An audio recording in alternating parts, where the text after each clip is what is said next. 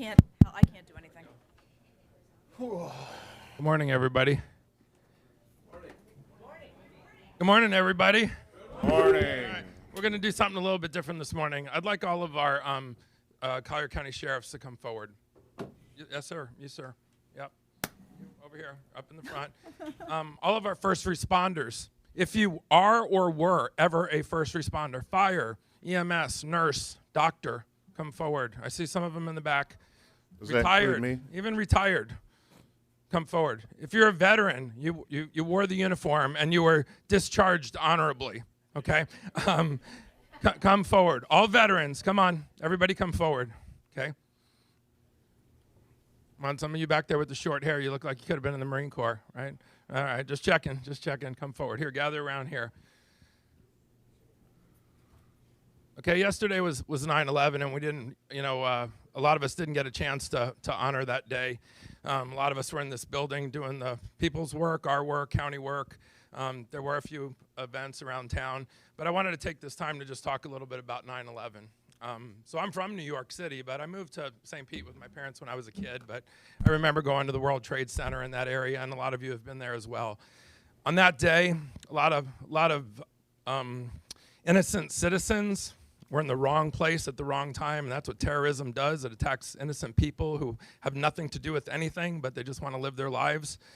But also there were a lot of casualties that these men and women up here represent who ran into burning buildings trying to save people, who took an oath and swore to protect and defend and serve.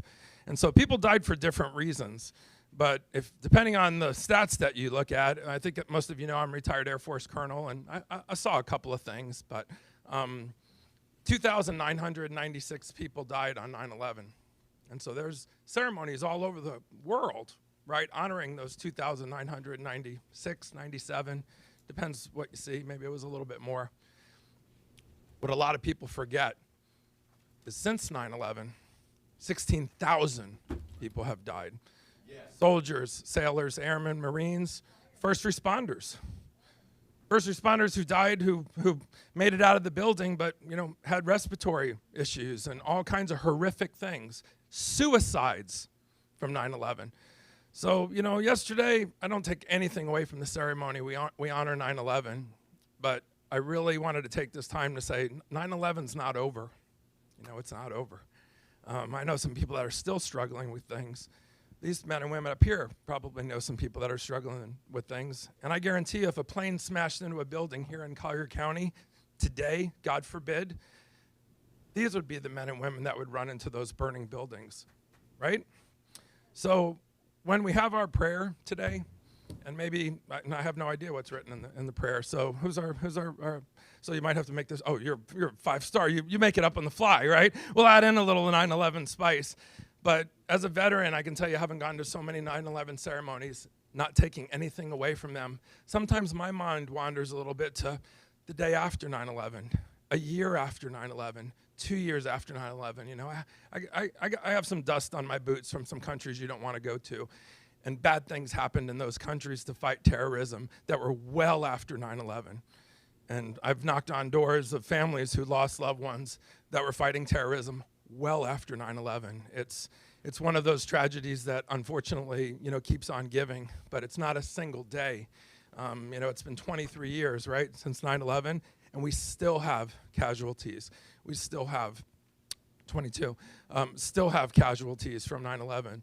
So I just wanted to start off this morning a little bit different by having our Collier County heroes up here, and anybody that's also a veteran who has served, because even if you served before 9/11, a plane could have crashed into a building then, and a lot of terrorism type things happened before 9/11 and happened after that created a lot of casualties. So it was very tragic that 3,000 people, passed, but we lost thousands and continue to lose thousands. And, just personally, having spent a little bit of time in Afghanistan and then seeing our horrific exit, and I don't say that to make any kind of political statement, but just knowing the men and women who sacrificed their lives trying to bring, freedom and democracy and peace to an area of the world and have it maybe not end the way that we thought. I mean, when I was there, I could have never expected it would have ended that way. But a lot of people died well after 9/11 because of 9/11. And so when we say the Pledge of Allegiance, when we say the prayer, maybe it's 9:12, and there's a lot of stuff floating around social media. I even post something. One of the things that always sort of surprises me but disappoints me, and let me know if you sort of feel the same way. Remember the day the first space shuttle blew up? Tragic, right? Flags everywhere, right? Everybody loved NASA. Every school was renamed after an astronaut. What happened a week later, a month later, a year later? And we can't let that happen with 9/11. That's starting to happen now with Pearl Harbor because so many of the Pearl Harbor survivors are long gone. So Pearl Harbor is like something in the history books that isn't even known by a lot of people. They think of Pearl Harbor, the first thing they think of is Hawaii, not the war and death and Arizona and all those things. So even though today's 9/12, I think we live 9/11 every day, and we have heroes walking among us every day. And like I said, in New York and at the Pentagon and in all places in between, when bad people did bad things to good people, these are the folks that stood in defense of us, of our nation, and I think they deserve our gratitude, our respect, our admiration, and our prayers.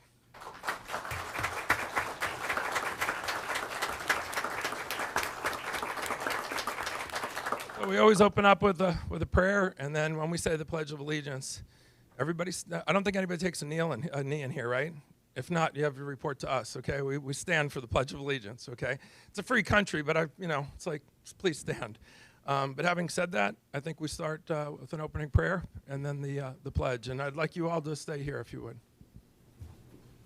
I first want to pray a blessing over all of you and that God's peace would rest on you. Father, in the name of Jesus, they have laid their lives down for this country, for people. And so, Father, today, just praying a blessing over each one in Jesus' name, that they be blessed with your kind of peace that passes all understanding, that they would be blessed with your kind of joy, that it would fill their soul, God. And I thank you, Father, you placed in them this desire to protect.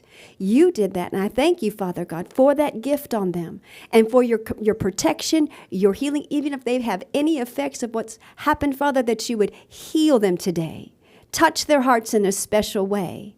Bless their families, Father, even extended family members, for all that they're doing in serving this country.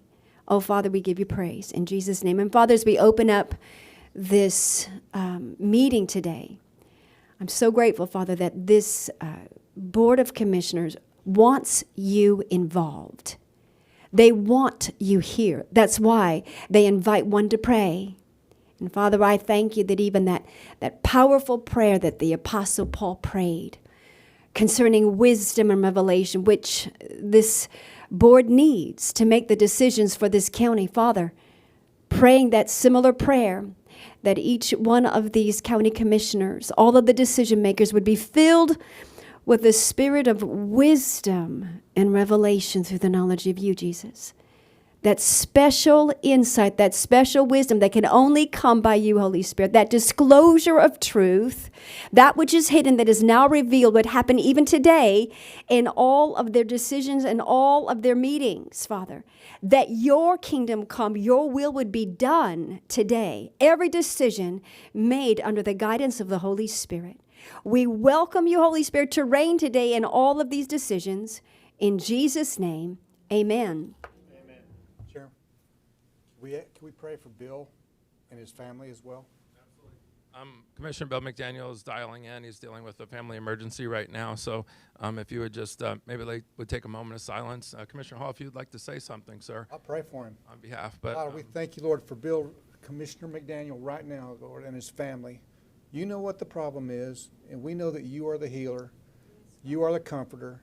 And we just pray a blessing and an empowerment to prosper over him and his family right now in Jesus' name. Amen. Amen. Bill, we love you. Where's Chief Butcher? You lead us in the pledge, ma'am. I pledge allegiance to the flag of the United States of America and to the republic for which it stands, one nation, under God, indivisible, with liberty and justice for all.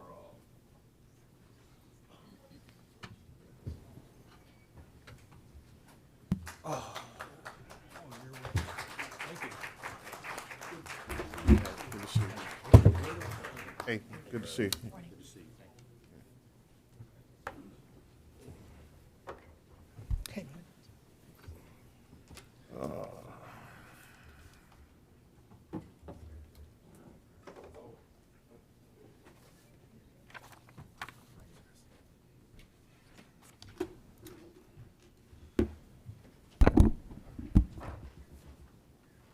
Okay, class dismissed. We'll take our first break.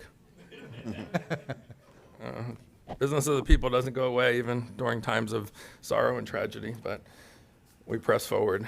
Makes you sort of think sometimes that things that we're talking about today, which are extremely important, sometimes when you compare it to across the span of life and world events, still important, but sometimes trumped by other things that are maybe a little bit more in God's plan, or things that will stand the test of time, sometimes in a bad way. But we'll get through what we got to do today. Okay, County Manager, boom. Let's get started. Commissioners' agenda changes for the Board of County Commissioners meeting September 12th, 2023. We do have one add-on item. This is 11D. It is a recommendation to discuss and consider options for potential budget and millage reductions. This comes as direction from the board's budget hearing on last Thursday. We do have court reporter breaks scheduled for 10:30 and 2:50. And if we can entertain a motion to allow Commissioner McDaniel to participate by phone as he is available. So moved. Second. You got a motion by Commissioner Hall and seconded by both Commissioner Cole and Commissioner Saunders. All in favor? Aye. Opposed? Right. Approved. Thank you. That brings us to the approval of today's regular consent and summary agenda as amended. I've looked to the county attorney to see if he has any further changes besides those listed on the change sheet. Thank you, but no. Okay. Commissioners, ex parte on the summary and consent before we get approval of the agenda for today. Sheet. Commissioner Cole? No Consent changes, no disclosure for consent or summary. Okay. I have no disclosure and no changes to the agenda. Commissioner Hall? None at all. Okay. Commissioner McDaniel, do you have any disclosures or changes, sir? I have no, good morning, everybody, by the way. And Chairman, that was a wonderful presentation this morning in remembrance. And Commissioner Hall, thank you for the prayer. And keep my mom in your prayers as well. I do have a question. I think it's on agenda F1. There's an agreement in there for an appropriation for the technical training school over on that building that was donated to the county for this facility. I want to ensure that before, and again, I apologize for my tardiness, but I just want to ensure that the easement agreement between the property owner who owns the land to the west of that building and the land that the county already owns, that easement agreement has been effectuated so we have direct access back and forth from our property to theirs. Commissioners, Mr. Barone is going to come up to address that. Good morning, Commissioners. Tony Barone, Principal Project Manager, Facilities Management.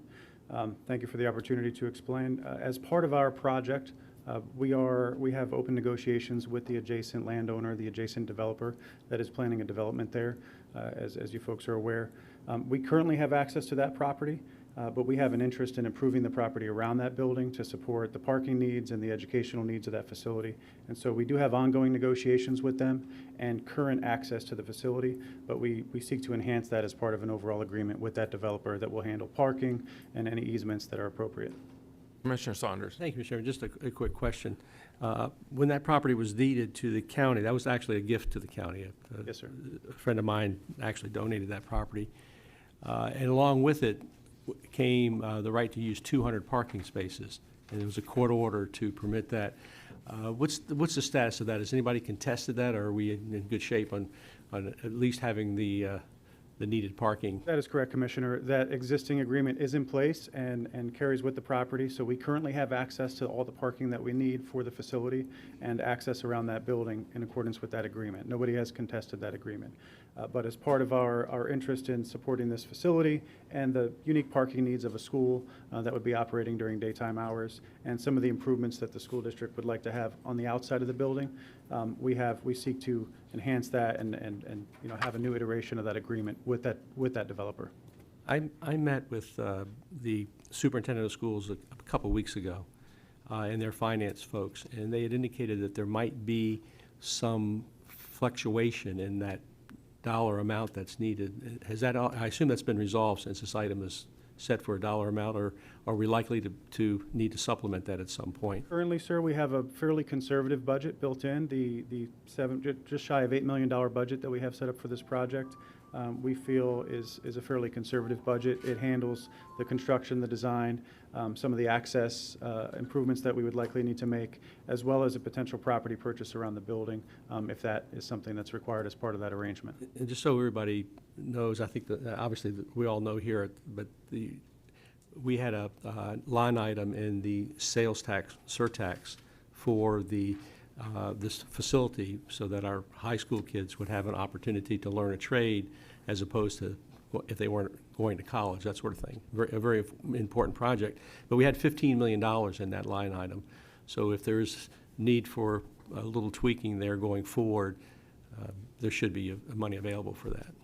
Absolutely, Commissioner. Thank you, Mr. Chairman.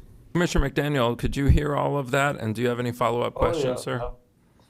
Yes, sir. Forgive me. And just so you know, Troy, if you're watching, if you can see the Zoom screen, when I want to say something, I'll raise my hand. Yeah, I saw that, Commissioner, and I am doing that and then alerting the chair on his push-to-talk system. Okay, if you would warn him that I'm looking to speak, that's how because I don't know. I know there's a lag. I'm on the interweb up here in nowhere, Pennsylvania. So I just want to make it very, very clear. I'm certainly not in opposition to this project, but what I just heard from Mr. Barone was we're in ongoing negotiations with the property owner that currently owns the property. There is, and Commissioner Saunders, I'm not sure if you've actually looked at the ownership interest here, but there is a sliver of land to the west that we do not own. And without an effective cross easement agreement with that property owner, we could be excluded to only accessing this property in and out of its bounds on Golden Gate Parkway and not to and fro from the land that the county owns to the west.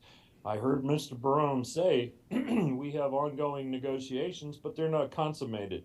I heard Mr. Barone say that there may be potential property acquisitions that need to be effectuated. So I highly recommend that we ascertain those easement and rights of access prior to expending any funds on fixing this facility.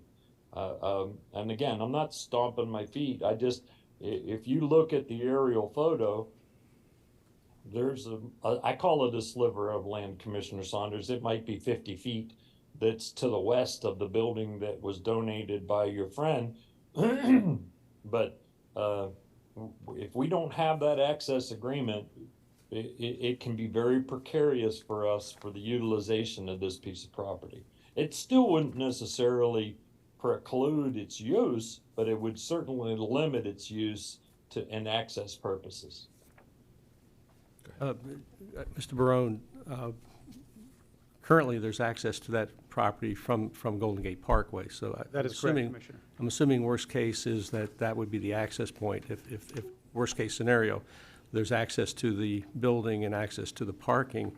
I think Commissioner McDaniel is correct that we would want to have access to the other parcels that we own. But if that doesn't happen, that doesn't stop this project. So I don't know if Commissioner McDaniel is suggesting that we not approve this today.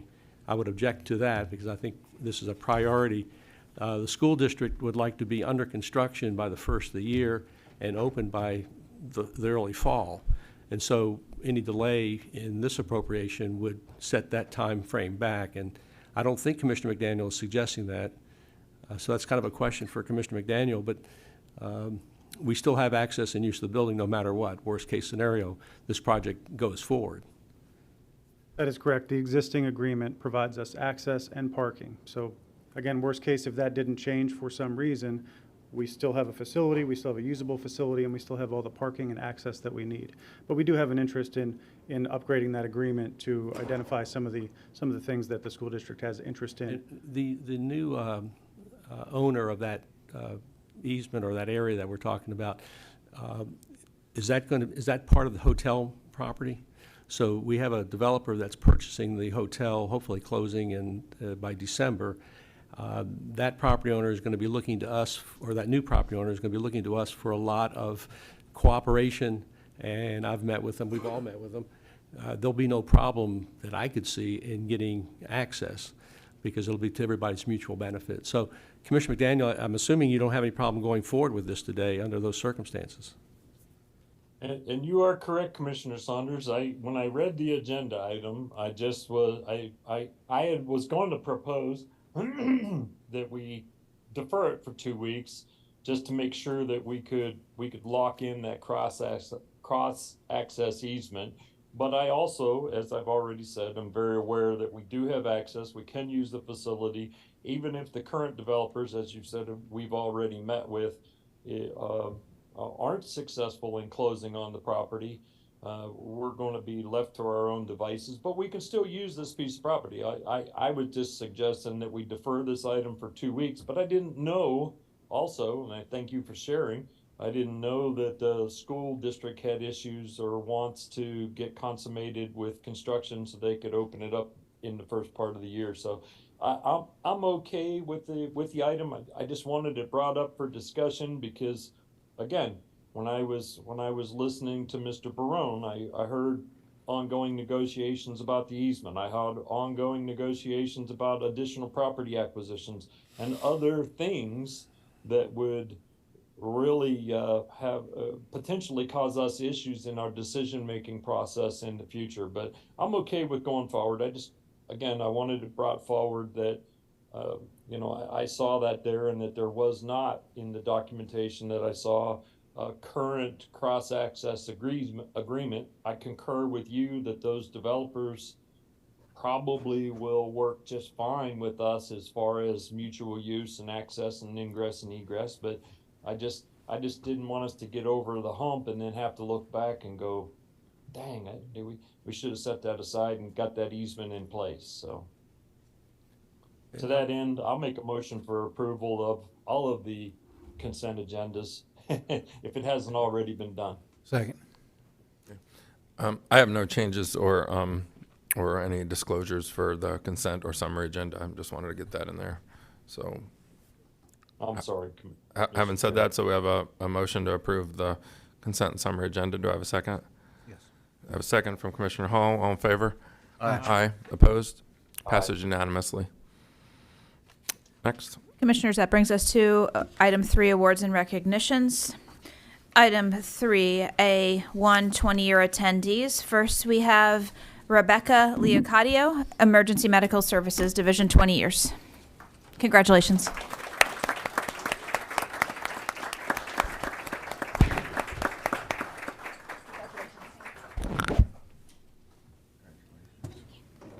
Thank you.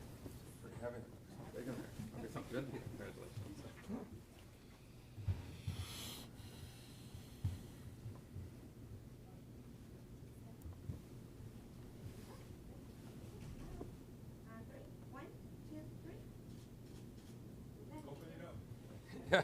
three.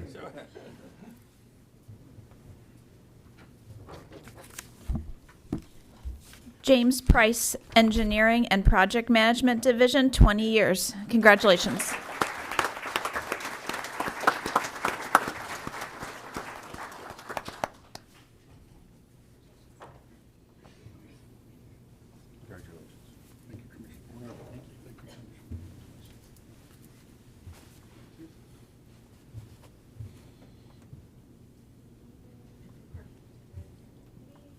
on 3. 1, 2, 3. Thank you.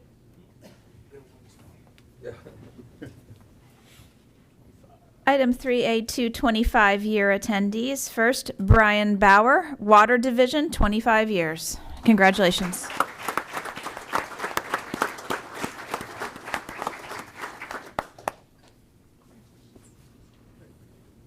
Congratulations. Thank you. Thank you. Congratulations.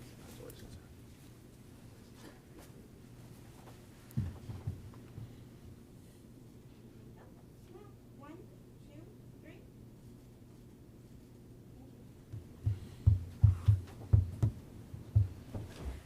Patrick Estes, Information Technology Division, 25 years.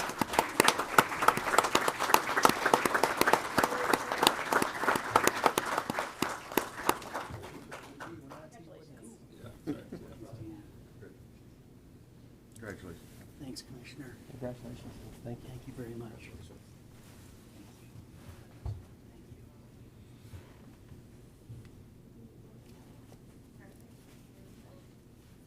One, two, three. Thank you.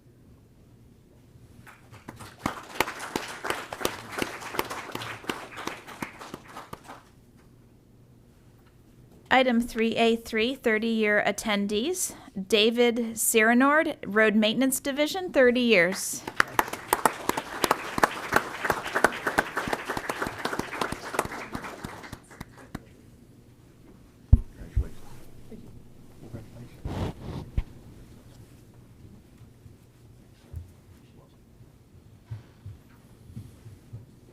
And smile.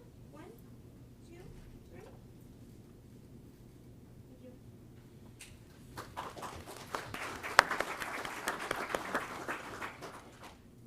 Barry Erickson, Water Division, 30 years.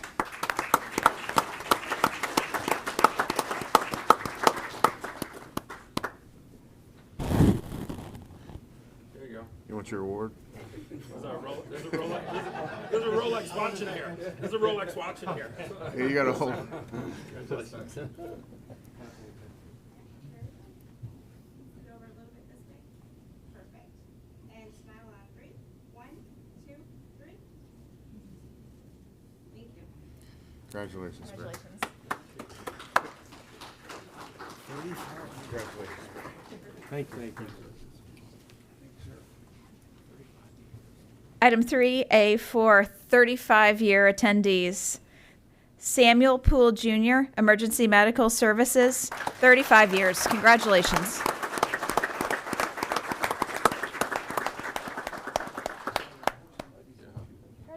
Yeah. Good job, sir. Thank you.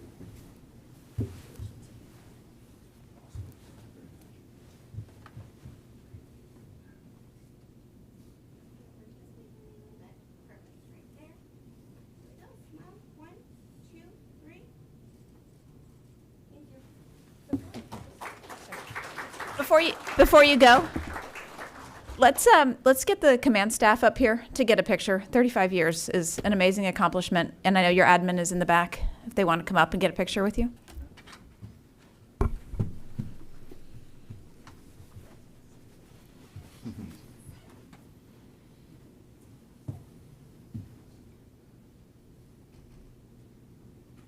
Can we have Becky do your?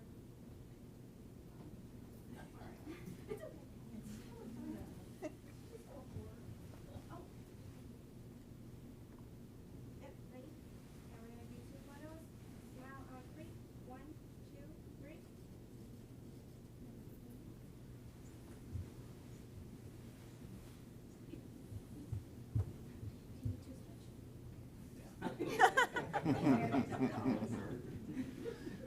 right, here we go.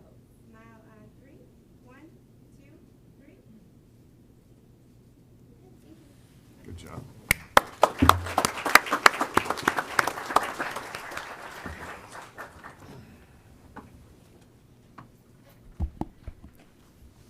Commissioners, that brings us to item 4. Item 4A is a proclamation designating September 22nd, 2023 as Falls Prevention Awareness Day in Collier County, to be accepted by Stephanie Gomez, Executive Director, and Sue Haviland, President and CEO of StepSmart. Okay. Oh, okay. Congratulations.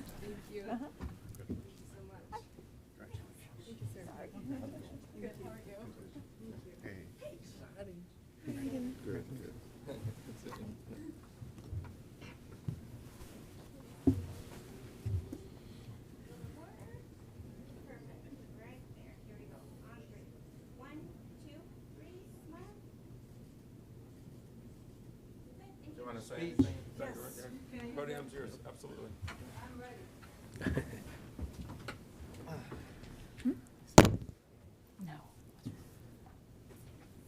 Honorable members of the Board of Commissioners, I'm deeply honored to be here today and accept this proclamation for Falls Prevention Day on behalf of our Step Smart in our community.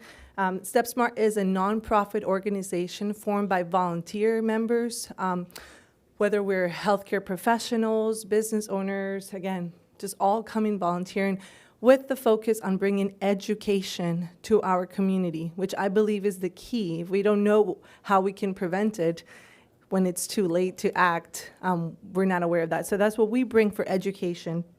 And I didn't know if you guys were aware of some statistics for the state, for Naples in particular, but if you look at the Florida health charts, the number one reason for hospitalization rate is, I'm going to share this with maybe Commissioner Chris Hall to share with the rest of the board later, but it's falls. So falls, the rate of 100,000 people, it's 181.3, followed by poisoning, 92.8. So falls, the rate of falls is the highest rate of hospitalizations for our county. So thank you again. In honor of this, we're actually partnering in our community. We're going to be having a presentation with the Baker Senior Center, open for the public. So if anybody's listening to this information that could want to join us, it's going to be on Monday at 1 p.m. at the Baker Senior Center. It's going to be a presentation on fall prevention, followed by free screenings provided by different volunteer providers that are going to come and screen our members or participating. So thank you again. Okay, thank you.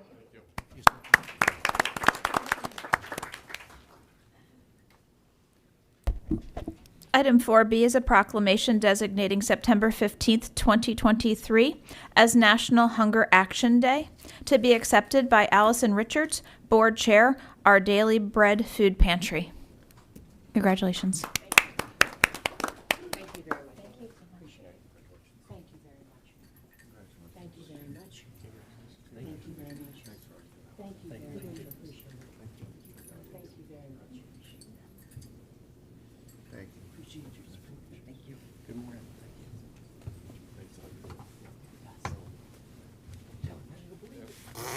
Yeah.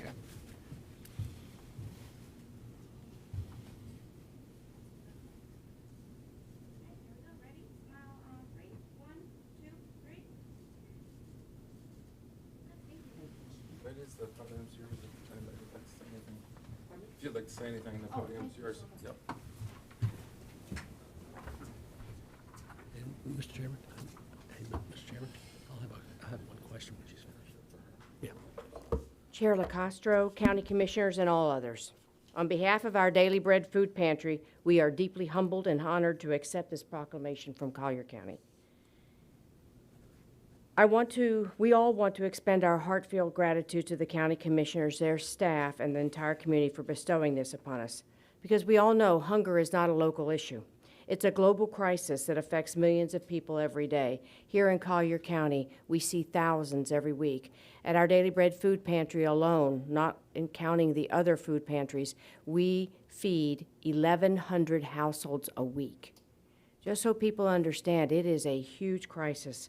We want to express our commitment to working alongside each of you to make a tangible difference in the fight against hunger. Let us use this proclamation as a symbol of hope and a reminder of our shared mission to create a hunger-free community where no one has to endure the rumblings of an empty stomach. Thank you very much for this honor. Just a quick question, if you don't mind. Yes. I'd asked somebody who was dealing with hunger about a month or so ago about the number of people in Collier County that experience hunger or food insecurity. And you just said 1,100 households. But do you have an idea of what the total number of people is? In total, Collier County? Nancy, do you have an idea? We do not, sorry. Do you have just a wild guess, maybe, based on? Wow. I can tell you, we're the 4th largest food pantry, so there's 3 much larger. Harry Chapin, I think they're saying something in the neighborhood of 300,000 a month. Households, right? So the number is, it's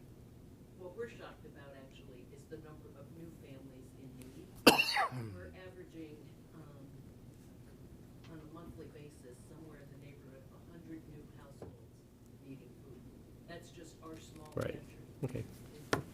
Thank you. And it's big, and we go all throughout Collier County, basically. Thank you. Thank you, ladies. Okay, County Manager. Commissioners, if we could get a motion to accept the proclamations, please. So moved. Second.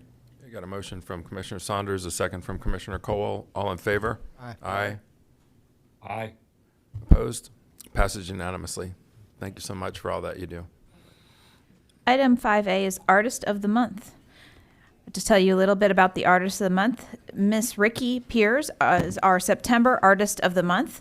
She is the founder and director of the Florida Gulf Coast University Wings of Hope program, which has won state and national awards as a model of successful and inspiring environmental education program. And she is here to tell us a little bit about her art. Hey, thank you guys this morning. It was incredible, this art contest. We had 5,400 Collier elementary, middle school, and high school artists participated in this. I mean, it was just unbelievable. It really was. We had 35 schools. I mean, they just kept bringing them. Like I kept telling my husband, we need more, paper for them. Wanted another 1,000, another 6,000, and everything too. It was incredible. The theme was the umbrella species. Is when we save the Florida panther, and especially its habitat, the umbrella is its habitat. We save all of the wildlife that lives with us, okay, all the clean air, all the clean water. So actually, who does it save? It saves us too. And so each student got one of these, and you can see it in the back, and that was donated and created by the Naples Zoo, 5,400 of them, okay? And they also got cash prizes, especially our high schoolers, they really like the cash prizes from $50 to $250. And that was donated by Audubon and Western Everglades, Florida Wildlife Federation. And also, we did not leave out the art teachers. That's who does all the work, correct? All righty. So they donated a cash prize to our top 12 art teachers, and they were thrilled, but they do all the work. And last week I took pictures where you guys sit, and I took pictures of all of our art. And so today they know I'm here representing them, and so I will email them everything, and their families. Their families are so close with this. They're so proud of their children. And so they asked me to ask you to please, please help them carry this message on, that to help save panther habitat. So because that's their future also. And thank you guys, and please enjoy the posters. Just a quick comment and question. Yeah. Your passion has been involved in this for a long, long time. When did you start this? 3 years ago. How many? 23 years ago. 23 years ago. Right. And your program has grown from 0 to 5,400 participants, 35 schools, but that's just the art. That's just art. How many kids do you touch with your lectures and programs? 5,000 every year. And then we hike them at Crew Lands in the springtime too. That's the second part of it. Now we're in reality. We're in Panther. So you're teaching 5,000 kids a year the importance of protecting wildlife and the environment for them and for future generations as well. So congratulations. That's incredible. We've carried it across the oceans. We now have the Planet Posse in Kenya and Ghana, Africa, that will be connecting with our children. Very nice. Right. Thank you. Thank you. Thanks for your support. And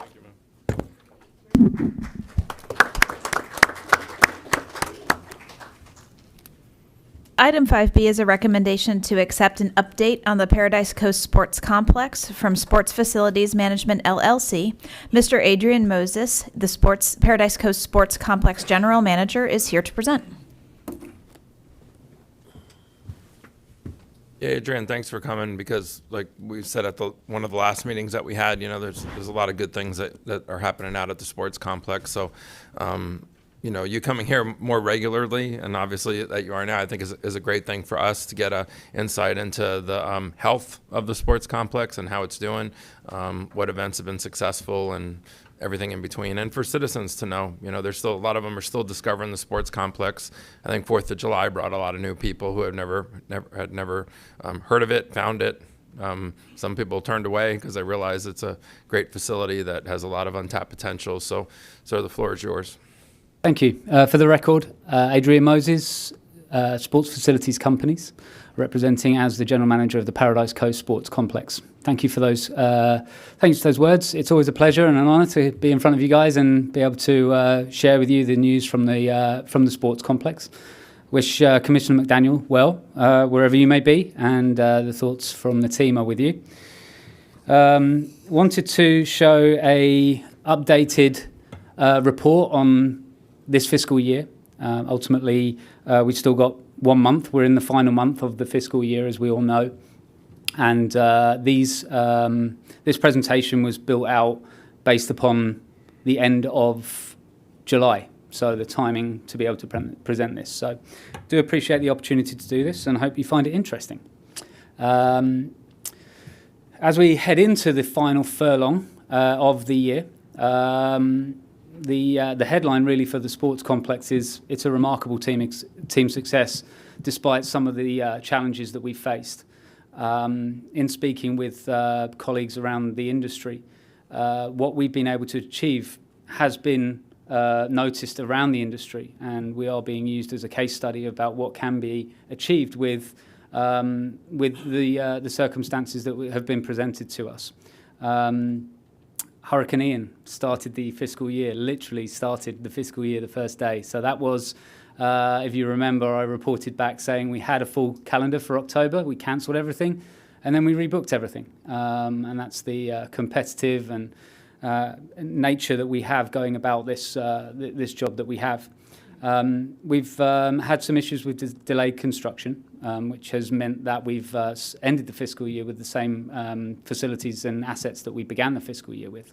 But again, that didn't turn the team away from the challenge. We lent into the challenge, and we found a way to be successful despite that. One of the remaining shadows from the previous operator was the point of sale system that they selected. We found that it was not fit for purpose, and we've been dealing with that. And I'd like to thank the clerk's office for their patience with us as we found a way to report the sales that we do make in a efficient way.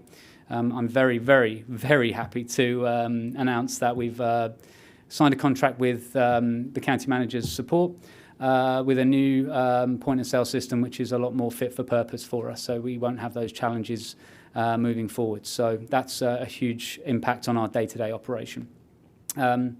Reason why the success has been made possible, and I'll go into what the success looks like towards the end, but ultimately a robust schedule of events. Our remit here, if you will, from you guys was in the facility needs to be made available for local sports programming.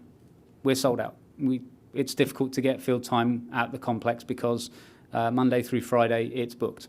Every field that we have is booked by local soccer, lacrosse, football, cheer events. So that is we can't do any more than that. We can't squeeze any more people in, if you will. So the variety of revenue streams that we have is been key to the success we've had as well. A very, very robust food and beverage department led by Jimbo means that we're able to provide a high quality of service and a high quality of product to people. And one of the things that I make sure that we try to do is not have that sticker shock of when you go to a sports venue or a sports stadium that you kind of put off by the price of the products. We try to keep things as reasonable as possible whilst also providing that convenience factor to the people that come to us. I'm very proud of the hardworking and versatile team that I have. They get it, and they lean. And the thing that I've been encouraging them to do is they lean into it. They lean into the challenge that we have. They all take personal responsibility for their own roles and responsibilities, but also the success of the facility as well. So it's not this. It's not often that you'll come down on an event weekend and you won't see everyone from the team, from the business development director to the finance manager, all pulling on the right end of the rope. So also the support of the county manager's office and the specific Collier County departments called out the clerk's office, but also the support that we get from Paul and the CVB office, not to mention all of the other Collier County departments such as CCSO that we require for all of our events. So we thank them for that. And then finally, the support that we get from the people that you don't see, the people that you sometimes see presenting alongside me, our corporate office. It wouldn't be possible without the support that we get from our corporate office. It's why we are the best in the business, and it's why we're picking up so many venues across the nation. It's because of the quality of individuals that we have at that office.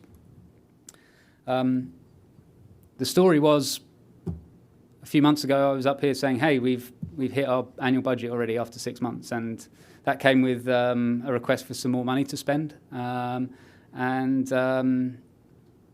We were in a situation now where we had a further revision, which means that we need a little bit more money, but it also means that we're going to improve our bottom line even further.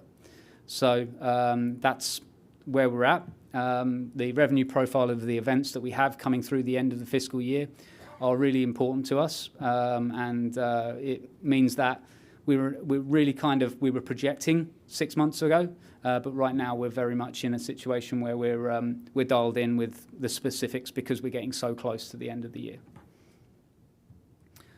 Some notable sports events. The three things that you asked us to do was drive economic tourism and impact through sports events, alongside the aspect of providing the facility to local programming. So some of the notable events that we have is the Peace River Conference Finals. That's a Pop Warner group that was displaced after the hurricane. We had the Alliance Cup and the Displaced Gulf Coast Runners 5K on Thanksgiving Day last year. Into December, the huge FBU football event. That was followed with a quick switch around of the facility to lacrosse, with another quick switch around to small-sided soccer events, all national events, all by the end of the year. So that was a heavy lift in December, but very successful. That was our record month, December, in terms of revenue. In January, we support the local area by doing smaller events, but they provide a lot of income for us. A lot of showcase events that doesn't put too much pressure on the hotels, which during a very important part of the season for tourism, we're not taking up rooms with sports, too many rooms with sports events. And as we head into February, we had the Western Cup and the excellent Southwest Florida Shootout, which was the Division I double-header games between Ohio State, Michigan, Virginia, and Marquette. So that has re-upped for this coming year in 2024, and we're looking forward to hosting that. I believe it's the same teams, but switching the team that was home and away. Moved into March with Trilogy's spring training. That was 3 weeks of spring training. Notable because we fed every single athlete there lunch and dinner. So that was 6,000 meals that our catering department produced over that 3-week period. And one of my favourite events so far was the Pan Florida Bicycle Challenge, showing the versatility and the different types of events that we have. Huge South Florida Cup in April, and then we hosted the state lacrosse championships for boys and girls. That's the high school state championships.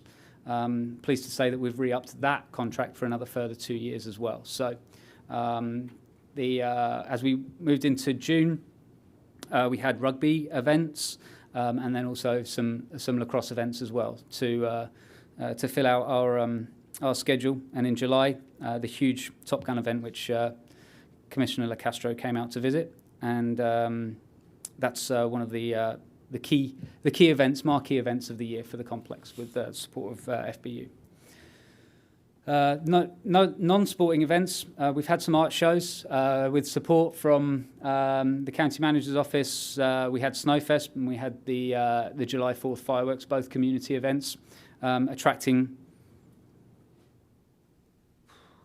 Snowfest, we believe, was around about 6,500, and July 4th, we predicted that was, or estimated that was around 7,500 people on site. Certainly the most amount of people that we've seen on site at any one time. We support other different parts of the Collier County departments. So we did a reception for the solid waste department with their a reception at the complex, and we supported the Collier County Museums with a jazz concert, raising money for their event for their Naples Depot installation. A couple of other things that we have. April, we showed up with a huge church service with Grow Church. We estimated there was about 3,000 people were there. And then on the other side of those kind of community events was a crossover between our sponsorship sales, being able to turn into other revenue streams for us with Naples Dealers, which is one of our main sponsors. Having an appreciation party, which we doubled as a Kentucky Derby party, which was a great event. Looking forward to doing the same again in 2024. Some of the community use that maybe you may not, so much noise is made about, but making the facility available to everyone in the community all the time. We did a Memorial Day ceremony in May, which we look forward to hosting each year. Things for people to do during the week. We have yoga classes, which are free to the community on Sunday. We have a run club involving, we're actually rebranding that to a run and ride night because we've involved the Naples Velo Cycling Club, and poker on Tuesdays if that's more your style. We do bingo on Wednesdays. We do movies on the lawn, and that's a good case study of a super event for the community. We show blockbuster movies on the huge screen that we have, and that is sponsored by Pelican Wire, a local company, which means that it becomes a revenue stream whilst also being a community event for a free community event. So big props to Jeff there for pulling that together, Jeff Walters, and also thanks to Pelican Wire to making that available to the community at no cost. We do live music. You may have seen our Sunset Saturdays on with reggae music, and then we have a variety of different music on Fridays, all of which are identified in our monthly newsletter, which comes out at around the first of the month. We offer the facility for open play for the community during the day, and I mentioned earlier that we were at capacity, even over capacity, for local programming on a daily schedule. The other community impact, this is the kind of stuff that really makes a difference in the community from our perspective. It's not necessarily the stuff that we need to do or we have to do. It's stuff that we want to do. We supported the Department of Health and Food and Families with the food stamp collection after the hurricane in November. Every Monday, St Matthew's House provide a food distribution from the south side of the complex, which we feed around about 500 to 700 families a week. We mentioned earlier about the good work that the other pantry was doing, but that showcases another aspect of community for the facility. Every day we have the Collier County Public Schools interns for the GATE internship program. These are students with learning disabilities that we provide vocational opportunities around the complex for. They're a group that come out, and we love having them there, and we are in a position to close that circle by we actually hired one of the interns out of that program to provide a work opportunity for them. We support other Collier County departments, again, associate leadership Collier events. Multiple departments of Collier County come out and use the facility. I think the road and bridge department came out, and recently we did the Collier County Public Schools teacher training.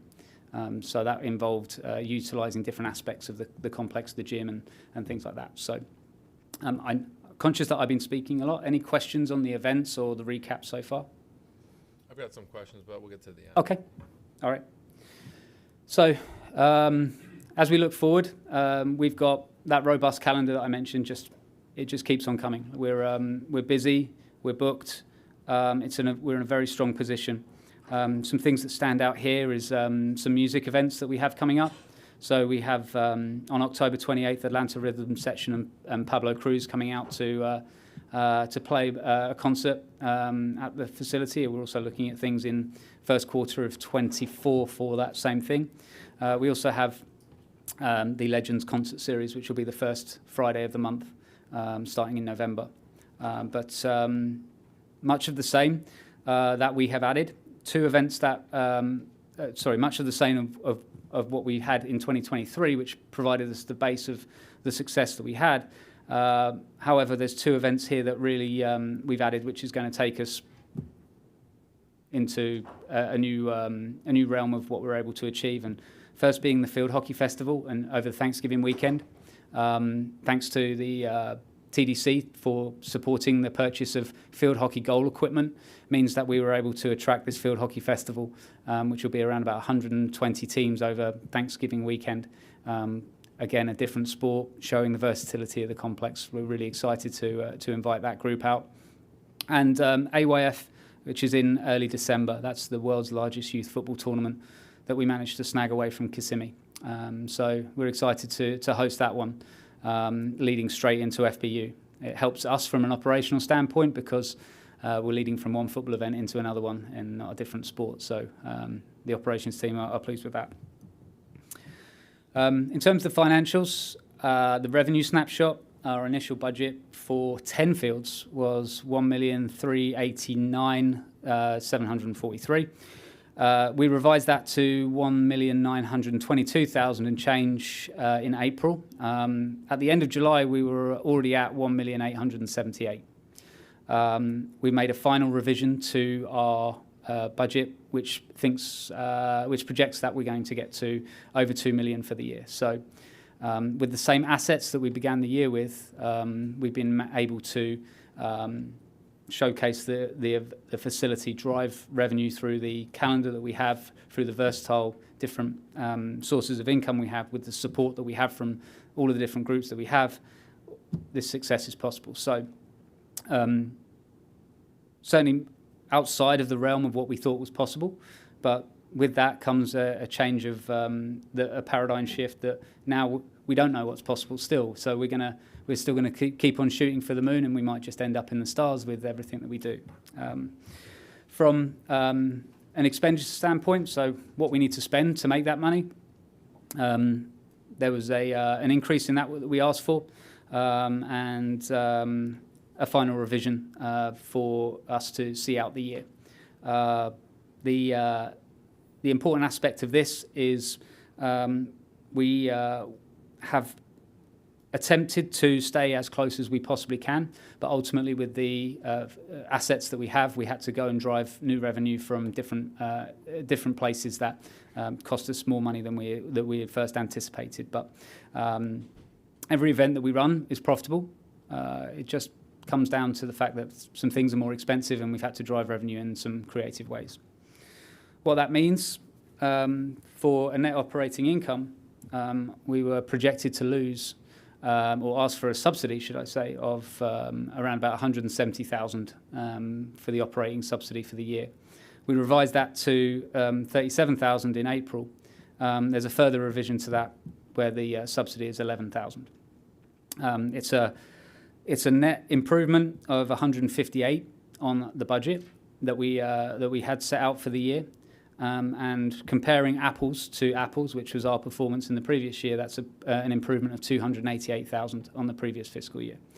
Going a bit further back to our previous operators at the complex, that was 1.3 million just 3 years ago. So the turnaround has been quite remarkable. It wouldn't have been possible without the support of everybody in the room. And everybody in the county pulling on the right end of the rope. And it's my pleasure to present this to you guys, and I will take any questions that you have. I'll defer to my colleagues first. Anybody have anything? I'll jump into a couple questions, and then it might spark something. So we were out at the sports complex for the top out ceremony for Great Wolf Lodge. Any update on how your conversations have been going with them? Is there anything in the works, or at least you're talking? I mean, it was obvious that there's a relationship, which is what we wanted. Anything to update us on as far as something that you might do as a joint partnership, or just some sort of agreement you're coming to allow their guests to use the sports complex, but at a certain fee or something, or is it too soon for that? No, we've been. Thank you for the question. We're really excited for the Great Wolf Lodge facility to be finished. The importance of the additional hotel rooms to the sports industry, specifically with a hotel which is geared towards youth, is very important to us. The conversations that we've had, we've hosted people from the sales department, the sales director at the complex. We're in deep discussions with Great Wolf Lodge. We've shared our calendar. We've shared where their needs are. We've shared where we're going to be busy. And we've even got as far into the conversations that getting ahead of some of the challenges that we think that we're going to pose them is that in the middle of the summer, when we have a lightning delay, we need to have a plan in place for a large group of people coming over to their facility to see out the storm. So there's lots of conversations that we're having. We're putting together some creative items, such as some kinds of residential camps that we can do creatively together, and we're really looking forward to them. The tricky thing about writing this year's budget was we don't know whether it's going to open in the next fiscal year or not, so we don't know the impact that it's going to have on us. So we've been pretty conservative about what that impact will be. However, we think it's going to be a really important addition to the facility and also to our bottom line. Your point of sale system, I assume it accepts debit, credit, and cash, right? All the above, right? Okay. Yes. And so obviously you're saying you found a better one than what you inherited. This might be more for the county manager, but we've been challenged at some of our marinas where our previous vendor, there's probably 10 different versions of the story, but when you hear things like, the vendor might be strongly recommending cash only. Sometimes cash is hard to track, and I'm not accusing anybody of anything, but some of our books didn't balance out very well.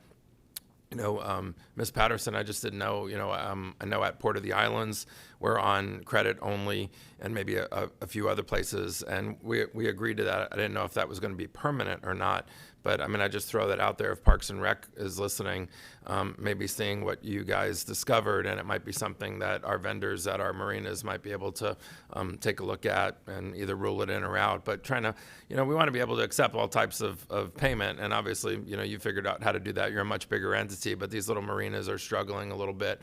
I think with a new vendor right now that is sort of, their arms are tied a little bit where they can only accept credit or debit just to sort of keep things clean until we sort of figure out a tighter way. So I mean, it's really, I'm just sort of making a statement, but hearing that you all are a big company, you do a deep dive, there's a lot of POS systems out there, you could probably pick anyone you want. To hear that you gravitated towards a certain one, maybe we can learn from that. I don't know, Ms. Patterson, if you have a comment on that. No, of course, we will be happy to chat with them and see how that might be able to help some of our other companies that are, in similar or management contracts with us, or the concessionaire agreements. Or you might have some expertise and say, there's some smaller systems out there. You don't need to have the one that we have at the sports complex. But if there's anything you can do to help Parks and Rec, maybe have them zero in on something that might be a little bit more advantageous at our marinas, is just more of a statement. Mm-hmm. On the local bookings, like you say, wow, we always have, the fields are always full, you always go out there. We've said before that the sports complex is an asset to the community. We're not trying to make it a cash cow and suck people dry, although it can't be a big, huge sucking chest wound and lose a ton of money. Mm-hmm. At the end, you sort of summed up and said, we pretty much make money, on everything. On the local things where we, allow local entities to use the fields and things, I'm sure that's maybe a different fee structure than if somebody comes from North Dakota and has a big, tournament here. But how do we do on the local ones? I mean, we're obviously not just giving them the fields for free, correct? There is some sort of compensation when any of our local, or is there? And I'm not saying there should be or there shouldn't. I was just curious what the answer was. Yeah, we've found a a position with the local programming groups. We came into managing this complex with the local programming groups paying the same as what they would pay at North Collier. Okay. We do have to identify that it is a premium facility, and there is another entity involved, and the facility was losing money for local programming at that rate, because ultimately I have to pay staff to be on the fields, and if that amount is the same amount that people are paying, then it doesn't get close to making any kind of fiscal sense to the complex. So we've negotiated with the local programming groups. We found a price that is acceptable to them, and able to plan out their seasons effectively without essentially putting them in a risk position based upon what they pay at other venues. It's important to support the local sports groups in that way, and everything is done with transparency. All of the groups pay there or thereabouts the same, depending on how many hours they rent over the year. And whilst I'm sure they would prefer it to be cheaper, if you speak to anyone from outside of Collier County and they hear about our rates, they're like, they're paying what? Right. So it's still very affordable for the value that they're getting at the facility. I mean, me personally, that's the answer I was looking for. I mean, there should be an advantage to our local schools and different clubs and whatnot to have a facility like this in the backyard. But it's just finding that algorithm in the middle and making it advantageous for them. But like you said, you still have overhead as well. And then my last question is, anything super big on the horizon? And maybe you have to be a little cryptic because, maybe you're just in talks with somebody or something and it might not be a done deal, or, but is there anything that, you want to leak to us or tell us, or is there anything that might be in the works that could be coming like next year or later this year, or anything at all that wasn't on your slide? There's always something in the book. I know there is. That's why I'm asking. There's always something up my sleeve, but we're working on a few major events. We have to drip dry them out, to kind of drip them out to people, because otherwise it's just too much information at once, and we want to make sure that each announcement has its own kind of moment in the sun. Packaging. So some major news will be coming out about some events, and also some partners that we're working with right now, okay. which will always be in the best interest of the county first. Great. Commissioner Saunders. Thank you. I see some of our tourism folks are in the back there. If you could come on up, because I'm going to have a couple questions for you as well. We funded this primarily with TDC funds to construct this facility, and the objective was to enhance our tourist industry and also provide a facility for our kids, local folk programming as well. And it sounds like you've accomplished both those. I'd like to get some specifics, if possible, in terms of hotel rooms that might have been attributed to this.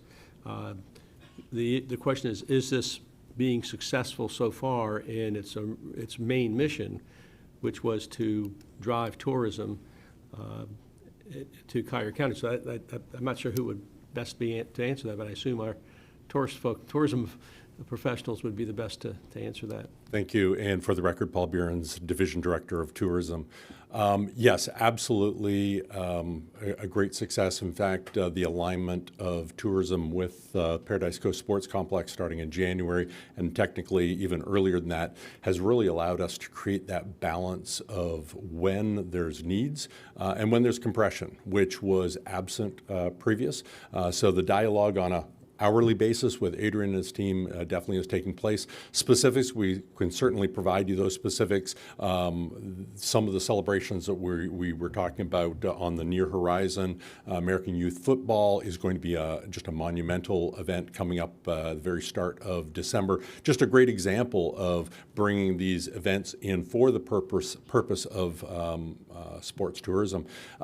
but also every single thing that we're talking about during the year, whether it is concerts, whether it's sporting events, any of that is part of the fiber of what we're communicating to tourists as well to draw them in. I would like to see some of those specifics in terms of hotels, hotel heads and beds, I guess is what you call it. Just the real impact on the community in terms of this facility. And then the next question, we have, I think you mentioned 10 fields. I think we have another field that's coming online. Is that correct, or what's the number that we will have when our current contracts are completed? Well, we actually have 4 fields that are just about to be turned over, so that will take us to a total of 9 fields, including the stadium. Okay, so we have 9 fields, including the stadium, and that's all we have under construction or planned at this point? At this point, correct, yes. All right. And so the next phase, and that's something obviously for the commission to undertake at some point, but with the 9 fields, including the stadium, how does that affect your operations? How much more do you need in terms of fields? I know the expectation is that we're going to build out all of the fields. That'll take some time, but I'm wondering if we simply stayed at the 9 fields with the stadium included, what does that do to your operations? The impact on our operations is for the medium-sized events. It saves us money because we don't have to go to North Collier and to Big Island Corkscrew to use those fields for the larger tournament events, which has another impact of being able to give those facilities back to the community on those weekends. For the very large events where we need additional fields, it just helps us because we have 4 additional fields. Ultimately, it still isn't enough. The ability for the facility to be built out as planned with the baseball diamonds helps us close a gap in the seasons. And we talk about the tourism economic impact, where the area requires the most support from sports tourism, being the middle of the summer. That's the prime season for the diamond sports. So there's an impact for how much money we spend because and how much facilities that we use. But for our very largest events, it still isn't big enough. So we would still need the additional fields for those. Thank you. And again, I would like to see some indication of the success of this in bringing tourists into the county and helping out the hotel industry that way. Thank you. Thank you, Mr. Chairman. Commissioner Hall. Adrian, great job on the presentation. Thank you. And kudos for bringing in the cycling world. So I did hear you say the Pan Florida Challenge and as well as Naples Velos. What kind of events are those? The Pan Florida Challenge was an out and back ride. I think it was a short 10-mile ride around City Gate area. It was a 32-mile ride, a 64-mile ride, and I think there was 100 as well. That previously was in Fort Myers. It moves around Florida. There's one in Miami and things like that. So we look forward to hosting that again. The Naples Velo are going to use the City Gate area for time trial races and criterium style races. So super exciting, something that I've had experience with at previous venues that I've managed as well. So it's a lot of stuff gets me out of bed in the morning, but the ability to provide different kinds of sports and versatile use of the facility is one of the main drivers. That's awesome. And then you also mentioned feeding 6,000 meals to the one teams that were there. Yep. Are those private partnerships with, or is that just like a value-added thing that you do, or does the park get to profit from that? Absolutely, yeah. You're talking specifically about the Trilogy Spring Training, which is this year it was over 3 weeks, an average. We had I think 8 teams 1 week, 12 1 week, I think 11 the other, and they come from all over the country to spend the week in our lovely weather.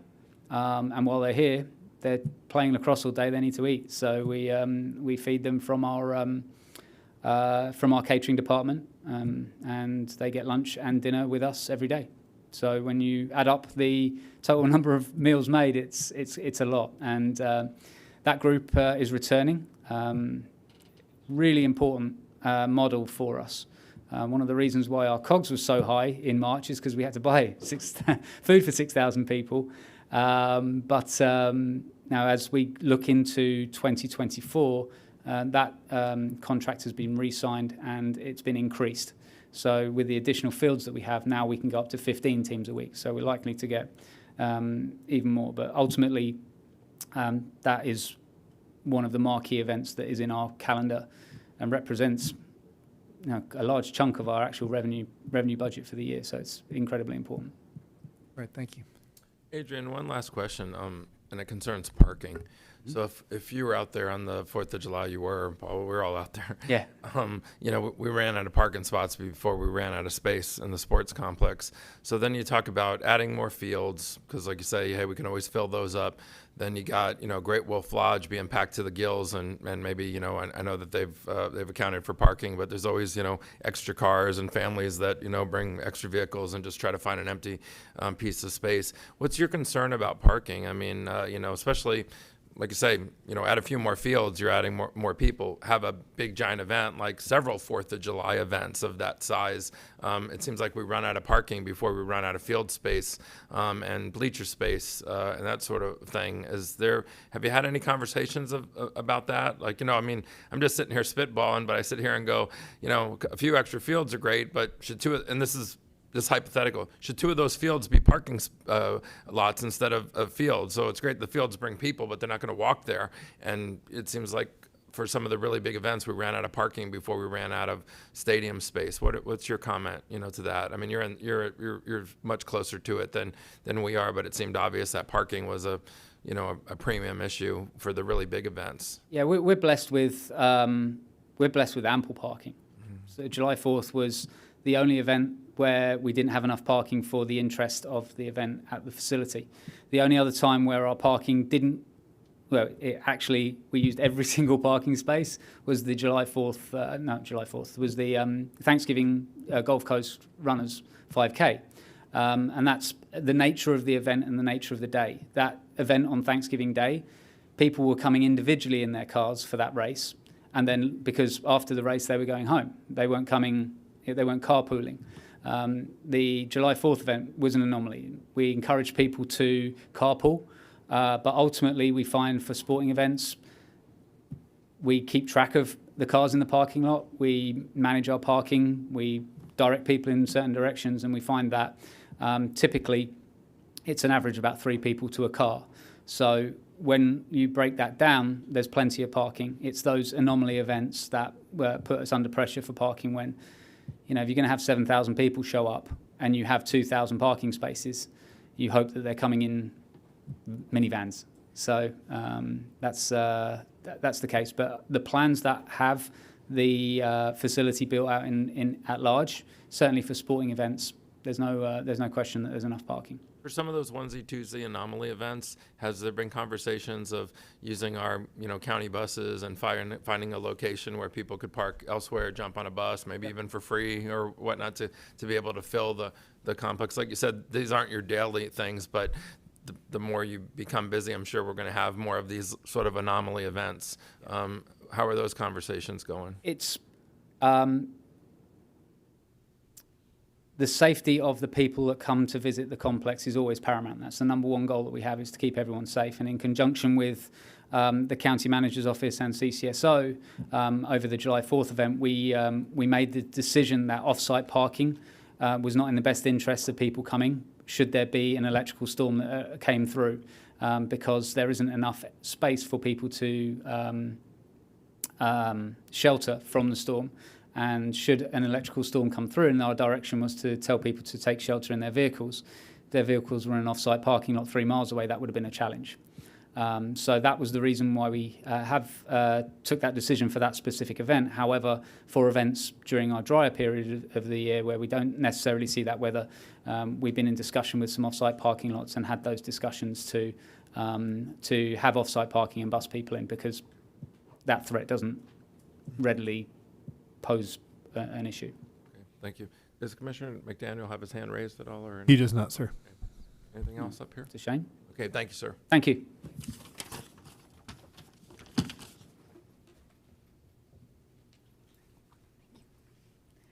Commissioners, that brings us to item 7, public comments on general topics not on the current or future agenda.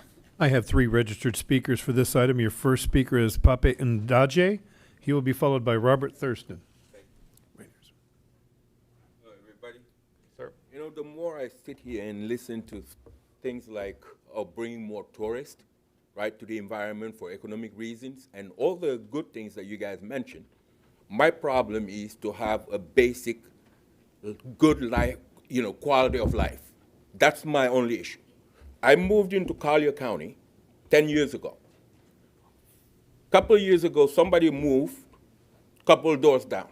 You come, you set up a shop, and you're running welding, right?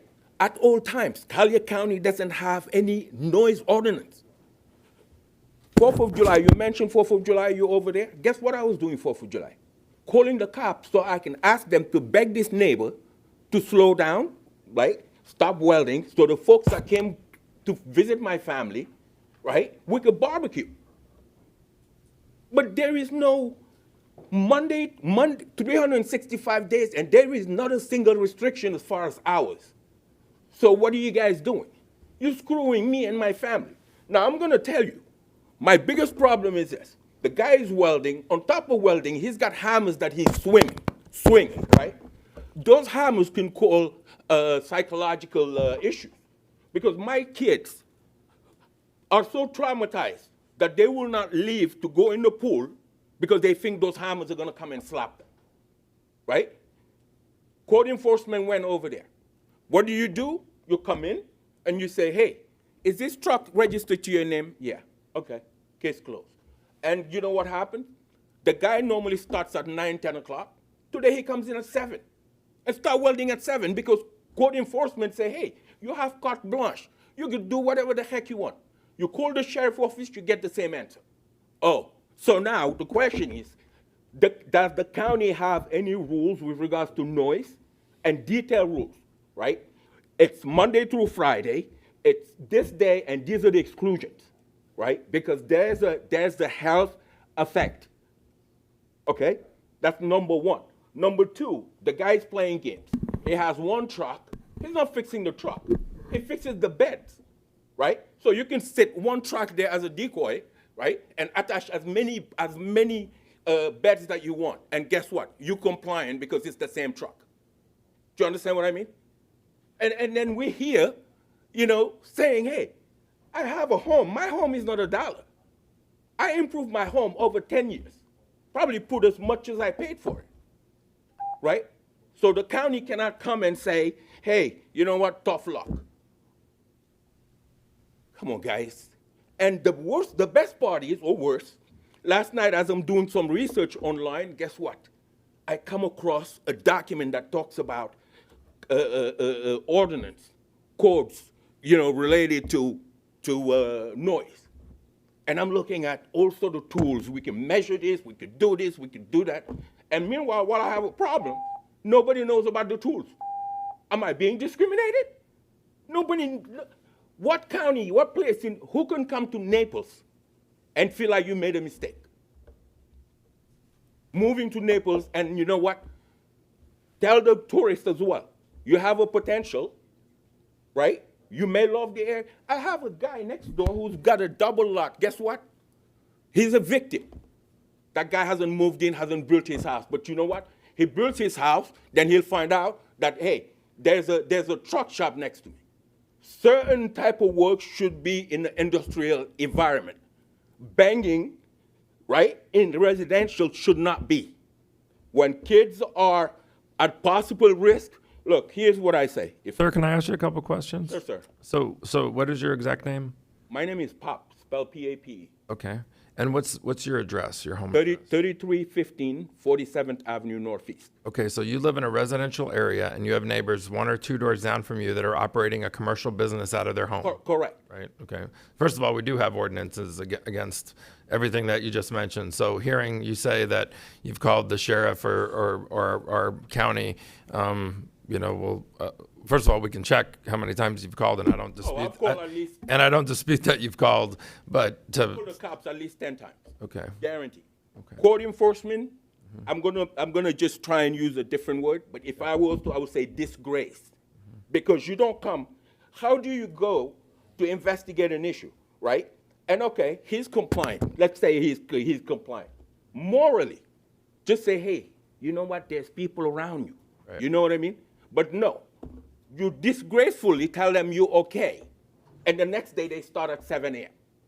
For what? County manager? What do you have what a- is the county gaining by screwing us? Oh, we got it. County manager, do you have a comment, or can we, I mean, he took the time to come here, and this is the nucleus of county leadership. So, I mean, everything I heard him say, I know can't just go unchecked, and I know you agree, so. Yes, sir. So we have an active code enforcement case. I would suggest that we refer him, both Mr. French and Mr. Idana Marino are both here. It would be appropriate for them to speak with this gentleman because this will be moving its way through the code enforcement process. So we do have that process in place. So the top code enforcement person here, which I'm sure if you called code enforcement, you probably didn't get him directly, is right there. So do not let this citizen leave until you all talk. And I don't know that we need a lot of comment right here because, he's got a lot of specifics, and some of them none of it's falling on deaf ears here, and I'm sure not on you as well. I mean, I don't know code enforcement the way you do, but I don't think my neighbor next door can operate a welding shop at any hours of the day just because they want to. I mean, I think we have some things against that. So if you wanted to make a comment, but I think more importantly, it's not letting him exit the building without, talking to the senior leadership. I mean, he took the time to come here. Mr. French, did you have something that you wanted to say? Commissioner, just again, very quickly, thank you for the record, Jamie French, your department head for growth management. This is an active code enforcement case, so where staff would prefer to refrain from comment. There is an ongoing investigation. This case was just reported to us on Friday last week, and Mr. I&D Marino did speak with this gentleman last night. So we understand that the gentleman has a great deal of concerns. We'll continue to work this out with the neighbor. We are aware of the location, and again, without divulging too much, we'd prefer to be able to run our case if that's the will of the board. Well, wait, let me let a couple of commissioners comment. So, and we appreciate you being here. I do need you to speak into the mic too when you're speaking, but Commissioner McDaniel, sir, I see you lit up. Floor is yours. And then. Thank you, Mr. Chair, and I just want to say this, that this gentleman lives in eastern Collier County. We are in a very, very difficult time right now, and as Mr. French already shared, there is an active code case going on, and I'm there again, we're not always sure when citizens file complaints and when circumstances come about.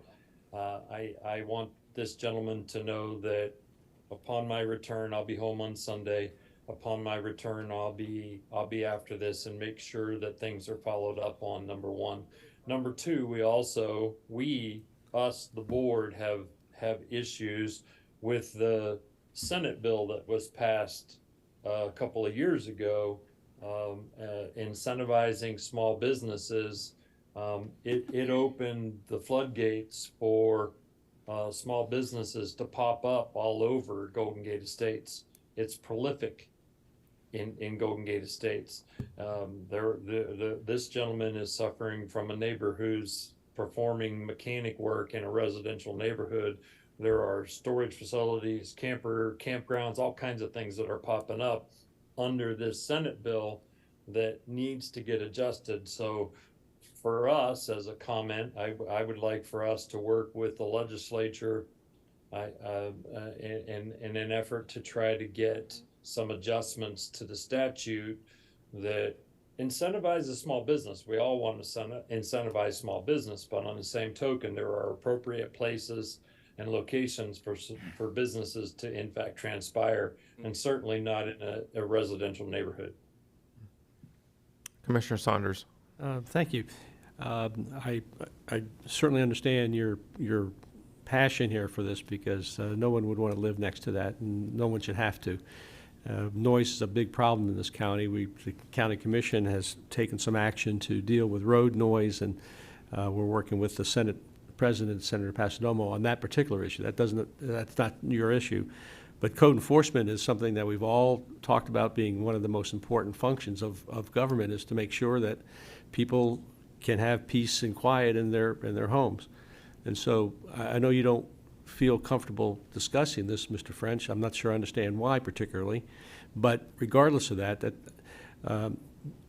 if there's a way to get at this noise that this gentleman is complaining about, we need to do that, because I agree with you. There's just no excuse for that happening. Sir, there in our was a community. case open that maybe he can talk about that was closed because it's the same issue that they did not resolve and closed the court. Okay? That's one. Number two, his folks should know what the ordinance is. You cannot come to my house 50 times and tell me you have no recourse other than here and deal with it. Has the county attorney been involved in this at all? This is the first I've heard of it. I mean, if it pleases the commission, I'll get with Jamie and his staff and come back on the next board meeting on an executive summary, laying out the issues. It'll be on consent if the board wants to pull it for. Well, also part of that, would you talk about the state law that? Oh no, yeah, I'm fully aware of that. And I don't know if the chairman has pointed this out. We want to make sure that there's communication today with the three of you. So It's just hard to have a discussion with the constituent when we don't all know what's going on. This will give us time to give a thoughtful presentation to the board as to what's going on, and you can come back at the next meeting and. I hope not. But Well, you could do it by Zoom, but. well, you don't need to be at our meeting. I mean, I know how difficult that can be, but we do need to get at this.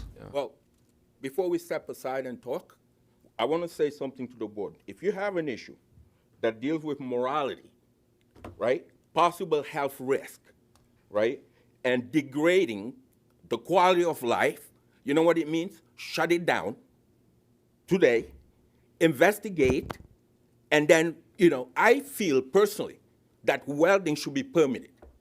Anybody who's welding, the county should know how long, what are you welding, so at least the citizens can say, hey, I'm dealing with this for 2-3 days. But no, all year round. And up till this second, the county folks actually screwed me because they left the house, the guy started at 7 because, hey, you have no problem, you're good. All you need is register a truck. Okay. And Sorry, sir, I'm done. No, you're fine. I think we have the details. I guess the thing that I'm surprised over is I understand when there's investigations and there's sort of 5 different stories and that sort of thing, but what seems a little bit of black and white here is if there is a 7 a.m. start, I mean, I don't care if you're welding or you're working on cars or anything like that, that's pretty black and white. That doesn't take a 30-day investigation, and there might be more to the story.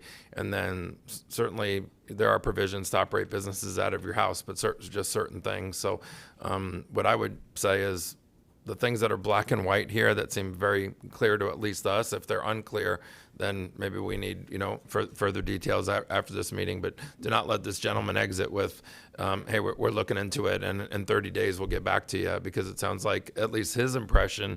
And one of the things I always say is citizen impression is reality. So even though it might be we feel something totally different, what he's saying is his reality. So we have to address that. Commissioner Hall, I saw you lit, but did you have? Yeah, I just wanted to. Thanks for coming. Sure, sir, thank you. I want you to know that you've been heard. Thank you. And I want to encourage you just to, in your discussions, we know you're passionate. Just be patient, be kind. There's nobody here that doesn't want to treat you like we want to be treated. So I just wanted to leave you with that. There's folks that led me to this road. I know that. Okay, I didn't just come here. There's people that showed me almost like, go pound sand. We don't care. His folks have never told me what the ordinance is, if there's one. I think they're about to. And Commissioner McDaniel, who unfortunately isn't here, but you heard from, it sounds like you live in District 5. I mean, I can assure you, if this is the first time he's heard it, action is about to rain hellfire down on your neighborhood, possibly. This is not a legal business, by the way, just to clarify. Okay. So look, again, it's not a legal business. Sir, we have it. Shut it down. Can we shut it down today? We got it. You got your more than 3 minutes at the podium, and with all respect, I think we've got it. Okay. So what do I do? Yes. Yes. Commissioners, we'll get with them, but again, just if I might, Commissioner Saunders, the only reason why I made the comment is this case was opened on Friday. That's when it was opened. We've had it for not even 3 full business days. But it does sound like he's had it longer than Friday, so maybe we just got it, but it didn't sound like this just popped up. And maybe that's where the disconnect Right, is. so clearly he's had interaction with the sheriff's office, which we will reach with. We just don't know enough about it, and we do have an ongoing case, and we will bring information back to the board. So again, it's just still very new to us, so we look forward to bringing it back. Anything we can accelerate it, like you said, you brought up a good point, Mr. French. He might have been dealing a lot with the sheriff's office and maybe getting a little bit of the runaround. Now that we know that, let's try to catch up to where we can to resolve it. Thank you, sir. Your next public speaker is Robert Thurston, and he will be followed by Donald Braswell.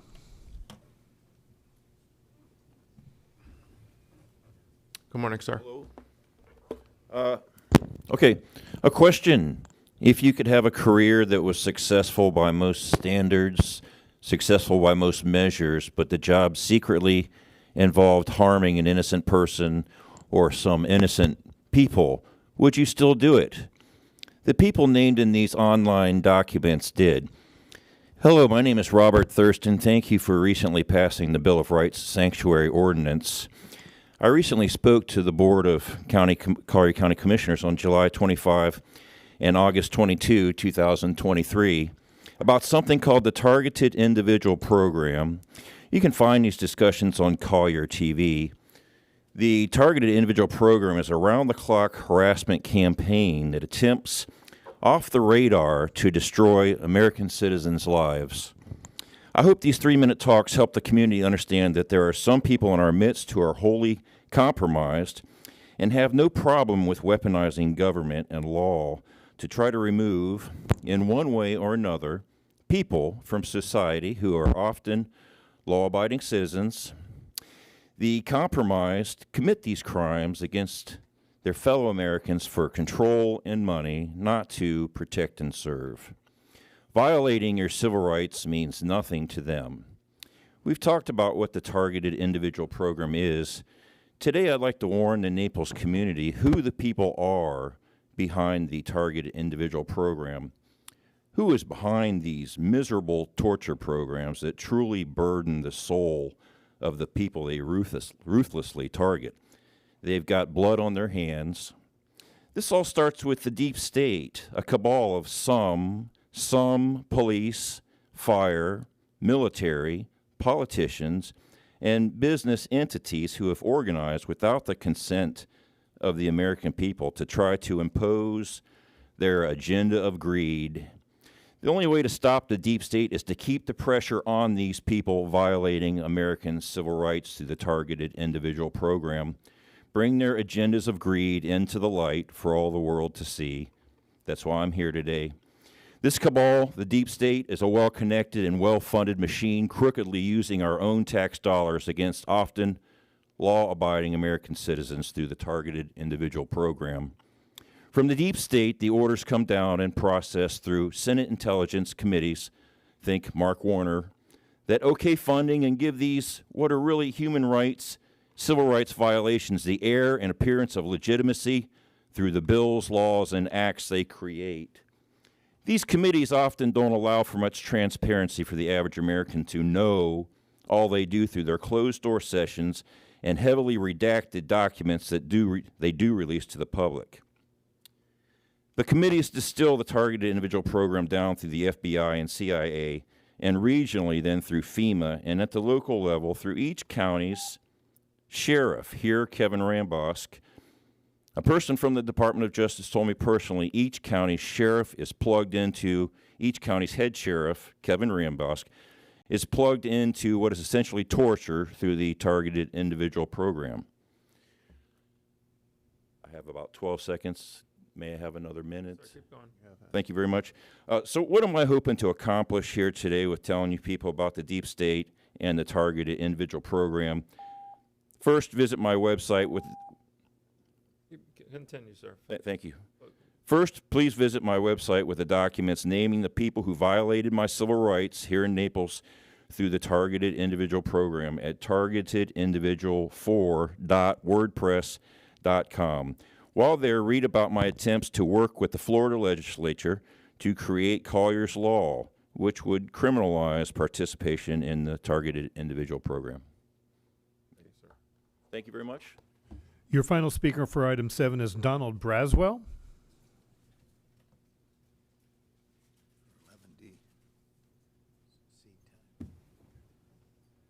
Gifts. I can't accept that. Oh, yeah, well, Thank you.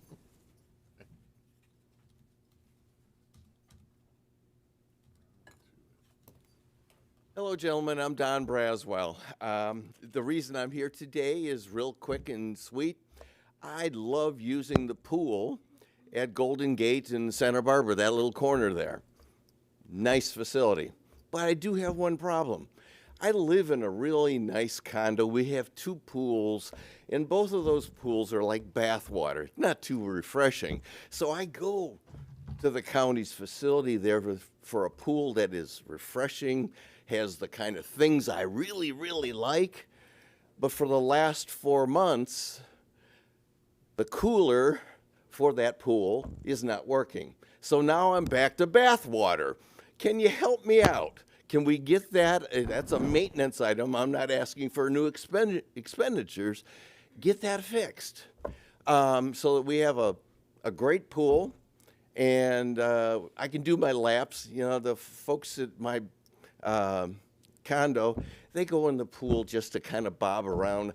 I'd like to get some exercise, and that's perfect what we have at that facility. Commissioners, I was there Sunday. It's now operating, and it's a wonderful facility. So if you could help me with that, yes. That problem's been fixed. Oh, okay. So go take a dip this afternoon. All right. Cool off and. Yeah. So you got round to it? Yeah, and I was hoping you would get around to it, so I do that. And in fairness, we were aware that the problem was taking an extended amount of time. It's not my district, but I had the same issue at a pool in my district, and at least the challenge that we had at a pool in my district was the ability to obtain the part. I mean, it was, I even sort of scratched my head and said, do we need to, break this thing off of the International Space Station? Where's it coming from? But it was a difficult part to maintain. I don't know if it was a different reason in Golden Gate. Do we have, just for the record, do we have any feedback on, why it was a little longer of a fix than what we had hoped? But I believe it was just because contractor couldn't get the part. Or here comes Tanya. While she's coming up, I would suggest that you collect these things back from us. I've been here for a while, and I suspect that there'll be something else for you to ask us to get around to. These are recyclable. I do have one thing, because you're all husbands and have a significant other. What husband is his wife's been bugging, you fix that front door or fix this, and you always say, round to it, so you can just amuse your special other with those little Let's hear cards. from Parks and Rec leadership, just so we can close the loop on the final fix. Good morning. For the record, Tanya Williams, Public Services Department Head. And yes, it has been an unseasonably warm summer, and we've all had to combat with high temperatures resulting in higher than normal water temperatures. We have been working with our vendor. It is a geothermal system, and we were having high temperatures across all parks. We now have that under control. We still have some repairs to make throughout our park system and various systems, but as Commissioner Saunders said, I'll meet with you after this so we can chat, and I do ask that you go back to Golden Gate and try the water out. So, thank you. Great. Thank you, ma'am. Sir? That was our final registered speaker for item 7, sir. You want to break until, is 11 too much? Okay, let's just come back right up at straight up 11. Okay, all right, thank you. Otherwise, it's difficult.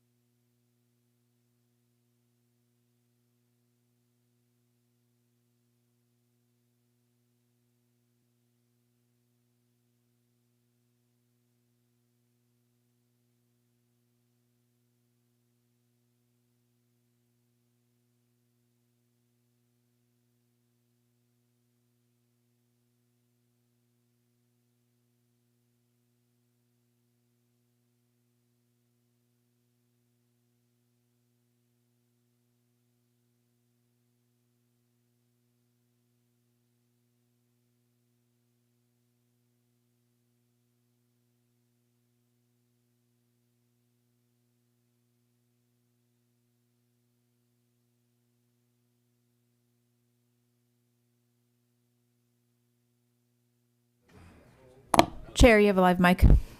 Okay. Okay, I assume we're done with public comment? Yes, sir. Okay. Er- Oh, thank you. And thanks for reminding us to put your phones on mute. You know, you were busted. You need to get round to it, right? Go ahead, Ms. Patterson, 9A. That brings us to item 9A has been continued to a future board meeting. That's just a note because it originally was continued to date specific. I gotcha. That moves us to 10A. This is a request to appoint 2 at-large environmental members to the Collier County Planning Commission. I'll hand it over to the county attorney. Commissioners, you have 2 current members whose terms are expiring, Joseph Schmidt and Paul Shea. You also have 2 other applicants to this. All these applicants are highly qualified, and it requires 4 votes. Okay. 2 positions. I looked at all the bios. I know the 2 current board members personally. The way I always look at this is I like to see some new people, and that's part of it. But also, too, on the flip side, I know when we have really deep expertise and they haven't overstayed their welcome, and I think we might have had a conversation, or they passed their term limits or whatnot. I mean, we're blessed to have Joe Schmidt on this committee. You know, I work for the Army Corps of Engineers, retired colonel, and I don't just say that as a veteran, but the depth. If you ever watched, the board, his questions are in depth, and the county staff knows him very well. I have no issues with Paul Shea either, so I'll hear from the other commissioners, and then we'll make a motion to appoint and vote on these applicants. Commissioner Saunders. Thank you. I agree with you, Mr. Chairman. And we always like to get new opinions and new folks. That's always great for our committees. However, there's probably no committee more important than our planning advisory group. And so I agree with you, Paul Shea and Joe Schmidt would be great to keep on that board. So I'll make a motion since Mr. Schmidt's in my district, and we'll just do this maybe just for personalization. So I'd like to make a motion to keep Mr. Schmidt on the board. Do I have a second? Second.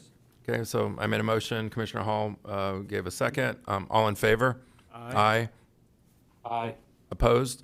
Okay, Mr. Schmidt passes unanimously. And Commissioner. I'll make a motion to appoint Paul Shea, who is in my district, just as you. Yes, sir. Second it. Okay, we've got a motion by Commissioner Saunders for Mr. Shea, a second by Commissioner Hall to reappoint him to the board. All in favor? Aye. Aye. Aye. Opposed? Passes unanimously as well. And we thank the other 2 applicants as well. There'll always be openings on this committee, as well as plenty of others. Next.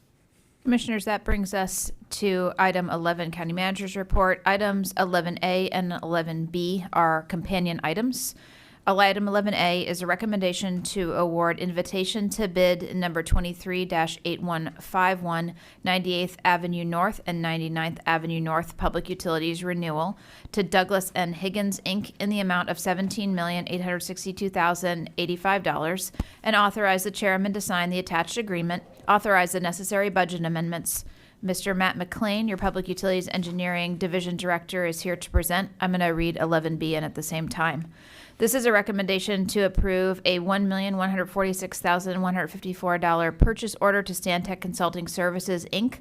under Professional Services Agreement number 14-6345 for construction, engineering, and inspection services for the Public Utility Renewal Project for 98th and 99th Avenues North. And Mr. McLean will present on these items combined. Good morning, Commissioners. Matt McLean, your Division Director for Collier County Public Utilities.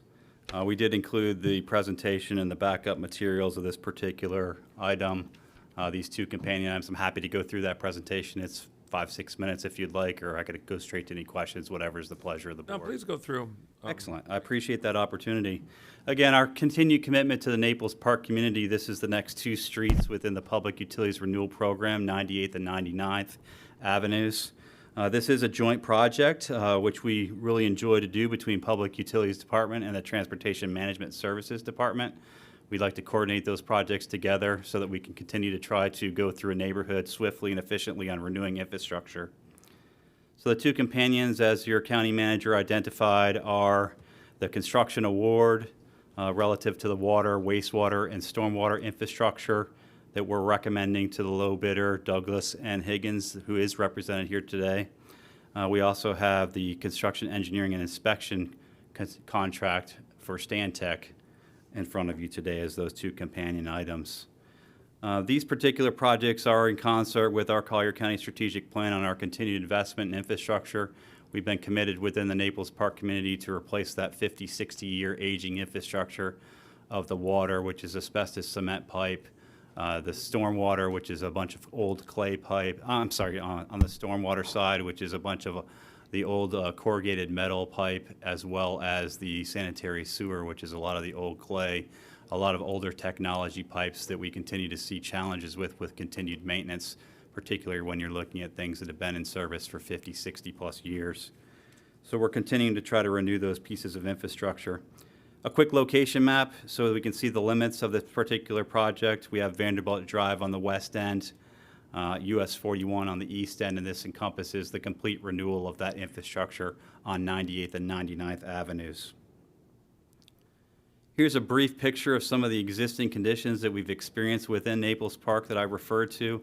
That clay sanitary sewer pipe is a couple of the pictures on the top left, and also some stormwater pipes in the lower right, where we're talking about, corrugated metal pipes that have compressed over the 50, 60 years within Naples Park. Oftentimes people also fill in swales in the stormwater areas, plant trees, have impacts to the stormwater system.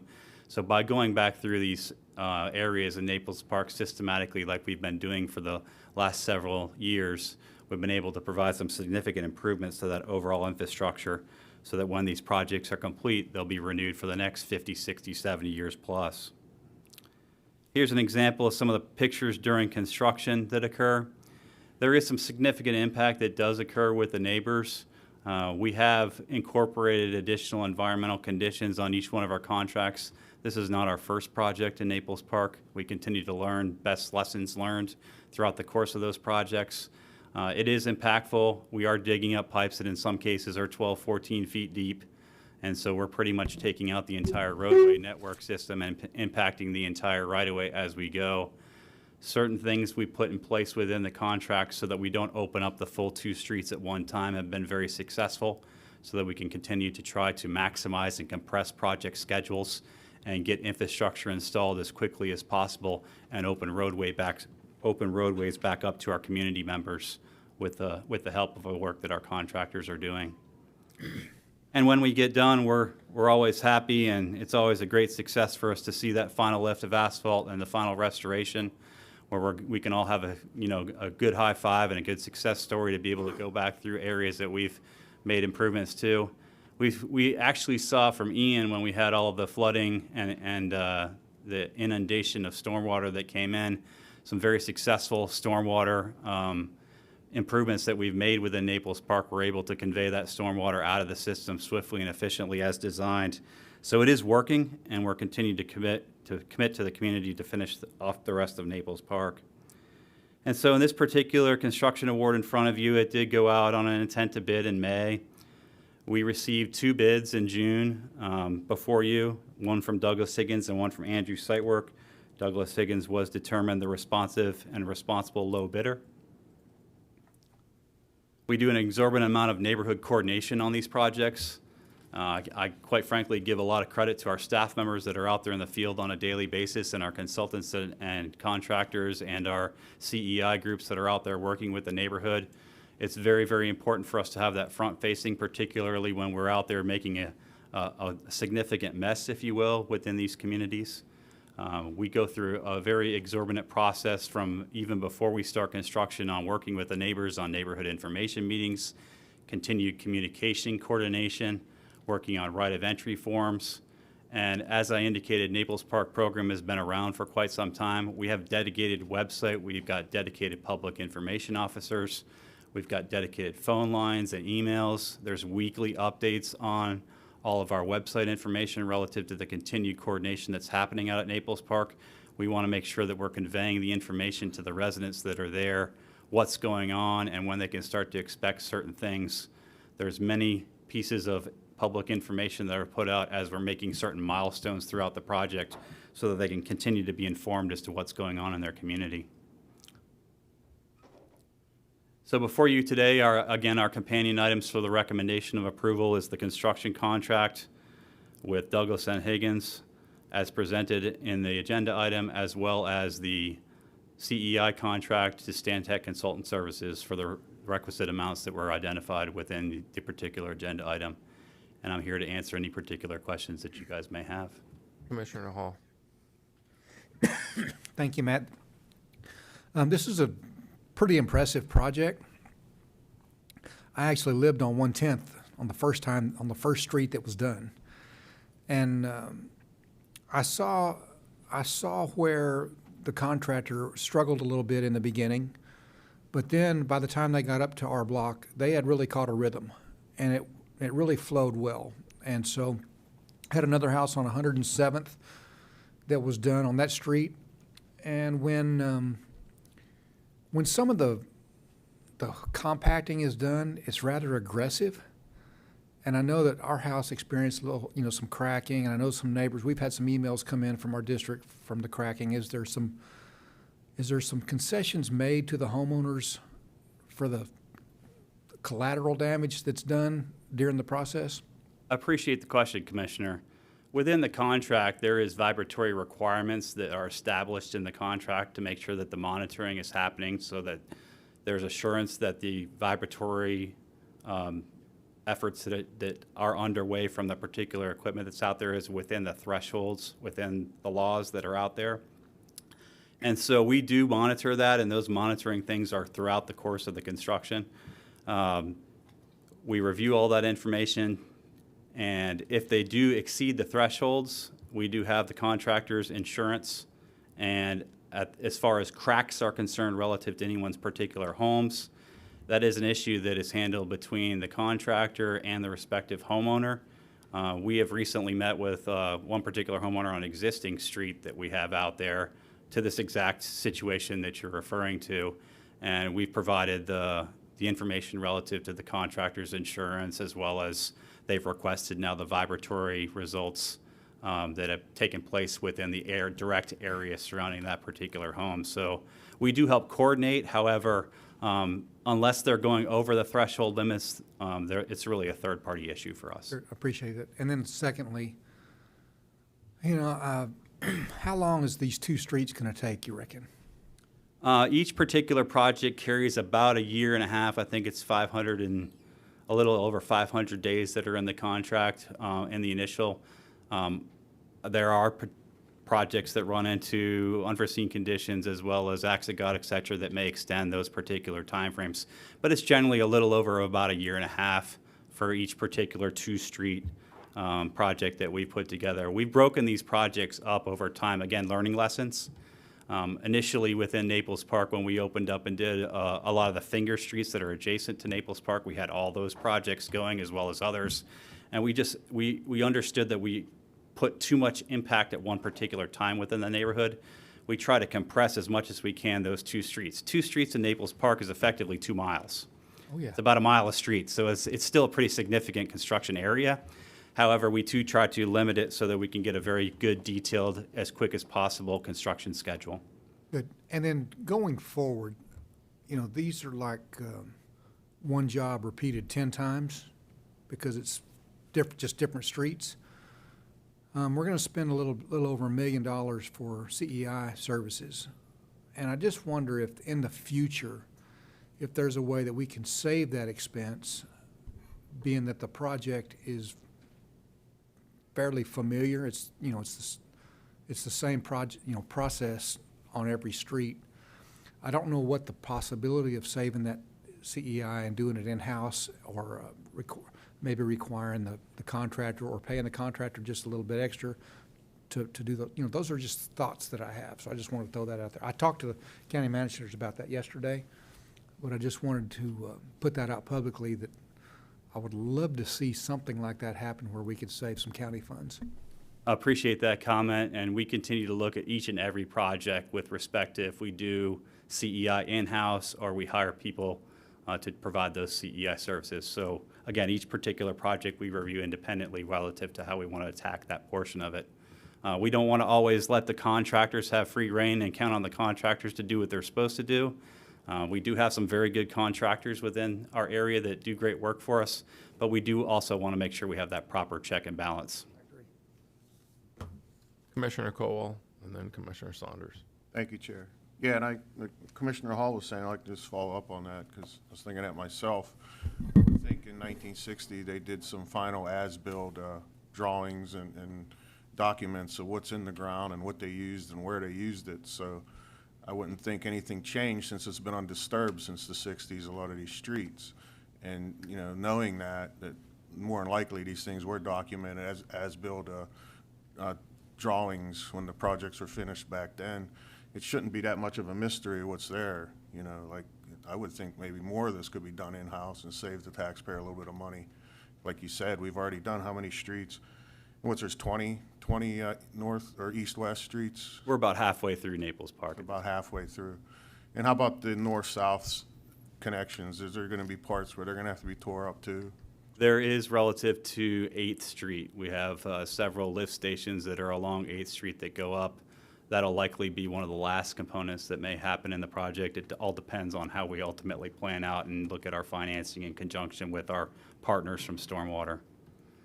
Yeah, I'd like to really encourage that we do kind of look in that direction, that, you know, try to save a few dollars here and there. Appreciate the comments. Thank you. Commissioner Saunders. Thank you. Commissioner McDaniel and I got this productivity committee restarted for Collier County. I think that may have been before you two guys were on the board when we restarted it. The reason I mention that is that committee is investigating different areas for where the county can be more efficient and save some money. And the one area that they are investigating now is bringing as much of this engineering and this type of work in-house so that we don't have to pay exorbitant fees to engineers. And I think we have a meeting, I'm not sure, I think it's next week we have a productivity committee meeting and staff's going to be making presentations concerning how much money we're spending and what suggestions we have. But we have some very experienced people on that committee that are going to dig into this. And so I agree 100%. We're spending a lot of money. Maybe we can save some. Commissioner. He has not raised his hand at this time. Oh, there it just went up. I'm sorry. Feel it. I could feel it. You could feel it. Even when you're not here, Commissioner McCann, I can feel the hair on the back of my head stand up. Sir, the floor is yours. We're getting ready to start talking about Rock Road again? Yeah, Rock Road, sir. Thank you, Mr. Chair. I just wanted to say a couple of comments. You know, and I'm really happy to hear that the circumstances are being moved over to the productivity committee. I think that will be good. It's just important to say out loud, and Commissioner Saunders and you are as well aware. Well, we all are aware, but that, you know, we're governed by a statute called the CCNA, which requires us to do certain things with engineering and planning and hiring outside consultants. And I just want to repeat what you folks have said, that our efforts to internalize as much as we possibly can help us from being in that precarious state. The second point I wanted to make was I have an enormous amount of experience with managing vibration from back in my old days of the mining business, and I've already sent a note to Dr. George to further explore some of the successes that I reached back in those days to help reduce the negative impacts that potentially could come from vibration. It only takes one good bump, and a crack that was 6 inches long is now 9 inches long, and there are ways to mitigate those things. So, and I'll work with Dr. George and Matt and his staff and we'll come back with some potential ideas that we may be able to add into our contracts. The issue ultimately boils down, it's nice to have a contractor, you've got that separation, but at the end of the day, these are county jobs. And if we sick a contractor, even though they're good contractors, if we sick a contractor on a homeowner, we put the homeowner in a litigious circumstance through no fault of their own. And there are ways to mitigate that. So that's my point. I'm certainly in support of the projects and happy to hear the discussion. Thank you, sir.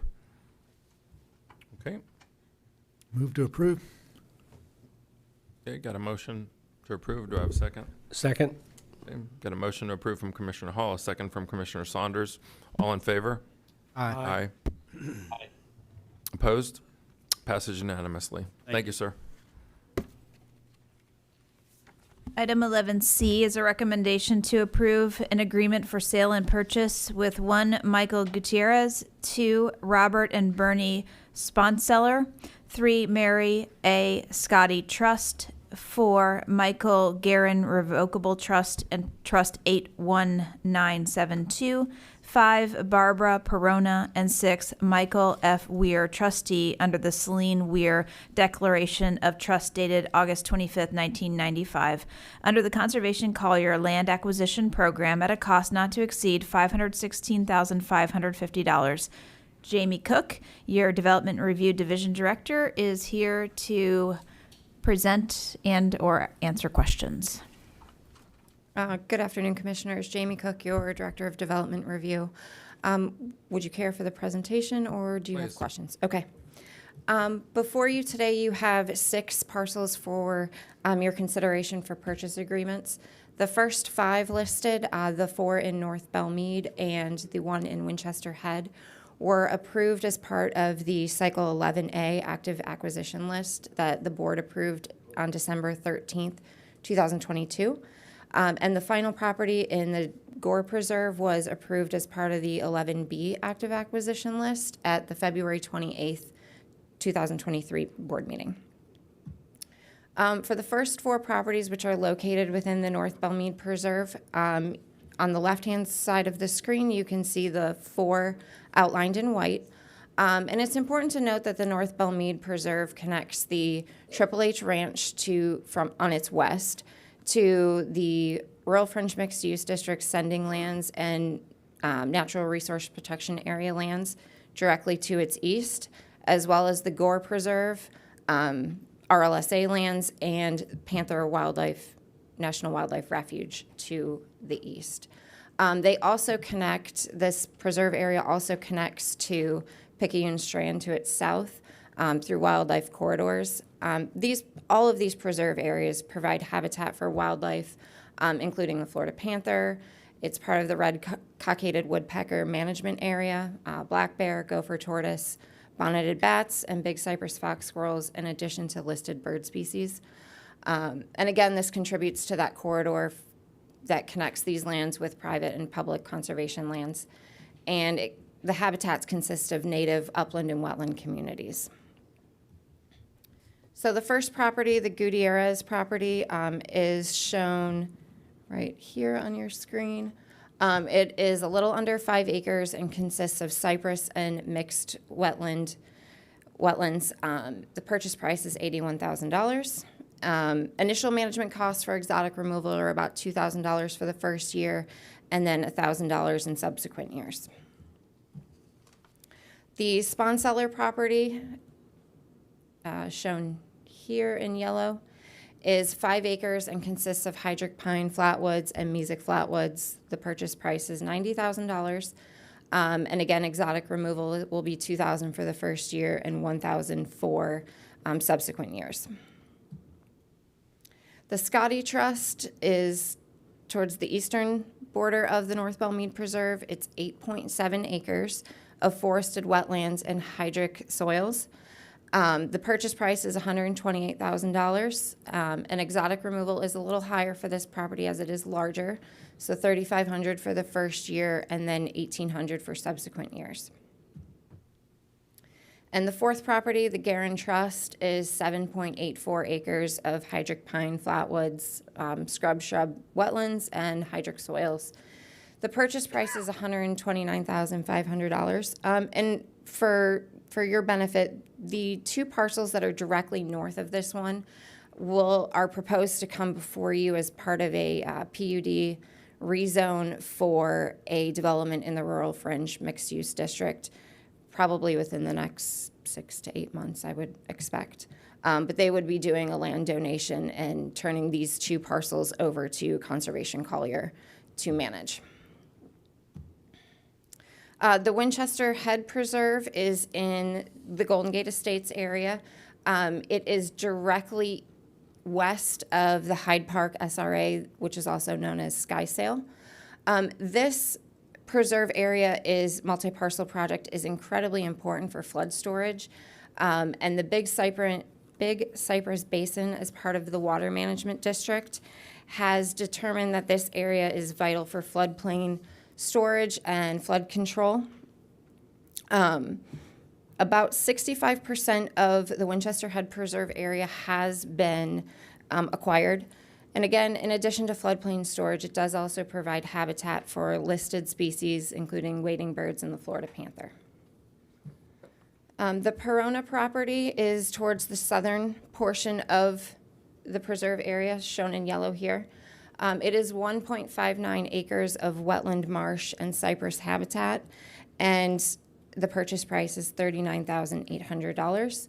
Exotic removal is a little bit less in this area, $677 for the first year and $318 for subsequent years.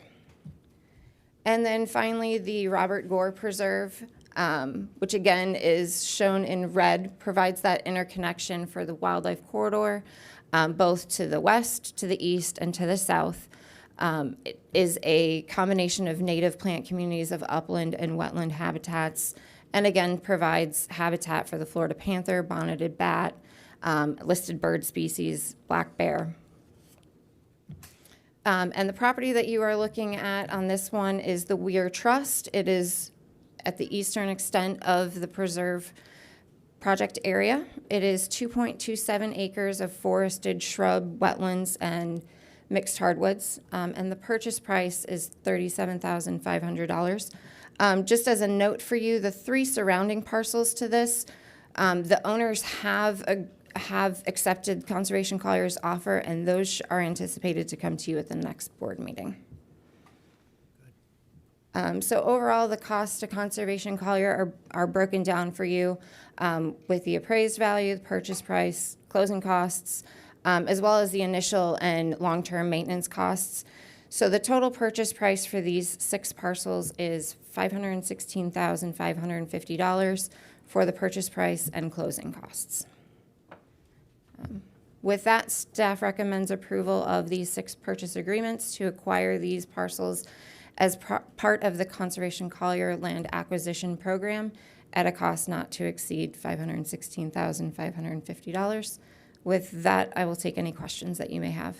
I mean, one of the things I think we all like seeing is that we've got some owners here that accepted slightly less than the appraisal value. So any money that we can save on this program might allow us to buy another parcel. You don't need to bring back up the slide, but it was one of your first slides where you had one whole section to the east was like white or it was like light green. Are those parcels? Yeah, that one. That one, and then there was another one that looked sort of similar. Are those parcels we've already purchased? No, go back. It's just whatever shaded in that sort of white, light green. Are those parcels we've already purchased, or those are things that other people own? What is that showing us? That is the Rural Fringe Mixed-Use District sending lands and NERPA lands, the Natural Resource Protection Area lands. Those are all in private preservation. Okay, so thouldn't wouldn't be subject to future purchase or anything. They don't need to be. Correct. Right. Okay. I mean, you see, like we've said it before, you sort of look at this and it's sort of a hodgepodge mix of sort of puzzle pieces here and there, and I know that there's still some advantage, and then like you said, there's other parcels coming to us that start to join some of these, and in the end you hope that we have one big giant green area or something pretty close to it. Okay, we have some public comment. Mr. Miller? We have one registered speaker today, Brad Cornell.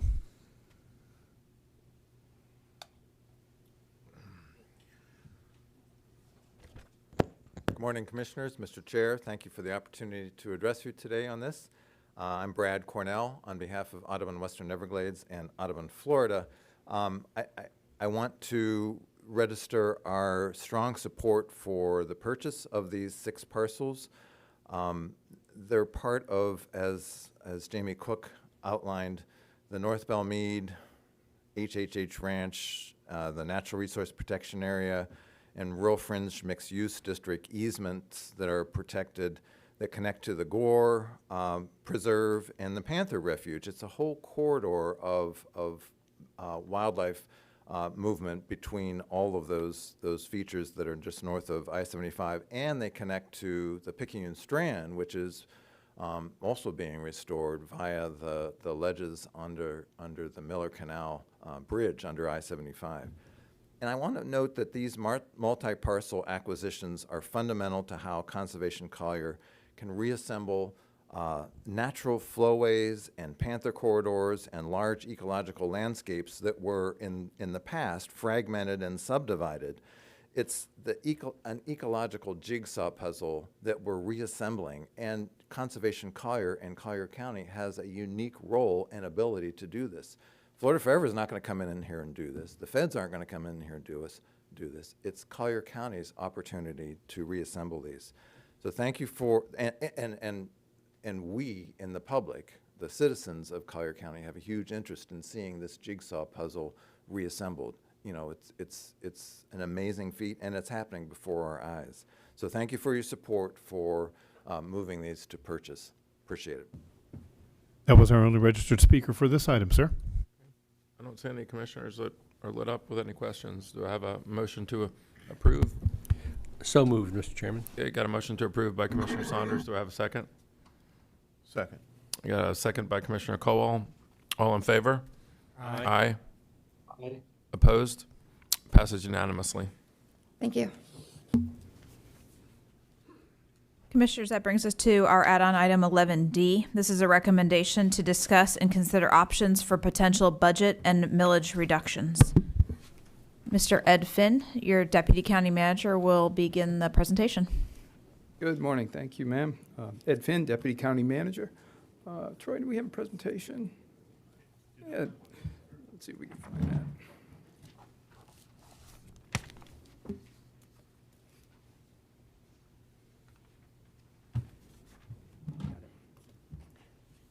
Okay, sorry about that. Okay, at Thursday's meeting, the board directed us to bring back a discussion item to consider some changes to the budget. Reductions were primarily on the docket, as the board had previously set the maximum millage rates that they could use for next year's budget. Today, we're going to try to identify budget elements included in the 24 tentative budget that are above the guidelines established by the board's policy. We're going to provide some potential budget and millage rate considerations for reductions and obtain board direction to make some changes to that budget when we bring it back in the second public hearing. Outline of our agenda. I'm going to try to orient the board quickly. We had had a lot of numbers in our Thursday discussion. This chart attempts to show the board the annual revenue by source. So this includes both the ad valorem taxes as well as the other revenue sources that constitute our total budget. This is the new revenue. The balance of the budget typically is those funds that are rolling forward in the budget to bring it up to the gross total of 2.8. What I'm going to show you next is of the, and perhaps I'll go back, I'm going to describe in the next slide the ad valorem slice of this pie.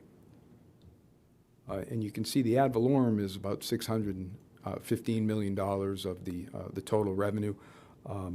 That is primarily composed of the general fund, which is about 80% of that ad valorem. The MSTUs, of which Rock Road is one of them, composes a very small percentage. Conservation Collier, another county-wide tax, comprises about 6% pollution control. is another small county-wide tax comprising 1% or slightly less. And the last one is the unincorporated area general fund. That is a tax on the unincorporated area, as it says, and that fund provides municipal-type services for those areas of the county that are not already in municipality, those municipalities being City of Naples, City of Marco Island, and Everglades City. Give you a sense of where those general fund monies go. We're kind of providing a pie that shows you that health, safety, and welfare comprise about $280 million of the general fund taxes. Debt service is a small piece of it. What we're identifying as mandates, things like Medicare payments to the state, basic facilities operations, CRAs and economic development zones that are established by ordinances, the constitutional officers and the Board of County Commissioners constitute the bulk of those mandated items. General governmental, again, are shown on the left-hand side, and there's a pretty thorough list of the general governmental functions that are supported in the general fund.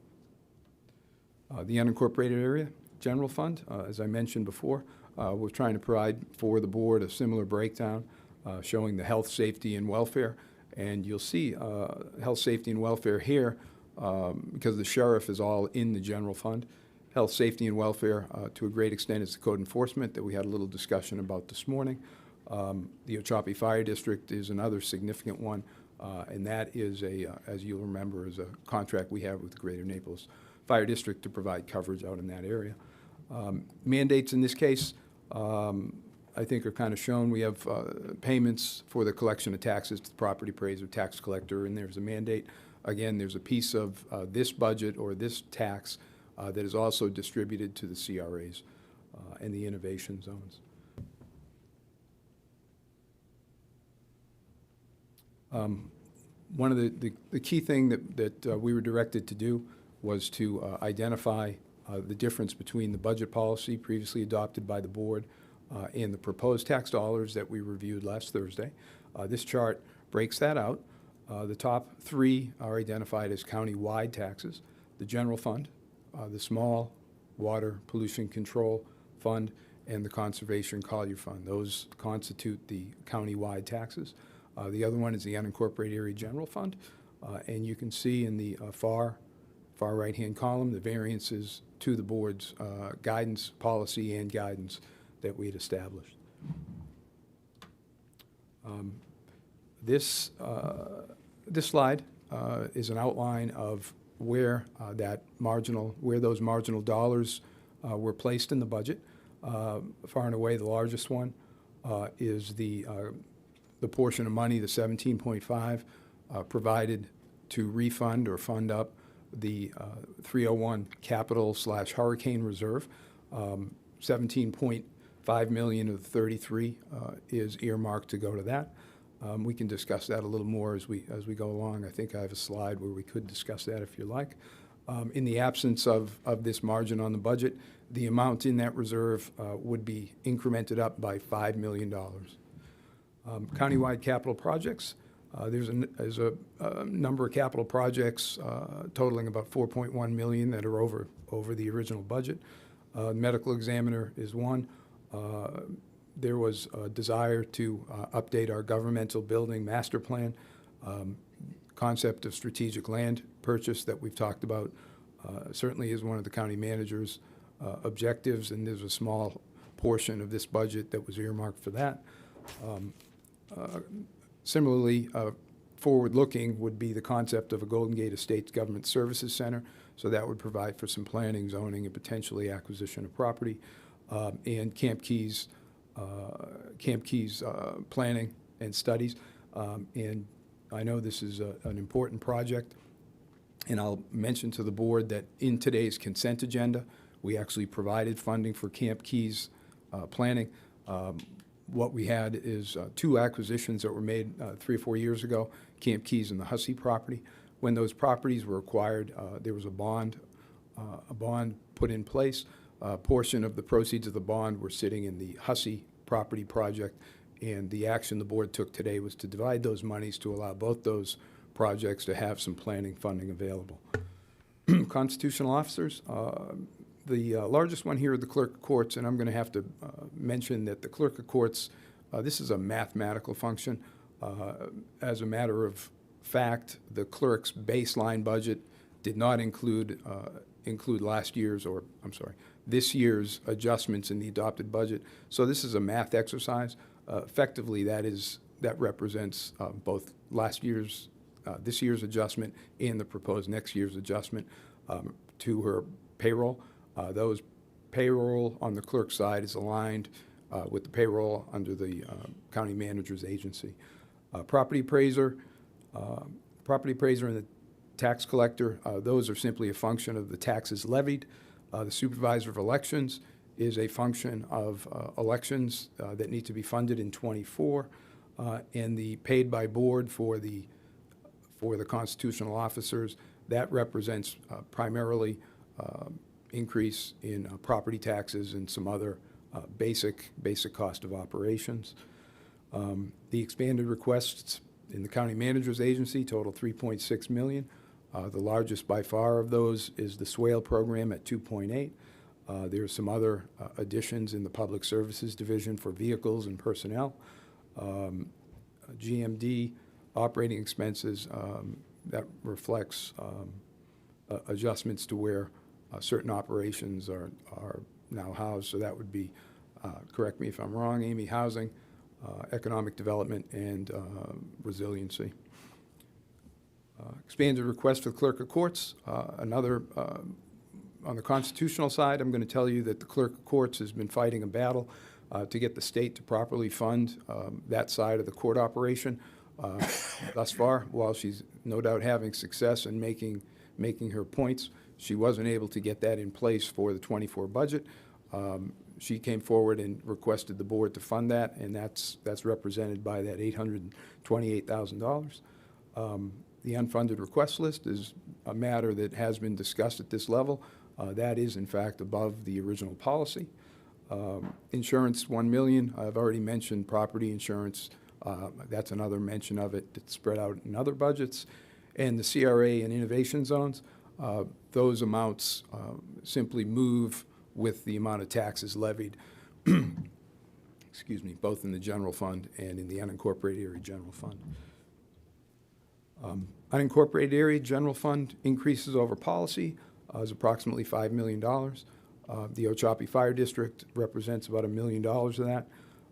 Stormwater capital projects are receiving an earmark of $2.5 million out of that. Small increment to capital reserves, and there was some expanded requests that the board approved that also reside in the unincorporated area general fund. The unfunded request list, a piece of that is also in the unincorporated general fund. And the last thing is, because the CRAs and the TIFs are both general fund and 111, you have that increment here. Conservation Collier, the increase over policy is about $2.3 million. That's roughly 75% towards acquisition, 25% towards the maintenance escrow fund. And you can see there's, Commissioner Kowal, there's a sense there of the budgets that would be in place in '24 if this is approved. Land acquisition budget would be approximately $44 million. The maintenance reserve, what I would technically not an escrow, but that's kind of how we manage it, would be almost $50 million. And again, pollution control, I mentioned that just to be complete and thorough. Small increment over the plan. That increment has been put into reserve for future relocation of their lab. And I apologize if these look similar. These are a little bit different. And these aren't per se recommendations that the county manager is making, but rather these are areas that where we would like to discuss with the board as potential reductions. The first group are the unfunded request list.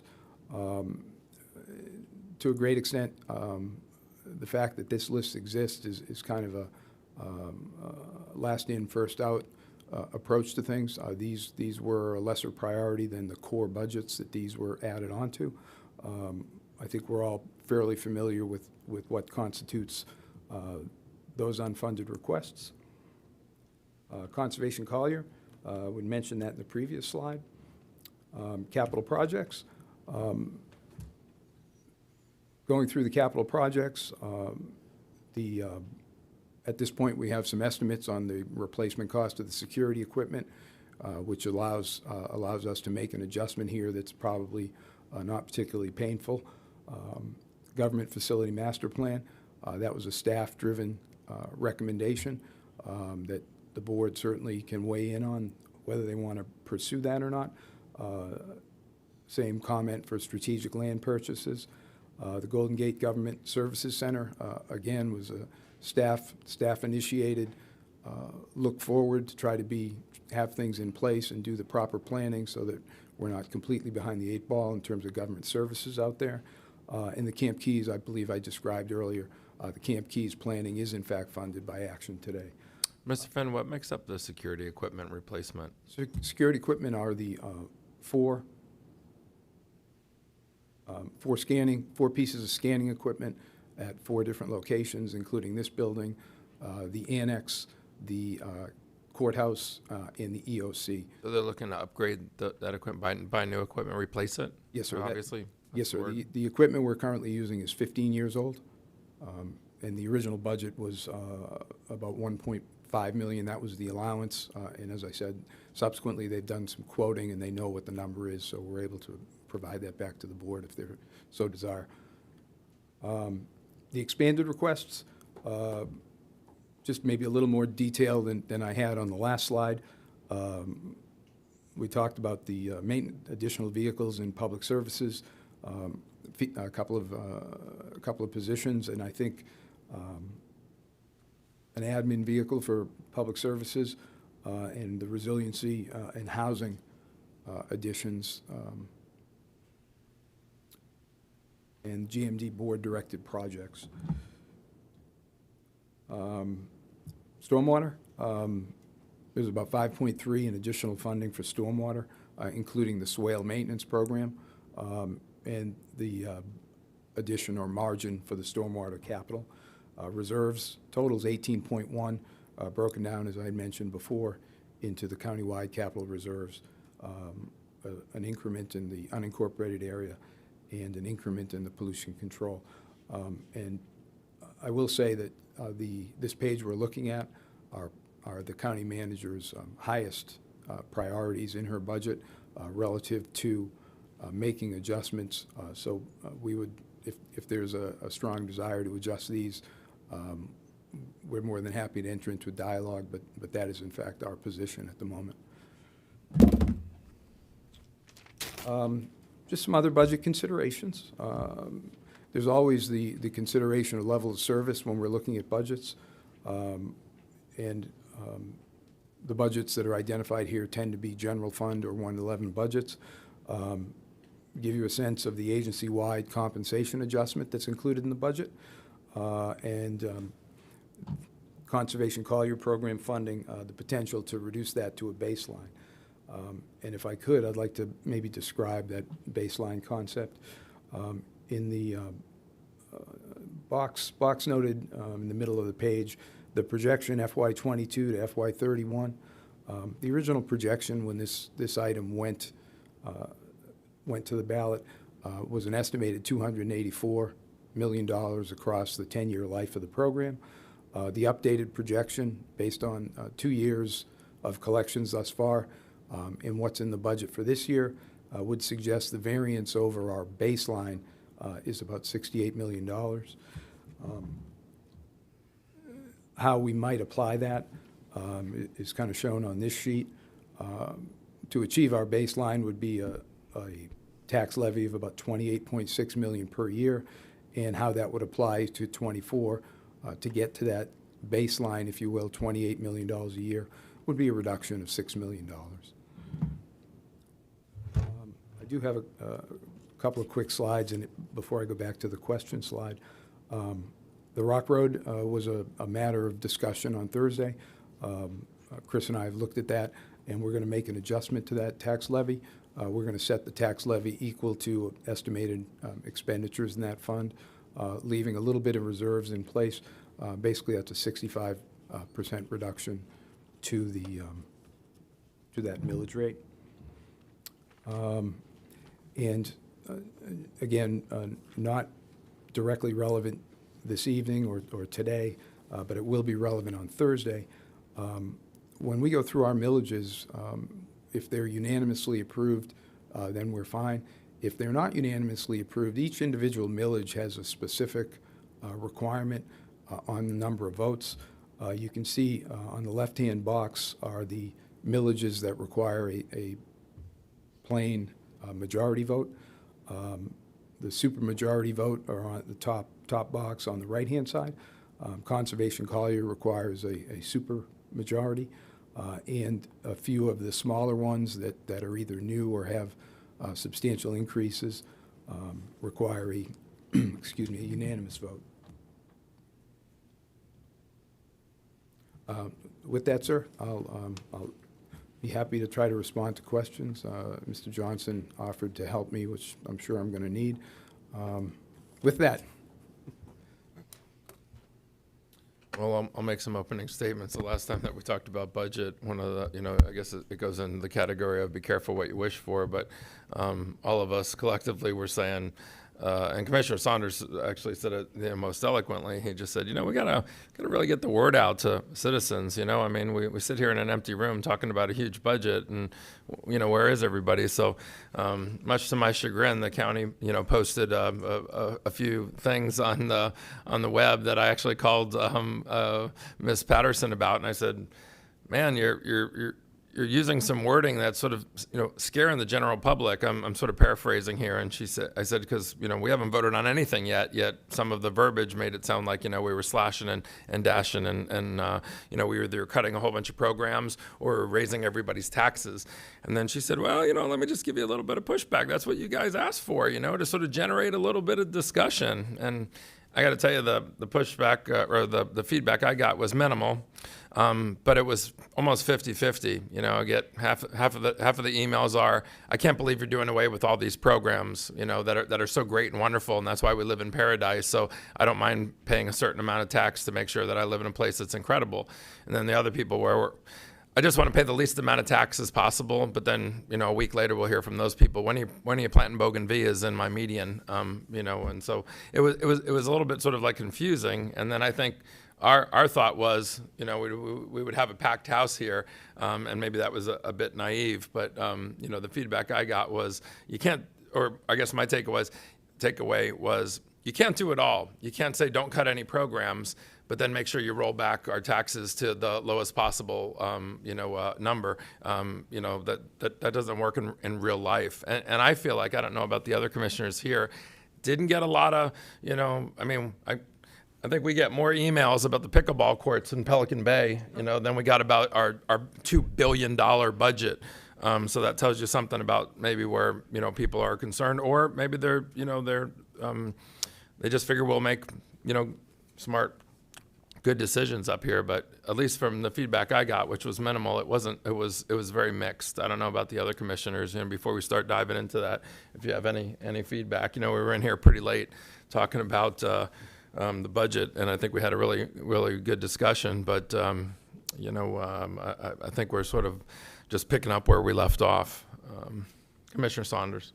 I did get a few emails, and I agree with you. It was 50-50, but I think I only got 4 of them total. Yeah. And compared to our typical budget hearings, I will say this is a packed house. Oh, yeah. Compared to what we usually have.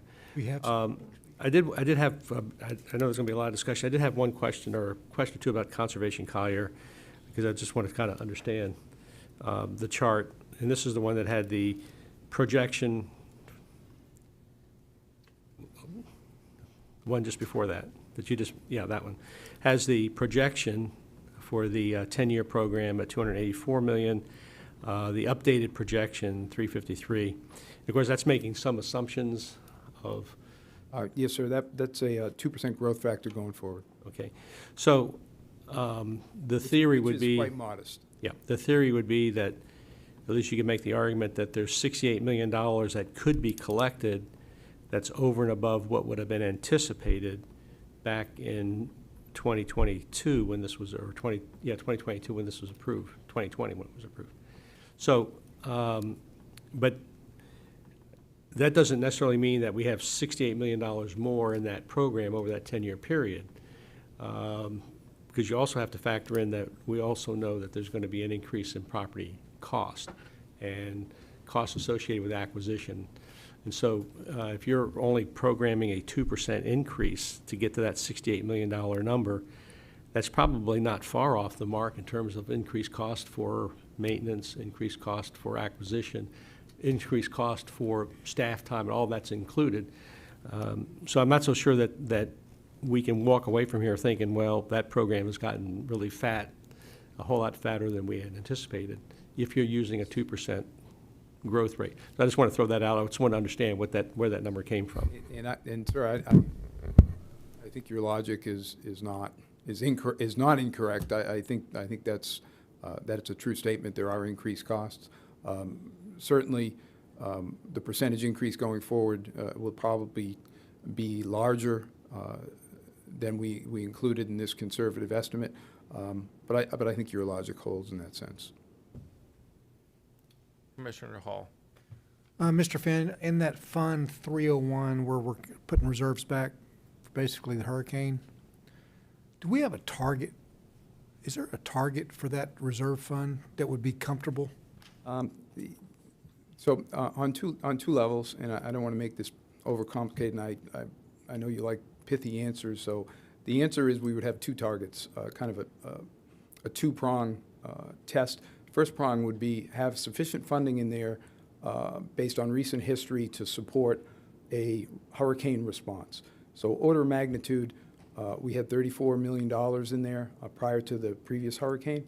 That is down to $800,000 at the moment. I would say to you that from a hurricane preparedness standpoint, somewhere between $35 and $40 million should be the baseline in that reserve. I would go a step further and say with about $1.5 billion in assets that are depreciating, if not more, there needs to be a capital reserve, which was part of the intent of this combination use, a capital reserve that approximates a good fraction of the annual depreciation costs on our asset base. That's not to say we would establish a reserve of billions of dollars, but rather at least a buffer in the $10 to $20 million range that allows us to weather downturns in taxable value and still be able to maintain and replace things.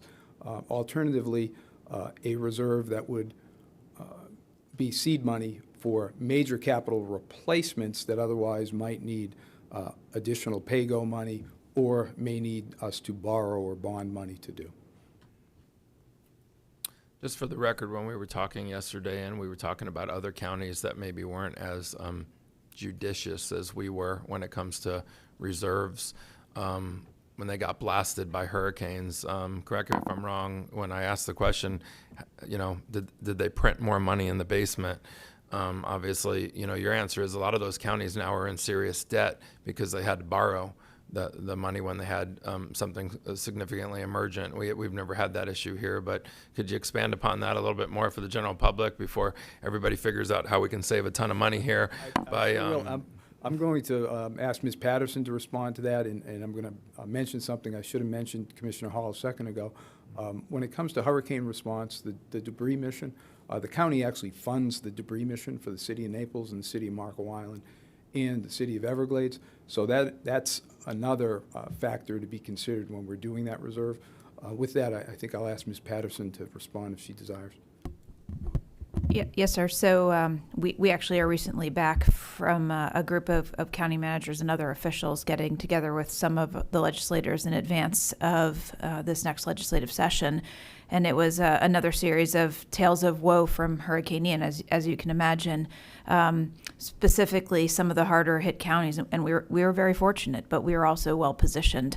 Some of the counties that were harder hit were also not as well positioned as us, and were faced with having to borrow money from the state with a promise to repay it. And now the question is becoming how they're going to do that, because not only do they not have the money, they didn't have money when the storm hit, they are faced with massive reductions in their taxable values because things are gone. So they're not collecting taxes on homes that aren't there anymore. So it's a tough spot for them to be in. They were in a hard spot immediately after the storm on figuring out how to cash flow even their debris missions, and they have more work to do. When we look around here and see how we have things still to be repaired, but things are well cleaned up here. Some of our neighbors to the north are not nearly as well off as we are. They have places that are still quite devastated. Debris missions still to be completed. Waterway debris removal still ongoing, and they're looking to borrow in many different ways or get outright waivers of that borrowing at this point, because they have no idea how they're going to pay that back, or it may be over a long period of time. That could have easily been us if we would. I mean, I'm not saying we didn't take a direct Ian hit, but we weren't Sanibel, we weren't Fort Myers. If the storm would have been a little bit further south, we'd be our bank accounts would be pretty thin right now, but not as horrific as what they're experiencing. Correct?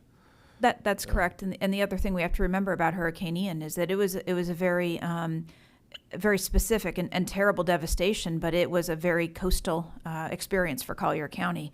We did not see the vegetative debris in the rest of the county that we saw, for example, in a Hurricane Irma. And Hurricane Irma is a tale more like what you're saying. It was a widespread event throughout the county, massive amounts of vegetative debris, and we did not have this type of reserve position going into that storm. So we didn't have to go to borrow from the state, but we had to borrow from ourselves, essentially. We defunded every capital project that we could get our hands on for an extended period of time, and it takes time for those reimbursements to come in from the federal government. So you can imagine that if the government moves slowly just in our day-to-day, think about when you've brought all of your capital projects to a screeching halt, defunded them, and now are thinking about how you have to fund them back after a disaster. Commissioner Colwell. Thank you, Chairman. 2 questions, I guess, or maybe 3. We're looking at around $17 million to refund that account for emergency. I think we're looking at now we're probably hitting mid-season, right, hurricane? And this is probably peak time these next few weeks. Yes. Going until it ends in late October, early November. I mean, this wouldn't even come in effect till next year anyways, right? Because we would fund it in October? Yes, sir. On 10/1, we would have that budget appropriation, yes. Okay. So we still have money that FEMA's still sending back to us, correct? So, yes, sir. We have received some FEMA reimbursement, and if we were to look at the way that's being accounted, we basically use this reserve as seed money to get the emergency response going and provide some seed money to get the permanent repairs going. FEMA did, in fact, give us a little bit of money.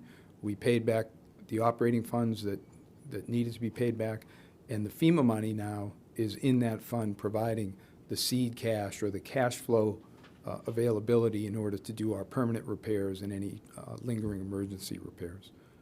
Yeah, so, but there's any restrictions on monies that we may receive in the future over the next fiscal year from FEMA that we can't put it in this fund, or does it have to go earmarked for specific things? Generally speaking, broadly speaking, no. That is reimbursement for funding that we expended. So yes, it goes back effectively where we want it to go. Okay, that's what I just wanted clarity on that. I guess second question is kind of going back to the conservation Collier. From, let's say, the fiscal year 22 to 23 or 21 to 22, in the actual, I know that the maintenance fund was kind of fat because there was money moved over there at times and it kind of grew. But has there been a time where we've actually used all the money in the purchase part of it section, the 75% that goes into the purchase part, or have we always had a carryover? When the program is operating, we always have a carryover. I will say that when the program terminated on the first cycle, there came a point where there was no additional funding for acquisitions. I'm also going to say that because that was a fairly lengthy amount of time without the program in place, the board authorized us to internally borrow from the maintenance escrow and fund up a couple of critical purchases that were made. I'm going to say order of magnitude $3.5 million. And to date, though, I mean, the maintenance fund is strong. I mean, The we're maintenance close fund- to $50 million in there, and we don't, by no means, use that much amount of money. No, and you're absolutely correct. The concept of the maintenance fund is to establish essentially an escrow balance and fund maintenance as much as possible with the earnings or the yield on those monies. And there is a threshold when we have sufficient money and our interest earnings are good enough that we do have an equilibrium. In the years when we had very lean interest rates, it was not equaling our expense side, but I'm going to suspect now with, I think we're doing about in the 4% range on a yield. It probably is break even or a little better at the moment in terms of annual interest revenue, more or less matching our operating expenses. So I guess what I'm getting at is it regardless where we go today or where we make cuts, this particular program that the people voted for, and it's been in place, and it's unique to Collier County because I don't believe it exists anywhere else in the state of Florida. We have means from this board here, if we see a problem in the future, there's properties we want to buy, we have the ability to move money around from its own funding, correct? From maintenance to purchase, from purchase to maintenance. The board could take that action to advance money. They've done it in the past. It's been authorized in the past. I'm kind of saying that if the county attorney disagrees with it, I'd like to know, but it is an action that the board did take. Now, the difference there is, at that point in time, the program had terminated in terms of a millage. There was a 10-year increment. The board turned it off, and then we had no new money coming in, and some important purchases came along. Long way of saying, yes, there's a precedent for that in Collier County. I guess what I'm getting at is we've been running pretty efficiently with more than enough money to buy purchase properties every year as we move forward since it's been re-implemented. We have a lot of reserve in the fund as a maintenance side that we can always dip into if we ever get to a condition where we can't purchase a piece of property we think is extremely important for Collier County and its citizens. So we have mechanisms in place that we can, regardless if we continue collecting 0.25 moving forward. I believe the board has a reason. I'm just trying to simplify this so They certainly I have a can reasonable understand amount of everybody. flexibility to allow them to carry out most of what they're trying to do. Okay. And I guess my third question, this might be for everybody in the staff. I know because of Hurricane Ian, the state was awarding some people a reduction in their taxes. Have we got a finger on that moving forward now? And are we going to lose certain properties because of the state's mandate, because of total loss? And we're not going to collect taxes on these homes or, ad valorem taxes on properties moving forward? Do we have any idea how many homes that might be? I don't have an idea. I will tell you that one of the factors that went into our budget guidance policy that we brought before the board was considerable uncertainty over that, and that's why kind of our threshold for our increase was a little bit lower than it might otherwise have been. But that program is now in hand. It has been expired. They paid everybody out on what they were going to pay them. Something like that? And the reduction in ad valorem collected for the county was $3.2 million. Okay, so we do have an actual. Thank you, Chairman. Commissioner McDaniel.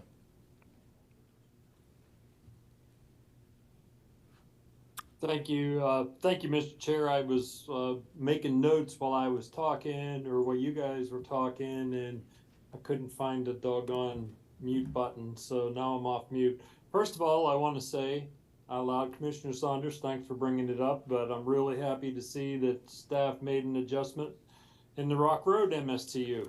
By goodness, and I would like, as a portion of what I'm going to say today, I would like, as we go forward, to say out loud that, I can't tell you how happy I am that we're having these discussions, even though the room isn't full.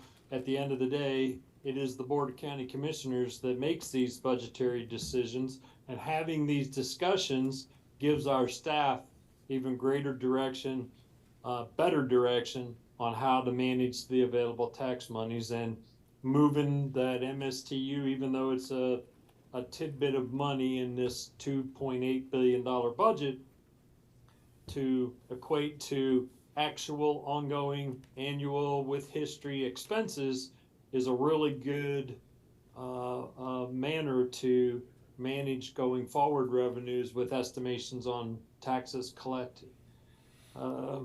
My second point is with regard to Conservation Collier. Father Ed, will you pull that slide back up you had there a minute ago when Commissioner Saunders was talking about Conservation Collier? Yes, sir. Is that the slide you're interested in? I don't know. It hasn't popped up on my screen yet.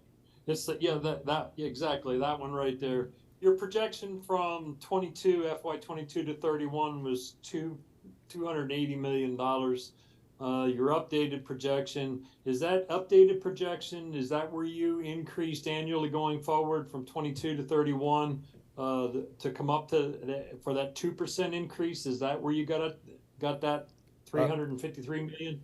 Yes, so it would be the 2 years that we have to date, plus the estimate for 24, and then it would be incremented up, and I may have misspoke, that may be a 3% increment there, which is really equivalent to the Save Our Homes allowance, so we can almost guarantee 3% a year based on that. Yeah, in fact, as a minimum, and just for and that's that was the question that one of the points that I wanted to make. What was the incremental increase actually this year over last? It's 11%. In overall tax revenue, Ed, what was the incremental increase in overall tax revenue? I had a number floating in my head that it was close to 6 or 7%. It is, the overall increase in tax revenue order of magnitude is 11%, sir. Okay. And so you conservatively estimated Conservation Collier's going forward revenues at a 2%, and and the Conservation Collier is included in everybody's tax bill. You've and I'm not pointing fingers, Mr. Finn. I'm just talking.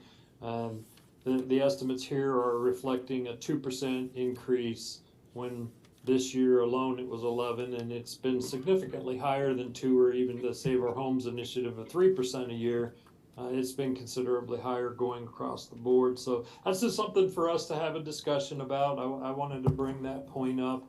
And just as a point of discussion or information for our 2 new colleagues, I think even Commissioner LaCastro was not part of the discussions we had early on in Commissioner Saunders and I's tenure about Conservation Collier. There was about 33 million in that reserve fund for ongoing, and I'm happy to hear you calling it an escrow account now, not a perpetual maintenance, because it isn't perpetual. There's a burn rate, and the funding has to be appropriated for that ongoing maintenance. So calling it an escrow account is a very good thing. But just for edification purposes, we allowed for up to 17 million or so to be spent for acquisitions, and then I think over the next few years before the ballot initiative was taken up in 20 or 22, Commissioner Saunders can probably remember, but the tax was actually reenacted then.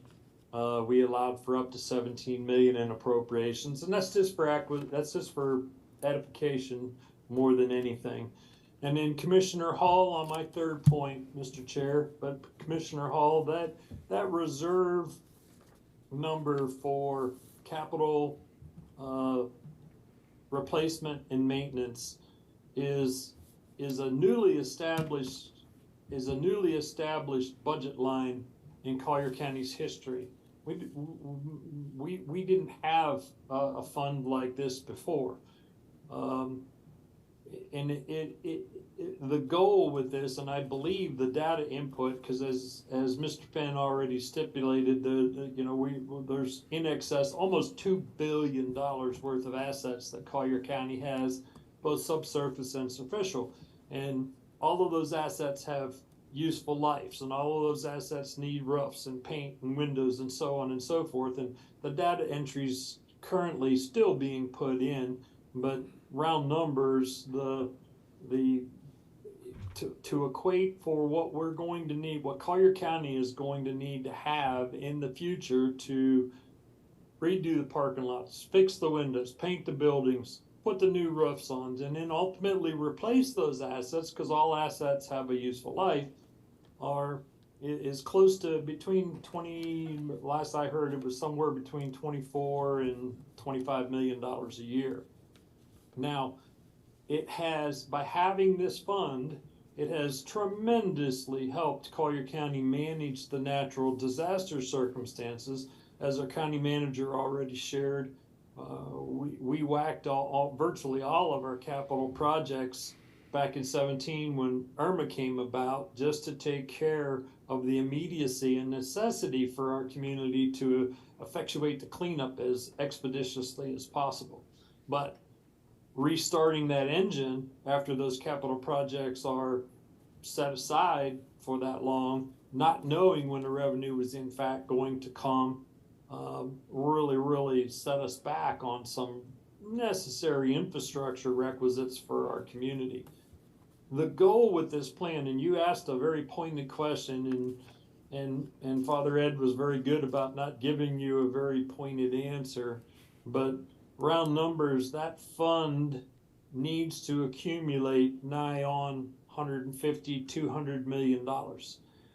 That fund will be divided based upon the necessity of the availability of those funds, so that we have reserves put in place for parking lot repair, paint, windows, roofs, so on, so shorter term expenses, and the longer term reserves for the actual replacement capital necessary for when any particular useful life expires. Those will be funds that could be taken out early, used for the immediacy and then the immediate cleanup that's necessary when our community does experience another natural disaster, without stopping the ongoing planned capital projects. We all know we have an AUIR, an annual update and inventory report. We have a 5-year CIE, and we're continually putting money into known capital projects that are coming up. This fund will allow us to continue running our business, doing what we need to do all day, every day, and also take care of the majority, if not all of, the cleanup requisites in a fashion so that, as the county manager already said, we won't have to borrow in order to take care of our community and get the reparations and normalization that needs to come after a natural disaster. So I may be a little aggressive in my $150–200 million in this account, but we can get there at $24–25 million a year over the next 8–10 years. That fund can be brought up to a point where it will allow an enormous amount of flexibility for our government operations to be able to take care of the necessary repairs and maintenance on an ongoing basis, and then ultimately have the capital available for the replacement of those assets. And those are my comments, Mr. Chair. Thank you for indulging. Okay, Mr. Miller, I think you said we had about eight speakers, so why don't we go to public comment? Yes, sir. Your first speaker is Donald Braswell, and he will be followed by Brad Cornell. I'd like to ask the gentleman, if you could, or all the speakers, to queue up to both podiums so we can expedite the process. Mr. Braswell? Gentlemen, it's Don again. We're going to be talking about how we spend our money, and at nauseum, we're going over numbers and spreadsheets. It's boring stuff. Thank you for doing that, because it's a sleeper for most of us. Important, yes. But I'm at the point in my life, I'm a senior, I'm a demographic. Here you go, look at him. He's a senior resident, and I'm on a fixed income.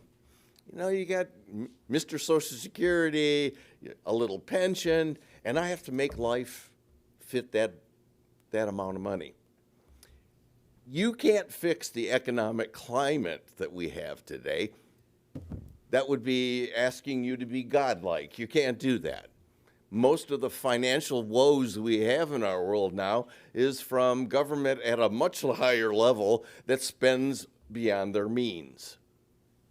And to the point that if you look at your 401ks, your investment accounts, we have all, oh, I had a gain of 3%. Yeah, but we lost 7% here, and my retirement account is now 20% less than 2 years ago. Ooh, that hurts. I love this county. It's beautiful. But for a lot of retirees, we have to look at not just 1 year, what's the next 5 years look for those retirees? Are they going to have to sell to go to a cheaper taxing entity because of the influences of our federal government and so forth? So what I'm saying as a walking, talking demographic, please look at the idea that my income isn't going to increase anymore. I don't want to leave this county. I love it here. Got great people here, but we have to be careful how we plan our monies in a 3 to 5 year bucket so that we keep our residents. The other part of it is take another demographic, and I'll make this short because we're going to lose time. What about all the folks in the service industries, teachers, policemen, etc.? They come to the county, and their wages aren't the highest. They're in the service industry. Thank God for their. But are they renting? They might be. They haven't had the privilege of owning property. And when that happens, they're renting from someone who doesn't get a homestead credit. Where's that money go now? That person is going to then take that income and put it on the renter. Food for thought. Thank you, gentlemen. Your next speaker is Brad Cornell. He'll be followed by Kathy Mayo.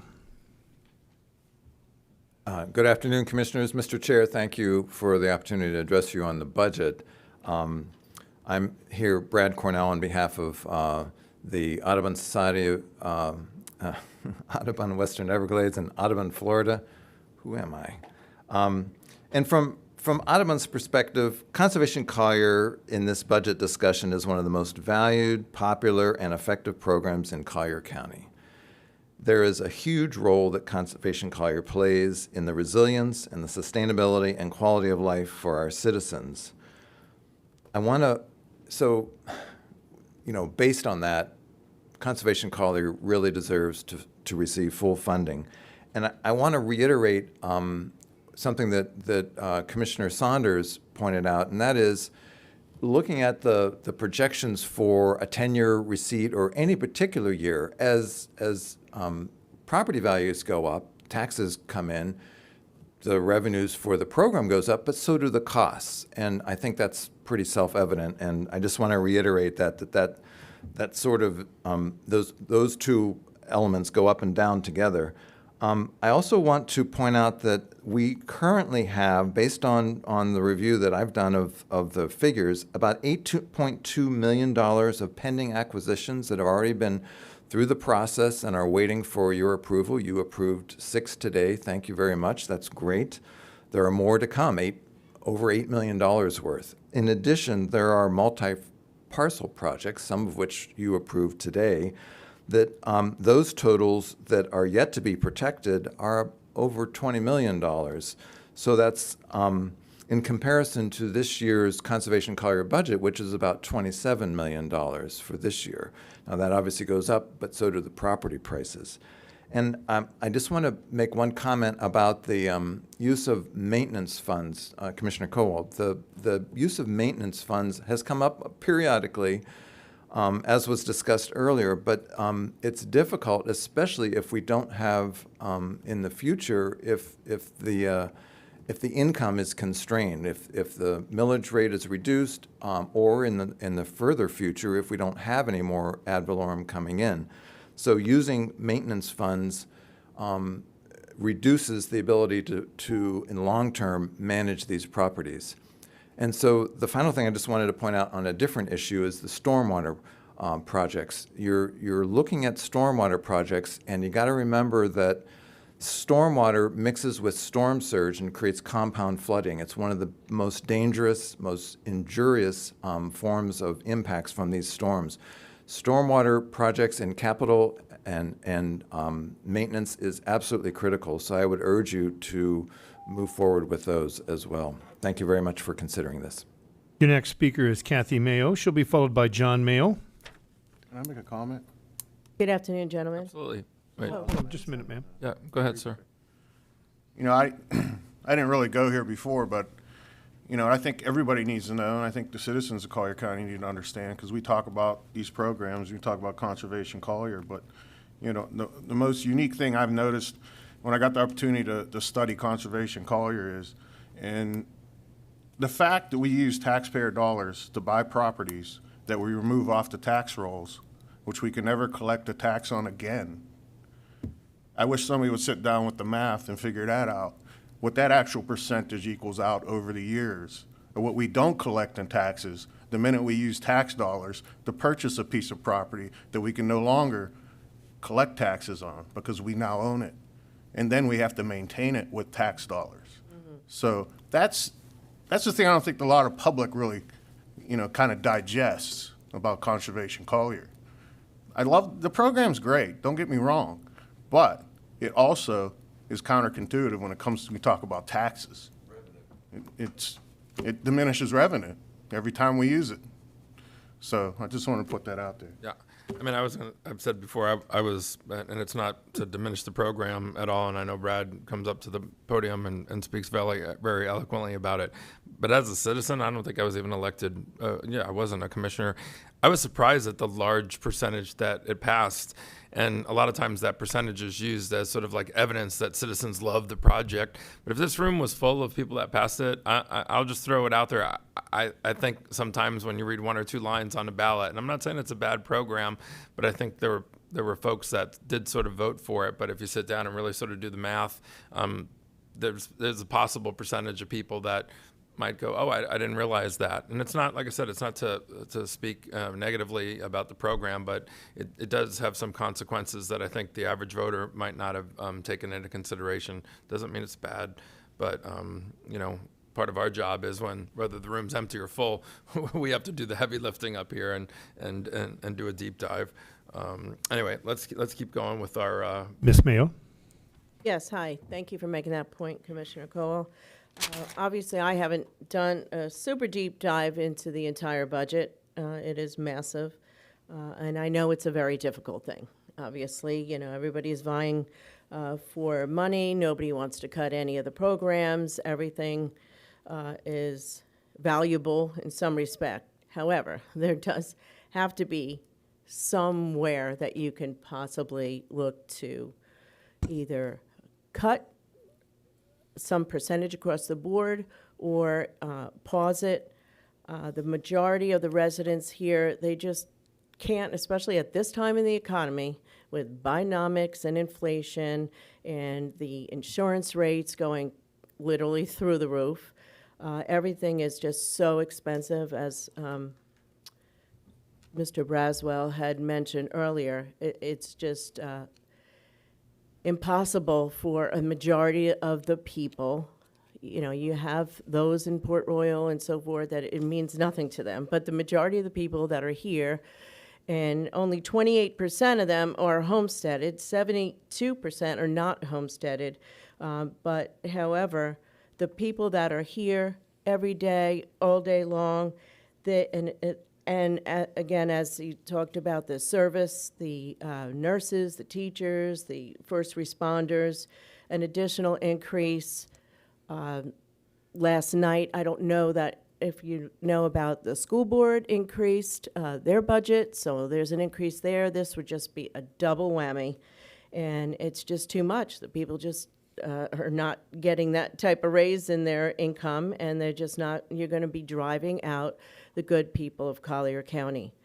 I know Commissioner Hall, the Castro, Cole, and McDaniel all signed a tax pledge with the Americans for Tax Reform. And I know you can kind of spin it and say it's not really an increase with the millage rates and so forth, but the Florida statute says anything above last year, that's more than last year, is an increase. That's Florida statute. So I appreciate all your time for looking into all of this, but also Conservation Collier, 30 seconds. All right, we're not against conservation, all right, but Florida, Collier County is Florida's one of the top greenest counties with 2/3, 67% of the land being conservation land. We're not against that, but come on, when you boil it down, what's more important, people or land? So I'm not saying it's not. Maybe you could just pause that for a year. They have $25 million in the bank, and take it up next year. Thank you. Your next speaker is John Mayle. He'll be followed by Andy Wells-Bean. Hey, good morning, Commissioners, Chairman. Just to let you know, this is the last place I wanted to be today. Today is our anniversary. She drags me out here to talk to you people. So anyway, she probably said most of what I said, but there's a speaker came up before and talked about valuable assets in Collier County. You know what the most valuable asset in Collier County is? It's the people. It's not the land that you save. It's not this. It's the people. And you got to come from this from the point of view of the people. Kathy mentioned many things. You're faced as people in this country with an enormous inflation rate. We know that. Just go to your local restaurants and try to buy a chicken parmesan. It's ridiculous. So if this institution called Collier Conservation has this money in their reserve, and the speaker actually alluded to it, I caught that point, that he said they have enough in reserve that the interest they're earning at 4% could cover their expenditures in some fashion. Think of the average family. Wouldn't it be nice if I had enough money in my reserve that I could pay my taxes, my insurance, my food, every other insurance? That would be a wonderful option. But you know what? Most of the people in Collier County don't have that. Some do, but most don't. So I would express to you my heartfelt concern that you do not increase taxes another 10%, on top of what Kathy mentioned the other before about the school tax. So you've got inflation, you got a school tax going up, you got a potential Collier County tax going up, you got interest rates that are through the roof. They're just ridiculous. It doesn't help the average person or the average family that's in debt up to their eyeballs to have high interest rate. It does help it if you have $250 million in reserve and you can invest that. So really consider that. In my last 55 seconds, consider that. If you've got enough in there, you don't have to pull this money from the taxpayers this year. Don't do it. Let it ride. Let's hope that things are, economically speaking, not your concern, commissioners, but on the big picture, economically speaking, our country gets in better shape with better leadership very near in the future. So with that said, I thank you for listening. And again, I'm not happy to be here on my anniversary. Thank you. Your next speaker is Andy Wells-Bean. He'll be followed by Keith Flaw. Kathy, John planned this meeting. He said it's our anniversary, but please try to, throw it in there. So he's using us as a scapegoat. Sir, you have the floor. Thank you. Hi, everyone. My name is Andy Wells-Bean. I'm representing the Audubon of the Western Everglades, which has been fighting for birds, wildlife, and wild places for over 60 years. We are here to affirm our strong support for Conservation Collier. It has been honestly an extraordinary program, and with no slowing of development in sight, it's an essential program to preserve the character of our beautiful home. If you look on Facebook and there's a news item about a new development going up, new apartment complex or a new office building, the comments are filled with people who wish that had remained undeveloped. And of course, we can't lock the door, but we can preserve some of the most environmentally important places left in our county. We know that present and future residents and businesses do not want to live next to polluted waterways. They don't want to see wildlife disappear. They don't want to see traffic, or rather more traffic. The voters have repeatedly and overwhelmingly cast their ballots in favor of public acquisition of environmentally significant lands. There was a question about, well, where are they all? Well, they think they settled it. They voted 3 different times. They think that the program's in place and it should be working. If you went to them and told them, hey, we're thinking about slashing that budget that you voted for all those times, I imagine a number of them would be pretty upset. So I would ask you to follow the will of the voters and support setting aside these environmentally important lands and offer your full support to Conservation Collier. Thank you so much. I really appreciate your work. Your next speaker is Keith Flaw. He'll be followed by Ted Staub. Keith has been seated 3 additional minutes from Ryan. Is this Keeley? Yes.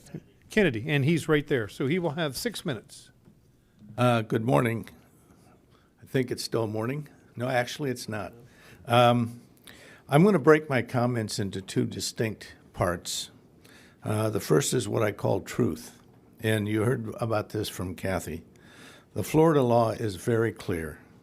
If you vote for a set of millage rates that raises more than the ad valorem tax than the prior year, Florida law 200.065 declares that to be a tax increase. Bert, your comments at the last section, I thought to define this as an administrative law, I think were a little bit offensive and pure spin. That law is there to protect and provide the transparency to the voters. Now I want to shift gears to the second part, which I think is the most important part of this discussion. It has to do with the principles of less government and efficient government. Is there any one of you that seriously believes that every aspect of Collier government is as effective and as efficiency as it can possibly be? If you do, please stand up and shout it out. We seriously appreciate, and I mean this, we seriously appreciate this discussion. I understand you haven't had a discussion like this in 7 years or more. Towards the conservative principles of less government and, more importantly, effective government and efficient. We understand the how that we've talked about a little bit today may not completely happen in the next, before September 21. But the policy direction that you set can happen on the 21st that then drives what we hope, and I spent a lot of time last week with you talking about what the really hard work of zero-based budgeting is. You have to address the cultural issue. You have to address the efficiency of people and programs.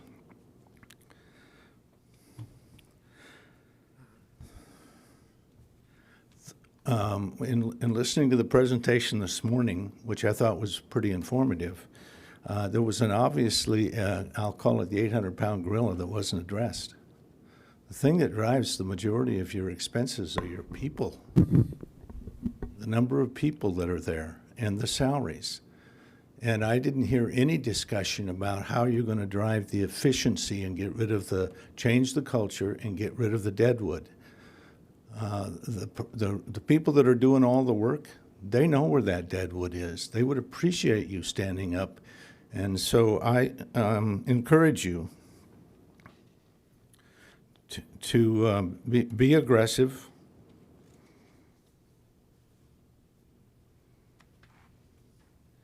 be strong, and have the courage to commit to a serious zero-based budgeting process and verify that our Collier government is as lean and as efficient as it possibly can be. One action you can take as part of this until you sort through that zero-based budgeting, which will take at least a couple of months, is a freeze on people. Stop hiring. That in effect will start the ball rolling, and then put some aggressive budget cuts in place as a policy. Commissioner Kowal, I thought your comments were right on. Every property we buy through this conservation program removes it from the tax rolls and has a significant long-term effect. That has to be part of the equation, so thank you. But I want to emphasize, and I'll close with this, I want to emphasize on behalf of Florida Citizens Alliance, which is about 35 to 40,000 strong right now, that are conservative, these are conservative supporters, and we want to be constructive in this discussion, not negative. We want to find the way to provide you with the backup to be more efficient, less government. So thank you. I know it's really hard. Your next speaker and final speaker is Ted Staub. Thank you. Thank you for allowing me to speak in front of you. I've never done this before. I've never spoken in front of any political committee or in any room. And I find myself over the last couple of years just driven to become more and more involved because of what's going on in our country. And so one of the benefits of being the last speaker is everybody's made my point for me. I agree with everything that the Mayos have said. I agree with everything that the last gentleman said. I was just elected the Collier County Republican Executive Committee treasurer last month. And coming down here, I was thinking of, I have constituents as you do, about 300 of them. One of the differences is that mine are in front of me at every meeting. A third to two-thirds of them sit right in front of me. So when I explain what we're doing with the money, they all know exactly what we're doing with the money. And unfortunately, I don't see the thousands of constituents that you have sitting in the room. A couple of you, Commissioner Saunders and Commissioner Castro, made the point. But I would ask you to ask the right questions when you're getting in touch with your constituents. If you ask the question, what would you prefer? Would you prefer to lose all of these things that you have here, all of these things that cost taxpayer money, or would you rather have a tax increase, a small tax increase? You're going to get a different answer than if you just say, look, we can maintain things. You may not get the bougainvilleas you want in your median, but we can maintain your services with a tax rollback. We can maintain them. We can't do it every year, but we can do it this year. You get a completely different answer. So ask the right question. And then what I don't want to see is in the newspaper here on the news that Collier County commissioners didn't raise taxes, they kept the millage rate the same. Well, that is a tax raise because my property value went up.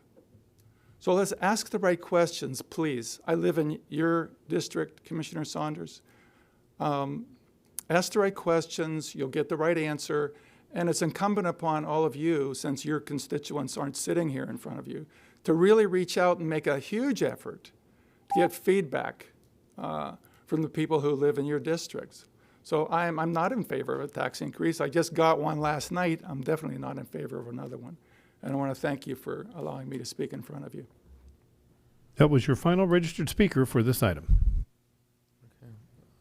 I just asked the county manager to pull up some slides to separate some rumor from fact on a couple things. So Ed, if you can pull up the slide that showed besides the main points for potential cuts, the one that had the wages, please.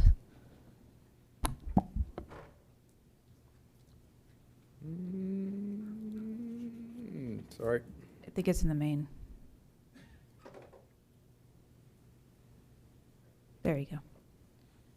So when we were evaluating the the things to put on these slides as areas of potential reductions. Obviously, the merit program, as well as a cost of living adjustment for the staff, which does go across the county, not just the general fund in 111, is something that needed to be put on here for awareness for the board. Secondly, after our discussions in August, we froze our vacant positions in both, in all of the ad valorem funded areas, so 111, 001. At any given day in this hiring environment, we have between 200 and 250 vacancies throughout the county. So any of those that were impacted by these areas facing potential funding cuts have been frozen, as well as any special pay adjustments, reclassifications, or any other salary adjustments in those areas until the outcome of all of this is known.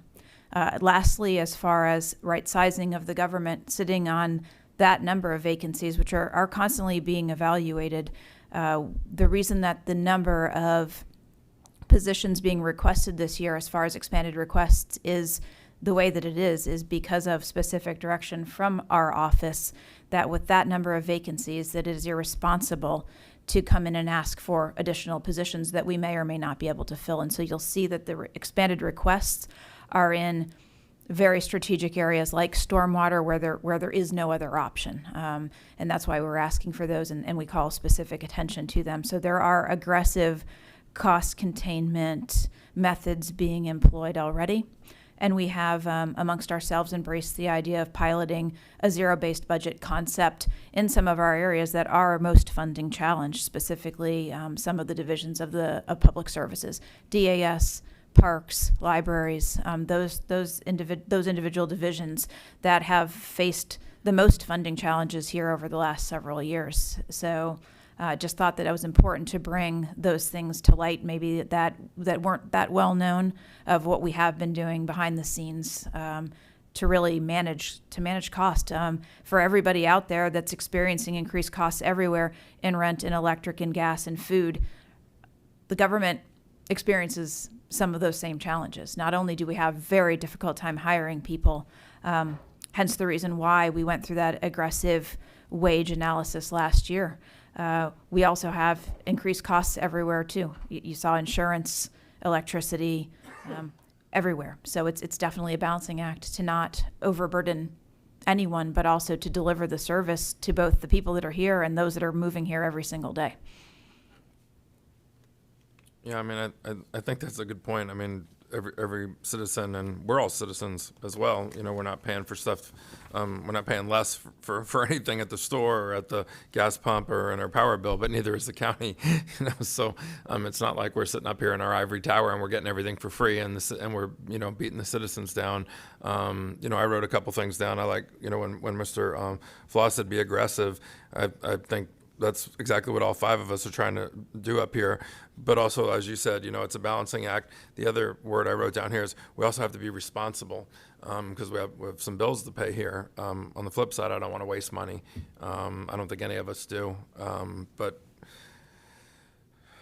And we also want to be prepared. We heard some horror stories from some other counties that maybe try to tighten their belts, and everybody got, maybe their pats on the back, when their meetings were over. And then, it only took one hurricane to realize they're in grave financial, trouble now. So I don't think, Collier County wants to do that. So I guess it's finding that balancing act, and we're going to find it. I mean, I can tell you, I don't think there's been 5 commissioners up here in a long time that are putting the kind of time into this that we are.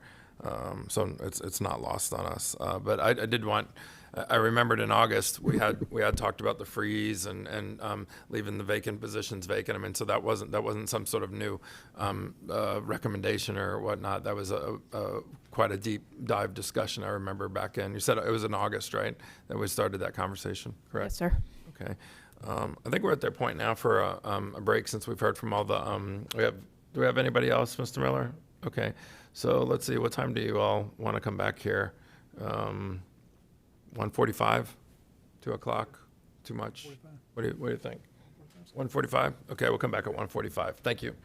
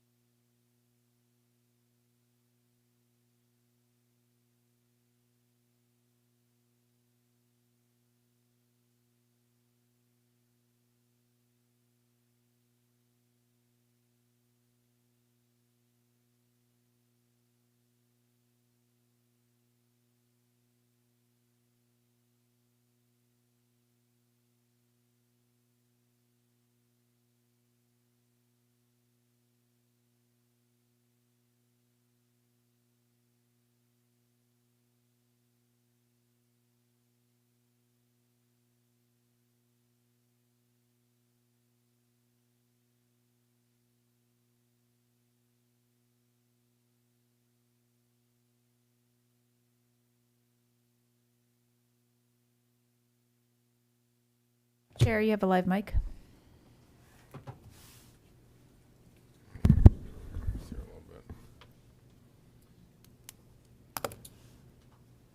So let me just simplify things a little bit, County Manager. What's the homework assignment here? Why don't you simplify it for us? And in a perfect world, nobody here wants to kick the can and leave everything for the last meeting. So what's our homework assignment here? So we were tasked with bringing to you some options for potential funding reductions that could lead to a millage reduction. What we would like is at least some guidance on behalf of the board so that we would be able to take the steps. You're not going to decide it finally today because that happens. Your millage rates will be decided at the September 21st budget hearing. But there's a lot of work going to prepare that, particularly in light of if we're going to be making changes to the budget.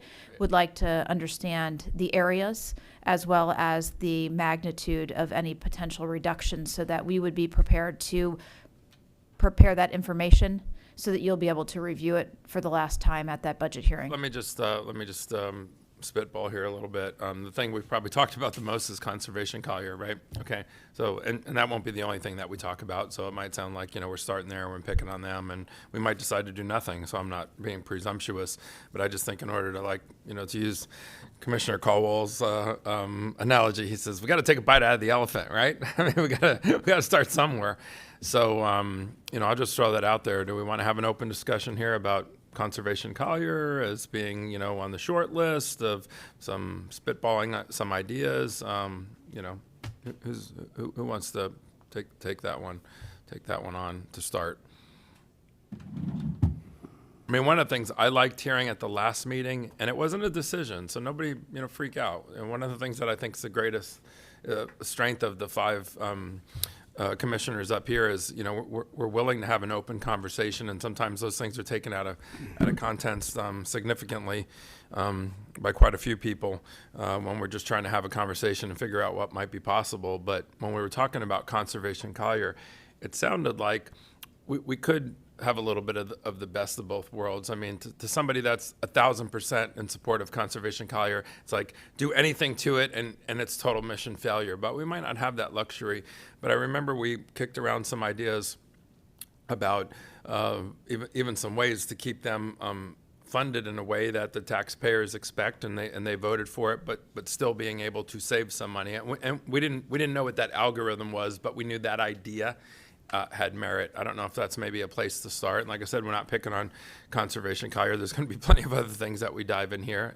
And like I said, maybe we don't do anything, but I think what we were hoping to hear at this meeting is maybe a little bit more specificity on what we could do, how it would affect that program. And then if we don't like what we hear, then maybe we put it on the side, we look at something else, and then we come back to it. I mean, this group up here is wanting to do to be aggressive, to do the deep dive, to do the heavy lifting. We heard a lot of what people want the end result to be, but didn't hear a lot of, how to go about doing that. And then, some that told us how to go about doing it. It's sort of all or nothing, and that's not really responsible either. And I don't think any of us up here who would consider ourselves, people that support less government, are conservative, and all the other things, we also have to pay the bills. So we're trying to figure out how to do it. So up on the screen is the variation or the variance from policy. So from that 5.75% that you all approved in policy, this is the difference, both on the land acquisition side and on the maintenance side, representing about $2.3 million. Okay. So I have two commissioners lit up. One's Commissioner McDaniel, but he's probably just going to talk about Rock Road. So does everybody want me to skip over him and go to Commissioner Saunders? All right, Commissioner McDaniel. I had to put a little levity in here for you. Hope you're doing okay, my brother. You've got the floor, sir. Yeah, thank you, my friend. I really appreciate having an opportunity to speak. I want to. I'd like to I want to repeat what you said, so forgive me for doing that, but it's really important that everybody know these are just, I think staff's looking for some specific direction from us, and I would rather, because as has already been stated, we're not going to make the final decision until the 21st, next Thursday.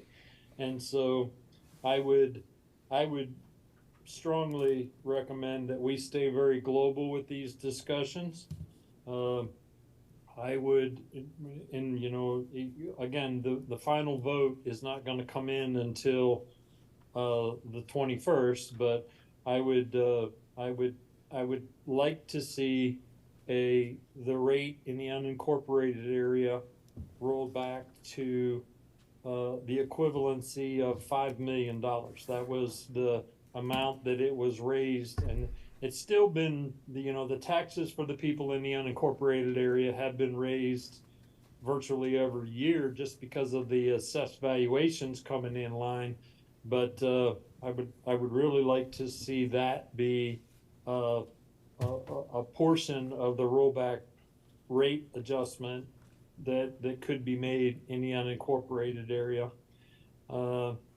And of course, it's pretty funny about you talking about Rock Road, but I'm really happy that staff went back, reviewed the history of the expenses of Rock Road, and it has adjusted that rate to equate to approximately, with a cushion, what their expenses were for the last couple of years. If my memory serves me correct, it was $22,000 a year for the last 2 years. So having that rate adjusted back, again, it's a small portion, but on the global side, in specifics with regard to Conservation Collier, I think there is some room there that we could make an adjustment this year to help lessen the burden for our taxpayers throughout our community, not have a cut in services, not have a cut in anything else, but have a little bit of assistance given back to our residents for all of the reasons that I've stated in the past. So, so with that thought in mind, and we can have an ultimate discussion, before next Thursday, I want to see what the current expenditures that Conservation Collier on an annualized basis, so that if we do choose to make an adjustment in the rate on Conservation Collier, we are still funding up the reserves, the escrow for the ongoing maintenance, and and just as you like to say, a gross number of around half of what the tax rate currently is a number that I have floating around in my brain. Yeah, and That's all I have. And as we've said here before, the county attorney has reminded us several times, the voters voted for Conservation Collier to be up to 0.25, right? Isn't that sort of the magic number? So that was always the intent. Yeah, that was always the intent. So it's we have that at our disposal. Commissioner Hall. So, just for my brain and my simple math, Ed, Yes, sir. we have a certain amount of money that was going to be completely extra if we stayed millage neutral. And what was that figure?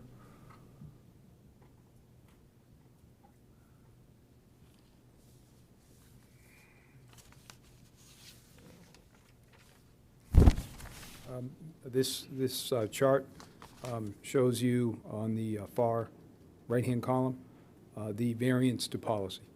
So we were going to have almost $41 million extra if we stayed millage neutral. Yes, between the countywide taxes and the unincorporated. Okay. So what is the figure of last year's? If we completely rolled it back, that would be a $41 million difference? Mr. Finn, I think you might have that number wrong. The question, Commissioner Hall was asking the question of if you went to the rollback millage rate. Rollback. What's the difference? How much money? What is the difference between the rollback millage and the millage neutral? Okay, I'm sorry. That's I think it's 20. Was it 60 million? 60 million. Yes, so the number to policy plus the variance is in fact 62 62.9 almost. Okay, so then what is the difference between the rollback millage and the budget guidance that we did earlier? What, the 4.75%? That difference in the general fund is 27. So the difference between rollback and, we would have to find $27 million if we rolled it all the way back to make up to where our budget guidance is. I mean, let's kind of reset this whole thing. I'm going to let Chris respond to these things to make sure we have crisp numbers so we don't get mushy right now.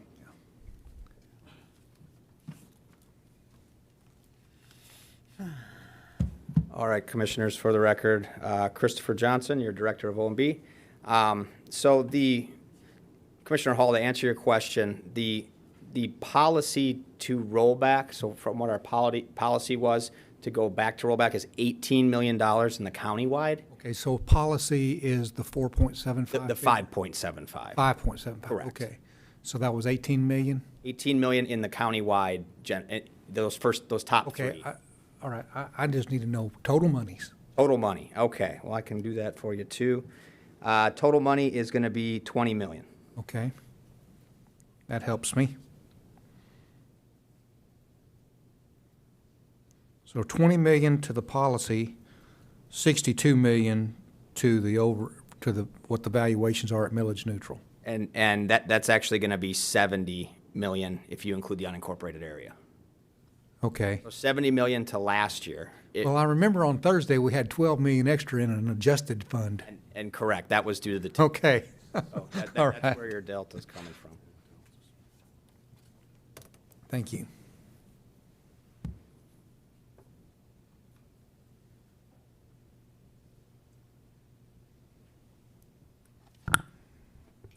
I guess let me finish up some questions that I had. So in these slides, where y'all think where you can see where you can save some things, can you sum that up for me? Like, I didn't know where some of these things were mandatory or really needed, or some of them could be nipped. I don't want to. I want everything that's extra that could be nipped, and we could have life and live it happily all the rest of the year. Well, what we'd done, Commissioner Hall, without per se making recommendations, we had put together a list of areas that could be reduced. This is page 1 of 3, excuse me. And as I had mentioned, the last in and the first out is the unfunded list. The next item on this page is that Conservation Collier number of 2.3 million. Okay. And I'll go to the next page.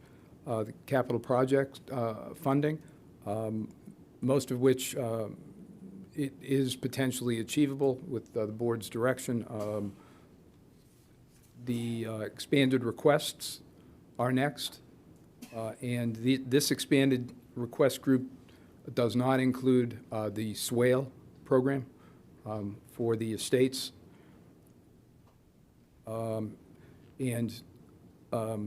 This is where we have the swale program listed, and as we move towards page 3 of 3 here, these are the ones that are kind of the highest priority for us to attempt to retain in the budget.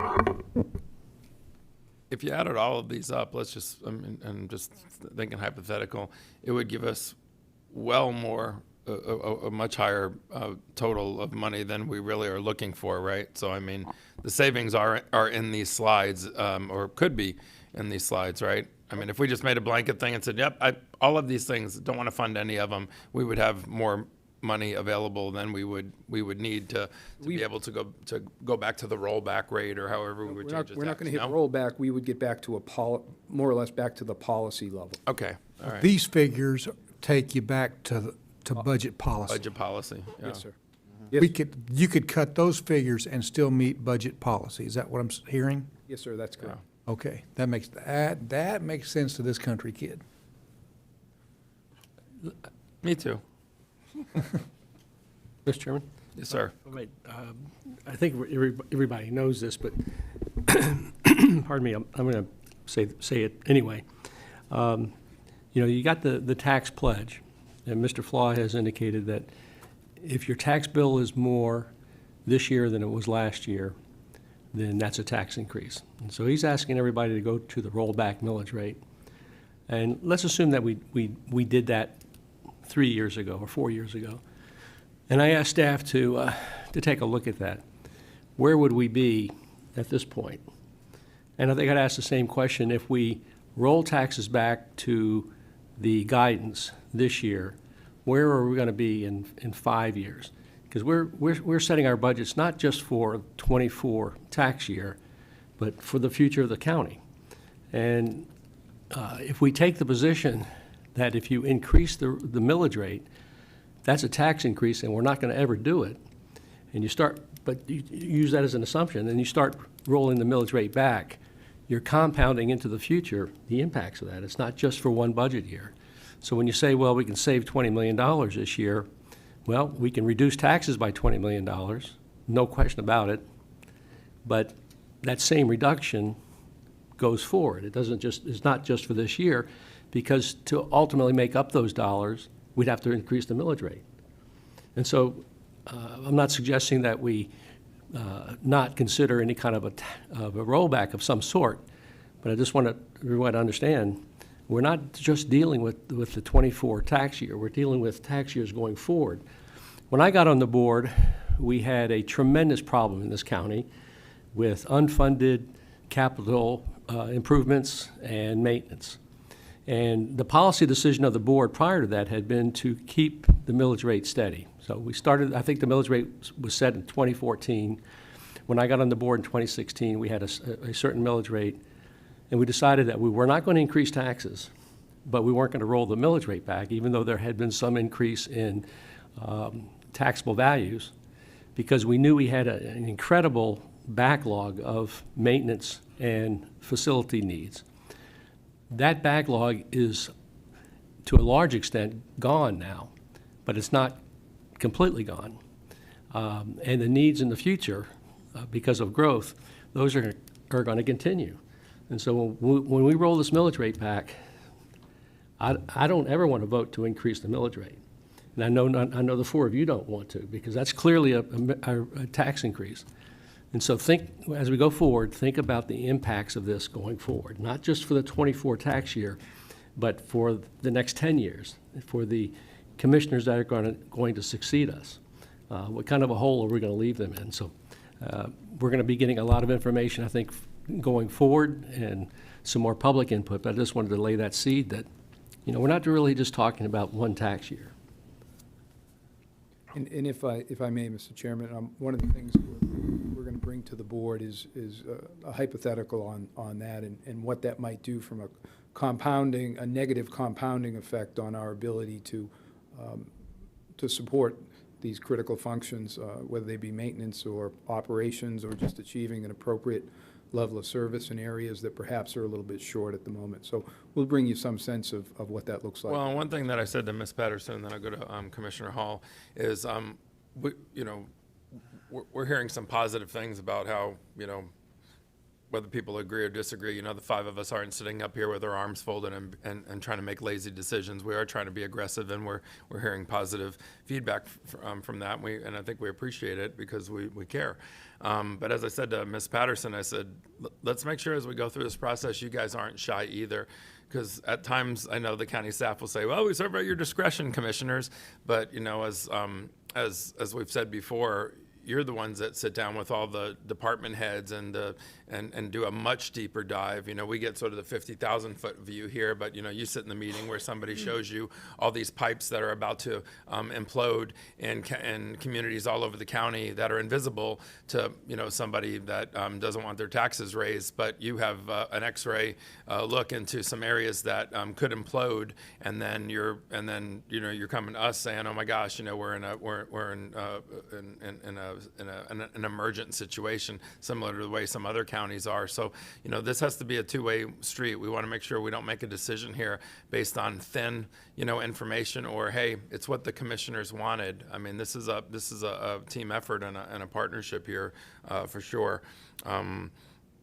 before I go to Commissioner Hall, I would just want to just throw some numbers out because I was really interested in conservation Collier. So Mr. Finn and I, we were pulling out our calculators yesterday, and what I said is if we stay at 0.25 for conservation, and Mr. Finn, tell me if these numbers are right, okay? If we stayed at 0.25, right, conservation Collier gets, at least this is what I wrote down, 34 million was the number that you threw out, right? Does that sound about right?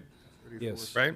Okay. So then what I said is, what would it take, and we were just throwing numbers out, how would we change that rate to say, get them 28 million? You know, we were just playing with some figures, right? We were spitballing, and the rate would be 0.2067.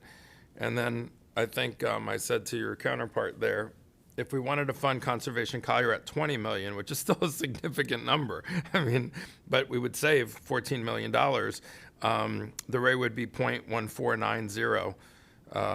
And so, I mean, you know, as we're looking for savings here and there, we're not making conservation Collier go away. And if we truly do have the legal authority to say, hey, the taxpayers voted for it, but we're obligated to stay at 0.25 or less, I mean, you can still fund them at a pretty significant clip instead of going from fully funding to zero, which I don't know if anybody's wanting to do that. I remember Commissioner Hall just speaking out loud, and we're trying to do that here, saying maybe we skip a year, right? And you know, when we were trying to figure out where money was, but I was sitting here just playing around with the numbers with Mr. Finn, and I was like, wow, you could still give them a pretty good amount of funding, and maybe we wean them, you know, back a bit, or maybe we don't over the years, but trying to not take a bite out of the elephant with one big bite, and immediately have a pretty good chunk of money available by trimming the fat a little bit. And still, I mean, $20 million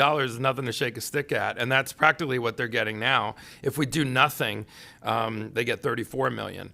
And so that's a pretty big increase, and I don't know that necessarily we need that, especially when we're trying to, everybody's trying to, you know, tighten their belts a little bit, or we're trying to make, not reductions, but, you know, trim the fat a little bit here and there. But those numbers were correct, right?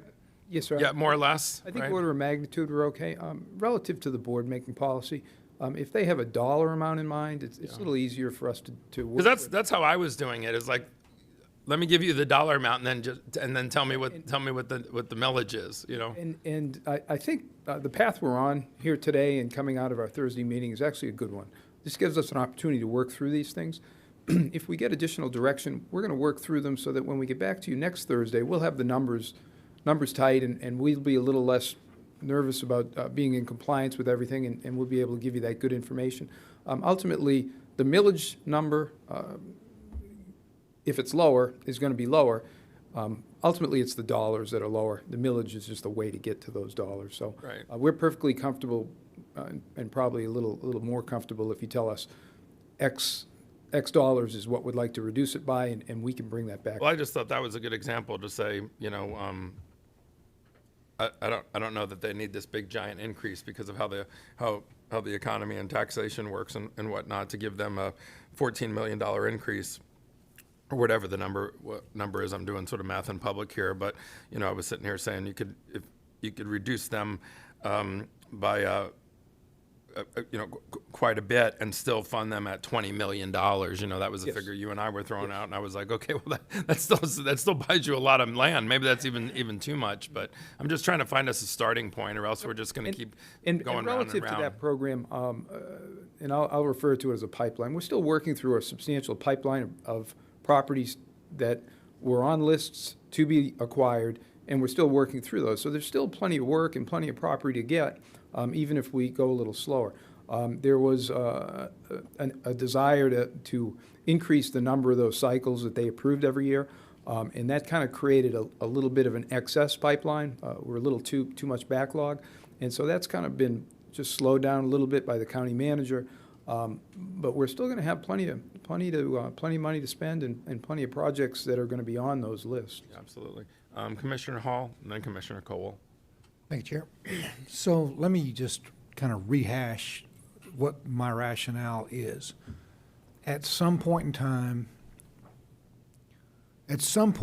we have to stop the growth of the government monster.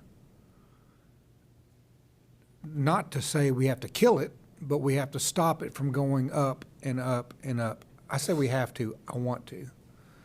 So when I take a look at the millage rate for this year, or lowering it to the rollback, what I'm saying is, yes, we can do that, but we're not going to stick to just business as usual for the next 5 years, because that would be, just like Commissioner Saunders said, that would put us behind the 8 ball horribly. But what I'm saying is, if we roll it back, then that starts the process of us really looking inward and seeing what we can do to operate as efficient as we can. And in the end, if we fail, we can go back. But with our best effort, I don't think that we would fail. And you say if you ever increase the millage rate, that you're increasing taxes. That's if the valuations stay the same. If valuations go down, you have to increase the millage to get to the same dollar amount. So, like Mr. Finn said, it's the dollar amount that concerns me. It's not the millage rate, it's just how we get to the dollar amount. So even if you raise millage and valuations go down, you're not increasing taxes if you still collect the same amount of money. But my thoughts are just to get us to the point where we're kind of jumping off the high dive with the hose in our hand, filling the pool, because that gets us to where we need to take a look, and we have a year to do that. We have to take a serious look at stopping and turning this government. You know what? I want to put the brakes on it at some point, and this is a good place to do that.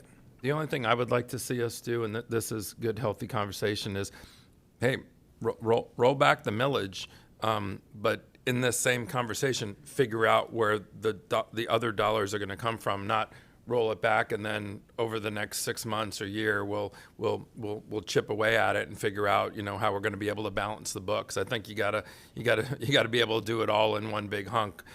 Rolling back the millage rate's the easy part, but I'd like to sit here and have a conversation and say, if we did that, then where are the areas where we're going to change how we're budgeted, if that makes any sense. I mean, I think it has to be all done together, or mostly together, and not just roll it back and then over the next year, we'll chit chat and hope that we guessed correctly. Because then going the other way, to your point, and I totally get it, boy, that's going to be painful, and probably not doable.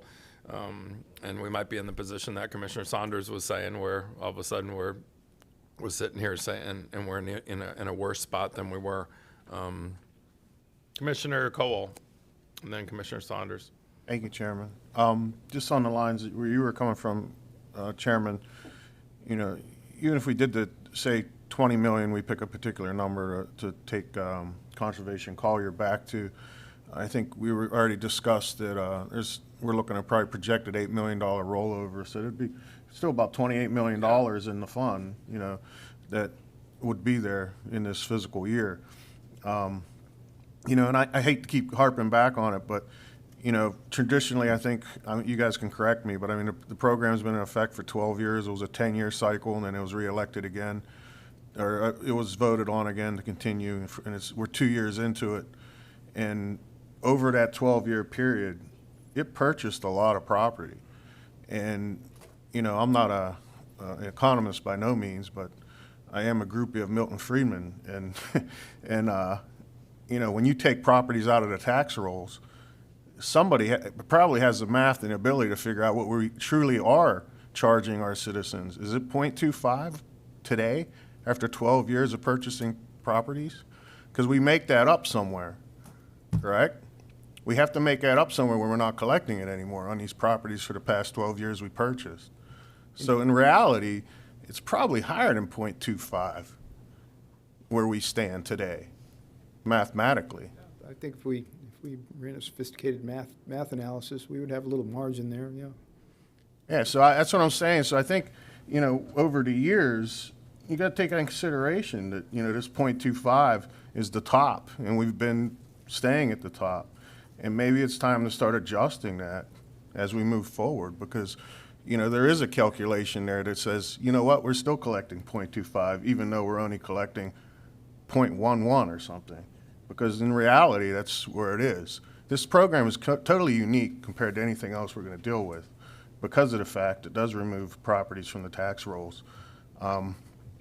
And, you know, that's, and the other thing, I just want to make a comment because I know we're diving deep into this. And, you know, we always talk about we're talking about the rollback. And, you know, we have a responsibility to the citizens of Collier County. And, you know, we control, constitutionally, we control a number we're going to pick eventually on the 21st. We're going to sit down and we're going to come to a number we all agree on, whatever that number is going to be. That's our job, to set the millage rate and look at the consequences by setting that millage rate. And every year this county grows. Population grows, construction, new homes, new condos. These are taxes are being paid to us at the same exact millage rate that whatever's set that year. We do collect more money. We collect more in revenue because of that. We have no control over that. The market dictates that, not us. The market will dictate who comes to this county and wants to make a part of their home or where they want to spend the rest of their life. So in reality, we could probably sit back because we are one of the fastest growing counties in the United States of America. We could be faced with, if we always do the rollback rate, rolling back every year, even though our population grows. So at one point, there's going to be a crossroads we have to face because the population uses services, it uses infrastructure, uses clean water, it uses sewer systems. So we have to be sure, and even in our own homes, we budget our homes for the future. And you know, you kind of sometimes have to look at it that way as government officials and setting that number, which we're constitutionally going to be bound to do. So I think there's room. Do we cut these millage rates? I believe that. We demonstrated that today from staff bringing these numbers to us. But do I think it's all the way back to the rollback rate? Would that be physically responsible? And that's something I have to decide. So I just want to put it out there. Thank you. All right, Commissioner Saunders. Commissioner Hall. Pull it together, sir. I agree with Commissioner Hall that we want to be efficient. We want to make sure that we're not wasting money. And I will tell you that when again, I'll go back to 2016. I know that's a long, long time ago. But as I said, we were in a dark spot there, and we made the decision that I think was the right one, and that was not to start cutting taxes, because we did have growth, and not to increase taxes. We didn't increase the millage rate, even though we had tremendous needs. And so we stuck with that policy. And I really think that that's the really responsible policy is to keep the millage rate steady, not to roll it back, not to move it forward.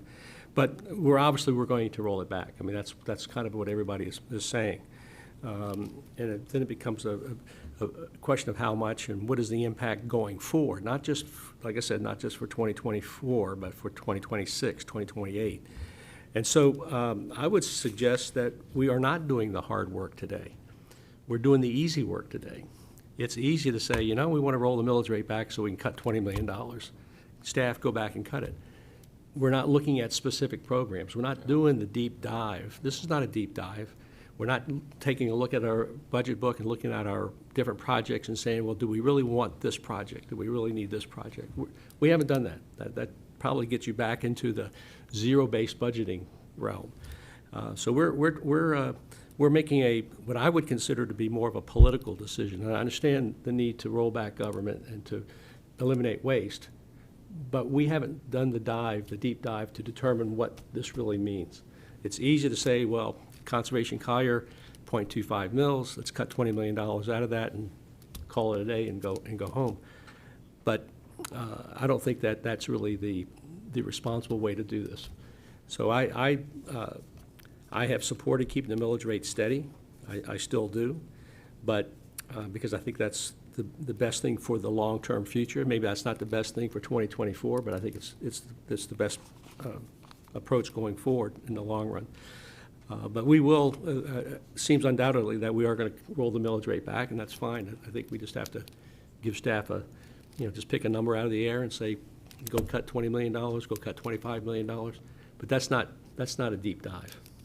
But to follow up on that, and then I'll go to Commissioner McDaniel, I mean, I agree with you that I think rather than figure out the millage rate, which to me is the end result, pick the programs, look at the unfunded list, work our way down, and then after we say, okay, this is what we're going to do to this program, this is what we're going to do to this one, this is what we're not going to do to this one. Then at the end, it drives a certain millage rate. And yeah, maybe it's rolled back. It's certainly not going to go forward, but it's rolled back all the way, maybe even further, maybe somewhere in the middle. But I think that's sort of like the end result. After we go, to your point, we go through programs and then see what that final number then comes out to. And obviously, if we start trimming certain programs, the millage rate is going to slowly change. Is it going to be rolled back to the number that we have here? Well, I don't know. It depends how we go program to program. Commissioner McDaniel just lit up. Commissioner McDaniel, sir.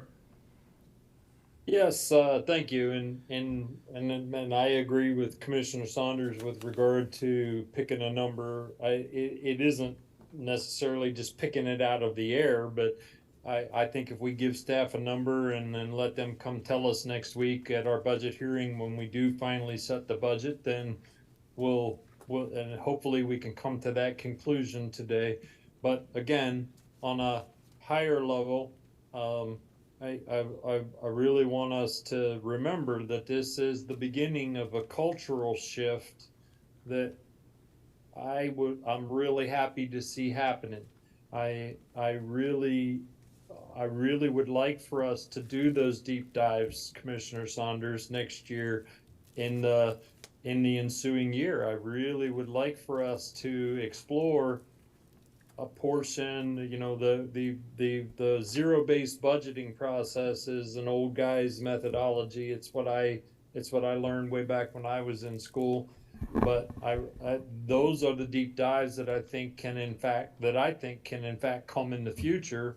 And this is letting our community know that this board is looking at these numbers, is looking at how our government is growing or not growing, how our government is efficient or not efficient, so on and so forth. And then we do those deep dives, and we do that on an ongoing basis as we go forward. So I think picking the number and I've heard several thrown around, but I think picking a number is in fact the way to go. Commissioner McDaniel, this is Rick LaCastro, obviously. I don't disagree, but yeah, I don't disagree, but I think the staff's, and this is where I'll turn it over to Ms. Patterson. I think the staff's looking for us to do more than just pick a number and then send them home. I think they're looking for us to pick a number and also zero in on particular programs. Maybe we don't have the exact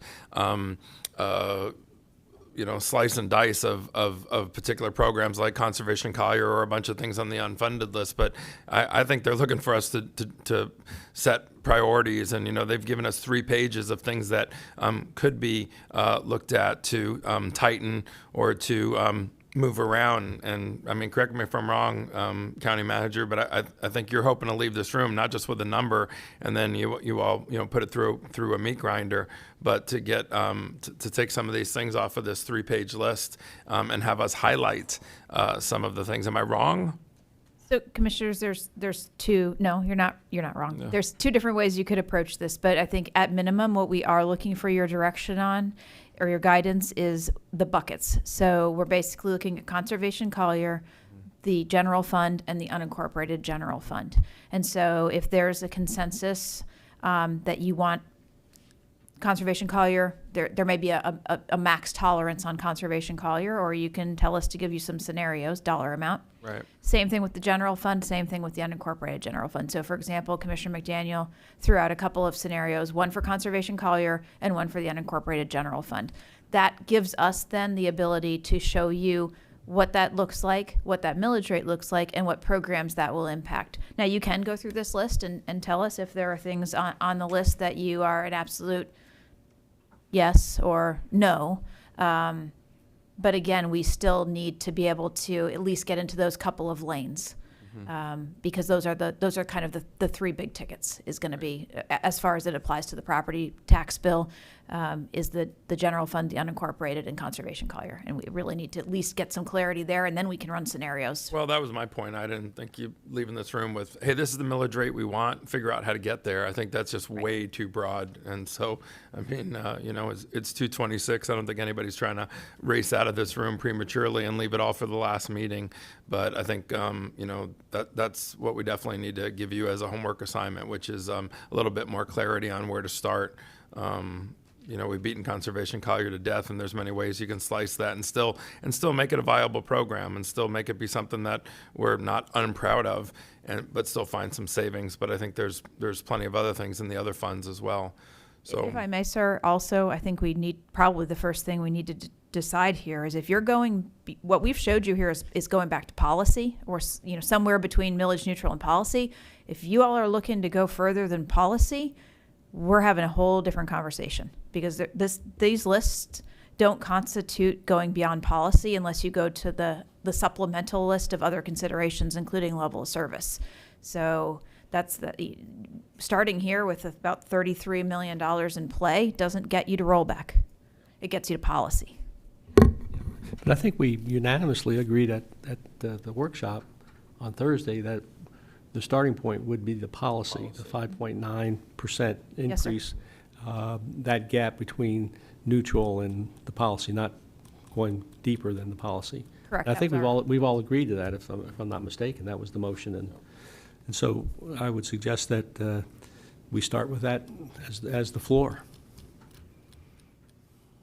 That puts the 3 pages of potential reductions in play, and again, it gets back to the three buckets: conservation Collier, the unincorporated general fund, and then the general fund. And again, a dollar amount. If you're just looking for an overall dollar amount and you want us to make recommendations, we can certainly do that. If you have a strong feeling about a floor and a ceiling on conservation Collier or any of the other funds, then those are things we would need to know, and we can bring you those options. And I would suggest that we have a list that you've put together, but that's your list. That's not necessarily ours. That's right. So we can, if we want to cut domestic animal services, we can cut. We can start pulling out different expenditures and cutting those. I use the DAS as that's a bad example, but I just happen to see it on this list here. That's a $170,000 contract staffing thing, and so there's a whole. We got a whole book of projects and expenditures that we can take a look at.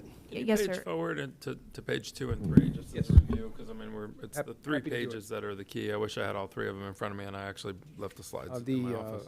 The attachment to the agenda item actually had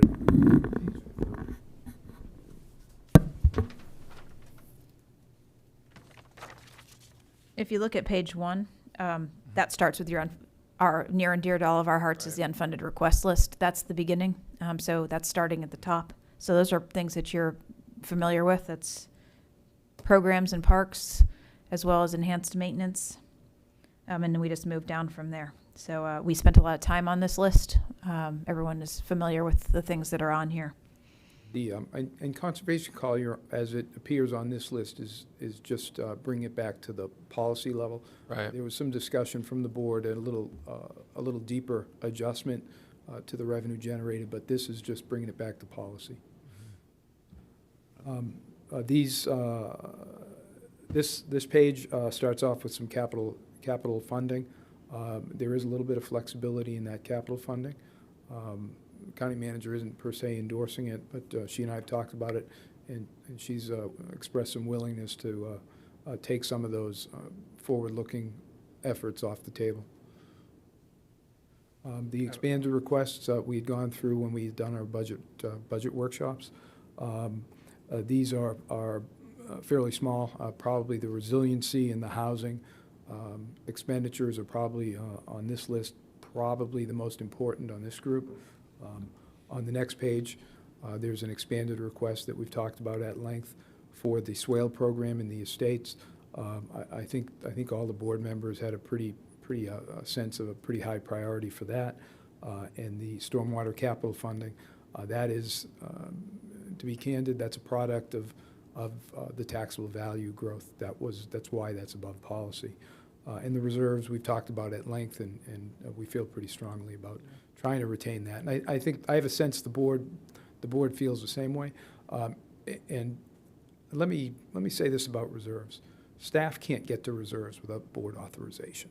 So if we go to use those reserves for any purpose, we have to come back to the board in an executive summary and have that discussion with you. So while it may be a little uncomfortable from a taxation standpoint, no one is spending that without board authorization. I got everybody lit up here. Let me go to Commissioner McDaniel. Yeah, thank you, Mr. Chair. I just, about, again, our county manager gave some pretty good direction about where we go in the buckets. I don't think today necessarily, unless it is the will, of course, of the board to do that, that we need to or should dive into the actual programs that will be cut or not cut, as the case may be. But I think today we should really strive to give staff some direction on the buckets that they should go into to have a look on where reductions can be actually effectuated. Let them come back and tell us those things at our final budget hearing in September, and then know when we come out of there that this is the beginning of a new era for our community. This is the beginning of us giving consideration to what Commissioner Saunders has talked about. What are these long-term impacts of these reductions, and having those, maybe not the whole company-wide zero-based budget, but we pick 5 departments next year, and throughout the first part of the year we do zero-based budgeting on 5. I'm just throwing a number out. I don't know. Maybe it can only be 2. I'm not sure. All I know is in my heart that it's an inordinately arduous process. But we give staff some direction today on the buckets that need to be hard looked at. We make those final decisions next Thursday with additional direction that come back January.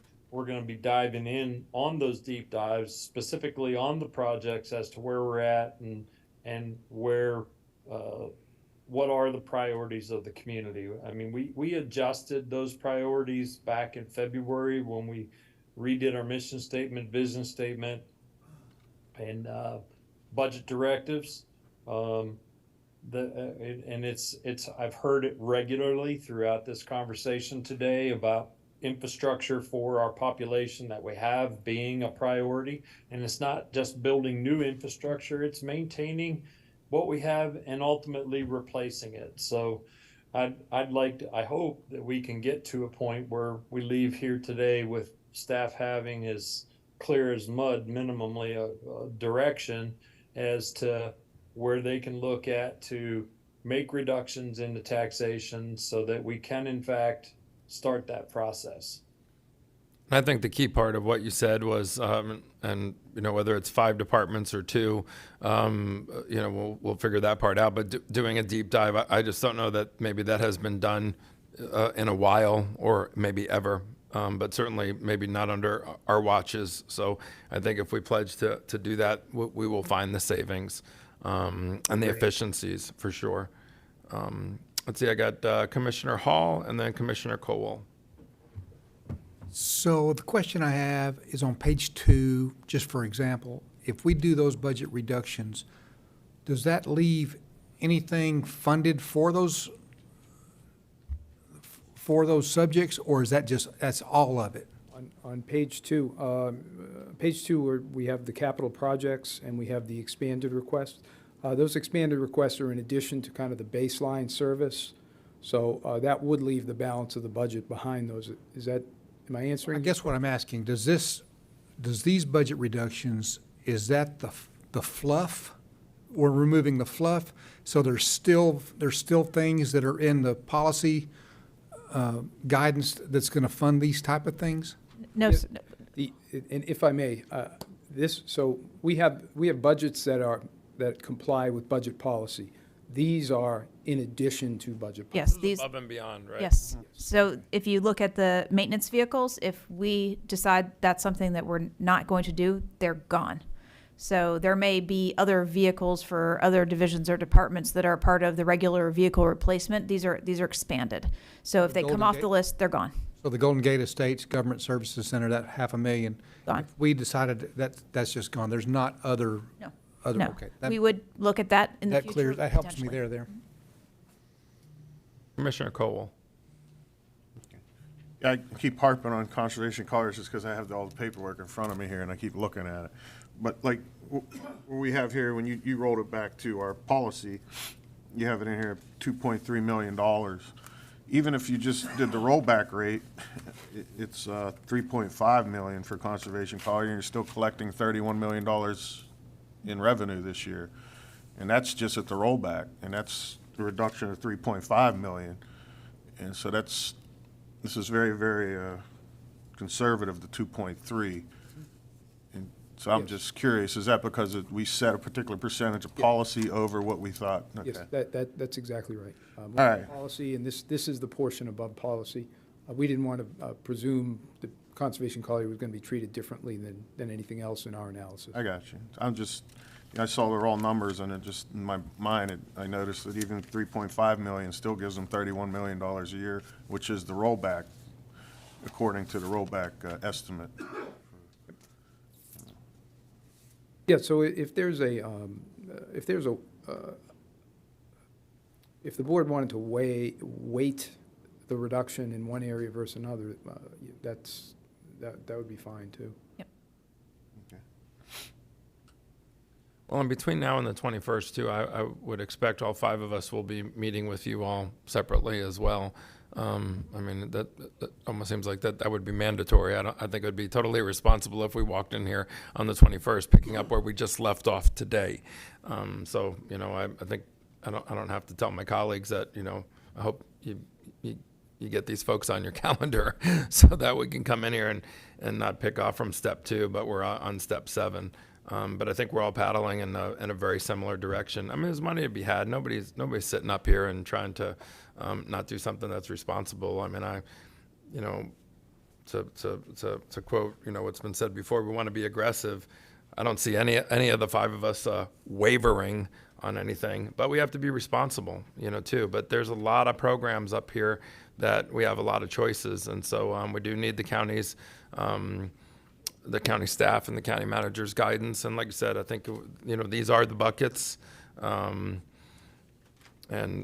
I think there's plenty of savings to be had. I like what Commissioner McDaniel said is like, if our goal is, hey, we maybe don't decide everything on the 21st, but what we do decide is come January, we zero in on 2 departments and we peel the onion back a lot deeper than it's gone back before and see what we can find. We need to be doing that across the board. And, county should be doing that all the time, not just because we've directed it as a new requirement. What else? Anybody else have any comments, or do you think, county manager, what do you think? Do you have any do you have enough homework assignments here? Was it's clear as mud? And something I do want to ask you is what we said in my office. What's your concern hearing the direction that we're sort of floating? Because, in the end, like Commissioner Saunders says, I think we'll all be gone. You probably won't be, or Mr. Finn won't be. And so, it's like the county staff outlive the commissioners every single time. What do you think you're going to be left with here? What is your concern? You have so much historical knowledge here, Amy, that, it is really valuable for us to hear, what your it's easy to nod and say, hey, it's the will of the commissioners, and then, all 5 of us leave, and then, the county manager's like, I'm really in a pickle because the last 5 people were trying to try to be nice, but they weren't judicious, smart, and, fiscally savvy. What's your thought? So it's difficult as an infrastructure person. I came from that, and both from the funding side as well as the capital construction. knowing what we're facing, not only with the growth, but also with the age of our infrastructure, and some of our maintenance practices over the years, it would be unfair of me to tell you that this will all be okay. We have a big burden that we're carrying in backlogged maintenance. And to Commissioner Saunders' point, a couple of things that have changed since he and Commissioner McDaniel came on the board is that attention to that backlogged maintenance. But things are, every year I'm getting older, and so is our infrastructure. So, as we pick away at it and really get after it, we still have things that are continuing to age. I think aquatics sticks in my mind as my new stormwater. The age of our aquatics facilities and the state of their disrepair is concerning, even with the amount of money that we continue to infuse into the program. And you did hear the gentleman come in today to say, "Hey, can you please fix my chiller?" But again, in the same breath, I think you also wanted his taxes lowered. And there's a cost to doing everything. So in this evaluation going forward, we really are going to have to think about what that looks like. It's great to build nice new things, and it's nice when they're new, but they get old eventually too, and they have to be maintained. And so that's continuing to add on to those things that are in our catalog of things to care for. So how are we going to get after these things? That remains to be seen. We're one, down tick in the economy away from having a different type of conversation. And I can't tell you how difficult it was coming out of the recession and looking at the aftermath of having not maintained things. And I have told you before, I don't envy the decisions of my predecessors at all. But there's one thing that they fought pretty hard for, and when that is to try to at least maintain the millage rate to the best of their ability, for their own reasons. Now, my personal emphasis is that we have to maintain the things that we own. Before we add anything else, before we do anything else, is that we have to maintain things, and we have to be sure that we have adequate budgets. We prepared a budget when we came to you in June, not knowing what the final taxable values were going to look like, but knowing that there ended up being a difference between policy and those initial taxable values, which gave us a chance to restore reserves and to put a little bit of money towards those things that plague us the most: parks, libraries, DAS. To Mr. Flaw's point, when he told you that we would come to you with these emotional choices, he's not wrong, but it isn't because we want to put you in that position. It's because our choices are so narrowed that the only places that we really go to make these types of cuts are the most emotional places, because you're not going after health safety. You can't go into the enterprise funds. You are left there with those things funded by the general fund, and that gets to the heart of our community. That's parks and libraries, that's DAS, code enforcement. You're really getting into those things that we probably talk about the most. So it's a very difficult decision. We've showed you that we can make hard decisions and we can go back to policy. We've showed you that we could cut in different ways. We can have a level of service conversation. I committed to you earlier that we had already had a conversation about piloting a zero-based budget, because I think it will be very revealing for everybody of the true cost of doing business, even at the level of service we have, let alone the level of service that people want. And they may not be in this room, but we hear them every single day, and I know you do too, about people wanting us to keep the community the way that it is, or even improve the community. So that wedges us into a difficult situation. But I do understand that growing government that's not what our aim is. We're not here just to spend whatever money you might hand me. Now, today I would tell you, yes, whatever money you give me, I'll spend, but I'll tell you exactly what I'm going to spend it on. I'm not making things up. I'm going to get after things that have been let go a little bit. So with that, it would help us tremendously if we could at least get an idea of your appetite for these buckets. If it's back to policy, then we know our marching orders, and you may land somewhere short of there. If it's, as Commissioner McDaniel suggested, $5 million in the unincorporated, that gives us a starting place. But if not, we're only guessing, again, at what your appetite is for this potential reduction. And it doesn't tie your hands, because the final decision will be made on Thursday. What I would like to see is something in the middle. Like, let me just throw an example at you. I had asked earlier, what is security equipment replacement? $550,000, right? $500,000, right? And then the answer was, oh, that's to replace all of the x-ray equipment in every single building where we have it. You know, in my prior life, sometimes you didn't get the luxury to do that. So sometimes you picked, even though everything might be 15 years old, this year we replace half of it, next year we replace half of it. And you just saved $250,000. And we did upgrade security. We upgraded it, and I'm just talking out loud, but we upgraded it in maybe this building in the courthouse that sees maybe the most people. And then we leave it on the list because we still have 2 or 3 other buildings to upgrade. And so we didn't go from $500,000 to zero. We didn't walk out of here and say, oh, we just made a really poor choice. We didn't upgrade security equipment at all. How stupid we are. And, you know, you can go all the way down the list. You know, there's library money on there. I don't think anybody here is looking to go from $100,000 to zero. But is there something that's sort of a little bit more in the middle? And there are some big numbers on here that, you know, the answer might be somewhere in the middle. And that's at least something that I'm going to talk with you about between now and the 21st before we just do a line item veto and go yes, no, yes, no, yes, no. And I don't think anybody up here is saying that. But I think the answer is there are some things on here that maybe are nice to haves, but there's some things on here too that we can make responsible decisions and just say, you know, do we really need to upgrade all the x-ray equipment in every single building all in one big chunk in you know, in this particular budget? Maybe not. I don't, you know, I mean, I sit here and go, sometimes the answer's somewhere in the middle. And then we still have it as a homework assignment, but it's a smaller chunk to swallow next year. You know, same thing with library subscriptions. Is it really $335 or nothing? And I don't think it is. And so that's the kind of thought process I would like to see. I don't know what my colleagues think. Commissioner Saunders just lit up, sir. Yeah, I was just going to take some exception to a couple things that have been said by some of the speakers, and there seemed to be an indication that this is the first time we've had these types of discussions where we're talking about budget line items and whether we should go to rollback millage rate or not. This is not the first time we've had this discussion.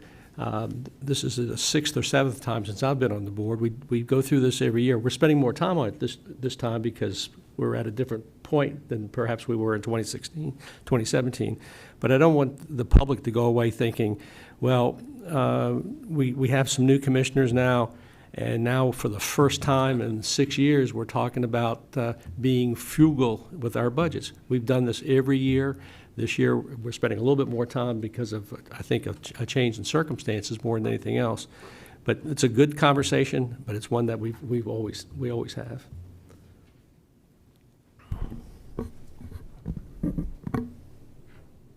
What more detail do you need from us then? Don't let us exit here or move on to the next thing if we need to, you know, keep these slides up and do a deeper dive. So it's like, yeah, you know where the buckets are. It's these 3 slides. I actually don't think that's enough.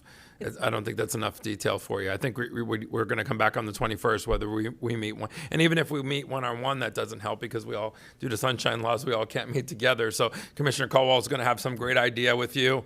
And then Commissioner Saunders is going to have something totally different. And then we're going to come here and we're going to have possibly, you know, multiple. And that may not be a bad thing, but I don't think it marches us towards the best decision. So let's start with Conservation Collier. We have a couple of different options. It sounds like our option is going to be something less than millage neutral, it appears. We have rollback to policy. You know what that looks like. We have rollback to the intent that the program generates about $28 million a year, which is about a $6 million cut this year. And you could go north or south of that. So if we could get even the boards, if you want us to stay at 6, and then you can make a final decision on Conservation Collier. You want it to be 10, you want it to be 2. We can get a ceiling on where you're looking at.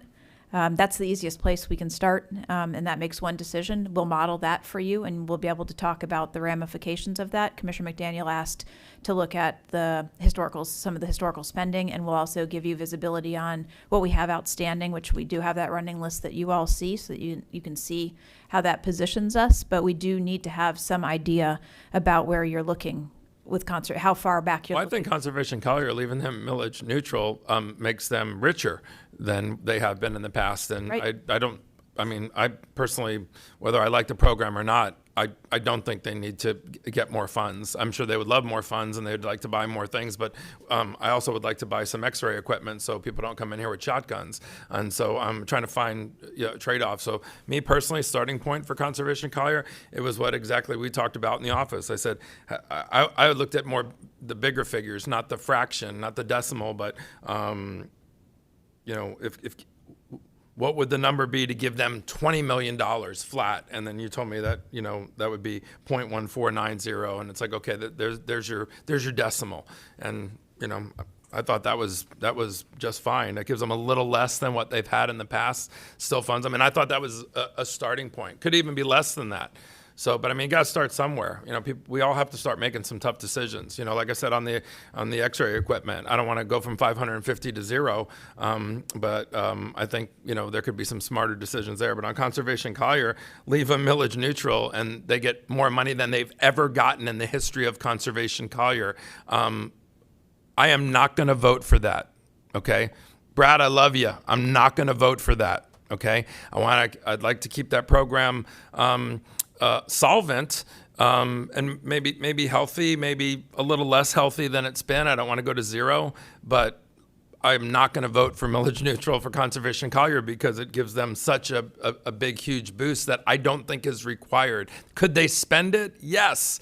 Could Brad Cornell come in here and give us a list of properties all over the county that we should have bought, could buy, should buy? Absolutely. But, you know, we don't have that luxury. You know, we can do anything, but we can't do everything. And so if we want to start at Conservation Collier, I look at a round number and, you know, bring me something that looks like 20 million plus or minus, probably 20 or less. That's just me. Okay, so I'm going to talk real examples here so you can go home with something, at least from Commissioner LaCastro. And I think that that creates a starting point of some money. Then you look at these 3 pages here, and as you start to look and say, you know, hey, we could do this, but, you know, there again, we can do anything, but we can't do everything. What things on this potential budget reduction list is trimmable without making it zero, and then see what that looks like. Honestly, on the other pages, we'll come back to you. If we're not going beyond policy, then we'll come back to you with what our recommendations are. Of course, you know our recommendation was the budget that was presented, but our secondary recommendation, working off of this list, as well as the supplemental page for recommendations, because there probably are things that we would remove from this list in lieu of leaving other things on. Let me make sure you leave here hearing from every single commissioner on going beyond policy. Again, I'm going to go down the line. Commissioner Kowal, you know, we stuck to a certain policy when it came to, you know, funding. Are you looking for the county staff to go beyond what we had previously voted for as policy? And Commissioner Saunders can probably summarize this better than me. But, you know, and you actually were making the point earlier, how we had already set the policy for a certain percentage. What is it? 5.2? 5.75. 5.75. So, you know, Commissioner Kowal, do you want them to color within those lines, or, you know, do you feel like that vote was dated and, you know, we're at a different starting point? Because I think you all leaving here with that answer is critical, because that gives you a lane to stay in or not, correct? Yes, sir. I think, thank you, Chairman. I think when we did vote on that, we didn't actually know the number, what funds collected and where that actually increased until after the fact. So I think we collected more funds than we initially thought we were going to collect when we made that particular policy percentage. And like I said, just looking at Conservation Collier, I could say go to the rollback rate, and that's 3.5 million, which is a difference of whatever you have, 2.3. And I would probably take it further than that. I mean, you're talking $31 million over what, you know, they only collected $30,573,000 a year before. So they're actually gaining $1 million just with the rollback rate. Yeah. So, you know, that to me, I think we could set like a particular number and say, all right, let's say a top, you know, let's work the numbers and say a top, cutting it back to 20 million, and then work our way somewhere And I actually think the will of the people who supported Conservation Collier, and there again, I mean, we got the one of the number one experts right here in the room, Brad, and he may agree or disagree, but I think if you went out to the person on the street who voted for it, I think they're comfortable with where it is right now. If due to circumstances it got plussed up significantly, I mean, maybe the top environmentalists would say, great, you know, the sky's the limit. The bigger it gets, the better. But I don't think we can be that irresponsible. And so just back to, like you said, security equipment replacement. We're talking about x-ray machines. And I could arguably say that the courthouse is probably the one that gets used the most. Right. You know, those two machines that run consistently over there. I mean, you could say, all right, maybe we need to replace those, you know, in lieu of something breaking down. You know, I think you said we have 4 locations. Yes, that's right. Now, I know where I used to work over at the Emergency Operations Center, we may have 3 people walk through that building that aren't somebody that works there. That isn't somebody that works there. Sorry about my English. But, you know, during the day. So that machine probably hardly ever used and probably never breaks down. So I think this could be an area we could say, all right, let's look at this with a broader, you know, idea and say, hey, yeah, we don't need more than $500,000 to replace some x-ray equipment. And then some of these things too, like even if I, you know, put the rollback rate compared to some of these line items, you know, it actually puts it more in line, and they're still getting a little bit more money than they would have, if, you know, than they collected the year prior, you know, and we're not going as far with our policy percentage. And that being said, we did collect a little bit more than we thought when we set that policy percentage. So I think that's where we have to start looking at playing with, that I think there are some line items here that, you know, even if we went to the rollback on certain things, they're still going to be funded more than they were last year. Not increasing whatever it was, 4.7, I think was the policy. 5.75. 5.75. So, yeah, I think there's some room. And it could even go a little lower than what we got here. So and still 5.75 is a good starting point, but to your point, if I'm summarizing correctly, there's a few line items that 5.75 still might be a little generous. Yeah, a little generous, because even if you looked at it at rollback, which is less than a 5.75. And notwithstanding the discussion, the board's direction was to kind of focus in on that chunk of the budget, and again, it's easier for me to look at it as a dollar amount. Let's call it 33 million for the general fund. So to get to policy, looking at this list, because this is kind of the margin, can we get all of that 33 million? I'm not sure we can. If we, reducing Conservation Collier to 20, that's a $14 million reduction. So that goes a long way to allowing us to leave in, for instance, you would leave in the reserves. Leave in the reserves, leave in the swale program, and then some of these other things may not make the cut, but the Conservation Collier adjustment would allow us to have some flexibility on this operating side. And when we look at these, we've looked at them before. They were the UFR items, they were the expanded request items that come out separately on your budget pages when we go through them. So these things are not completely unreviewed. They're in there. And honing in on the capital stuff, absolutely, the board is not wrong. These capital items, including the X-ray equipment, was outside of the policy. The board gave us a policy. We had an opportunity to program some additional funding. This is the way we elected to do it. The board reviewed that, and at that review session, they were okay with it. But we're coming back and saying, okay, if we're reevaluating that marginal budget, these are the things that are marginal. So if these have to get reduced, if the county manager recommends it, we're going to get through it. If it means replacing 2 units instead of 4, that's fine. We will, in fact, get it next year. And if it breaks, we'll twist some arms. That's and we'll find the money. my personal strong position. It's called a phased approach, and you do it in your own household budget. Wow, our water heater just exploded and our air conditioner isn't working. I can't afford both, but I think the air conditioner is more important, or the water heater is, or the stove, or whatever. That's the way they do it in business. That's the way they did it at IBM. That's the way they do it at NCH. We can do anything, but we can't do everything. I really think as a starting point, yeah, there's some things on here that might be more nice to haves, and there's a few things that disappear. But I think if we have a really aggressive, phased approach on these items and they don't fall off the list, they wouldn't be on this list if they weren't important. And so the fact that they've made this list means they're important. But I just think and it wasn't a homework assignment, but what hasn't been done on these 3 pages is a phased approach. This is sort of like an all or nothing. Hey, these are the overages. You know, when Commissioner Hall was asking, hey, does this mean if this goes away, they get $0? You know, And for those capital things, it isn't the case for the X-ray, but it is the case for some of the others that are. Right. They're forward-leaning programs. We're trying to get ahead of some programming on some. But in the case of the vehicles, if we made that 0, we still buy vehicles next year. We just don't buy those. We still replace the core group of vehicles. Right. These represent additional vehicles. Yeah, and that's where I think we need to make, the tough choices or the phased approach. Okay, that number represents X number of vehicles. Let's just say it's 8. Okay, same thing as the X-ray machines. Can we buy 4 and still leave those vehicles on the list and try to get to a more judicious way of budgeting over these next few years? I mean, you're going to have the same names up here at least for the next 12 months, plus or minus, right?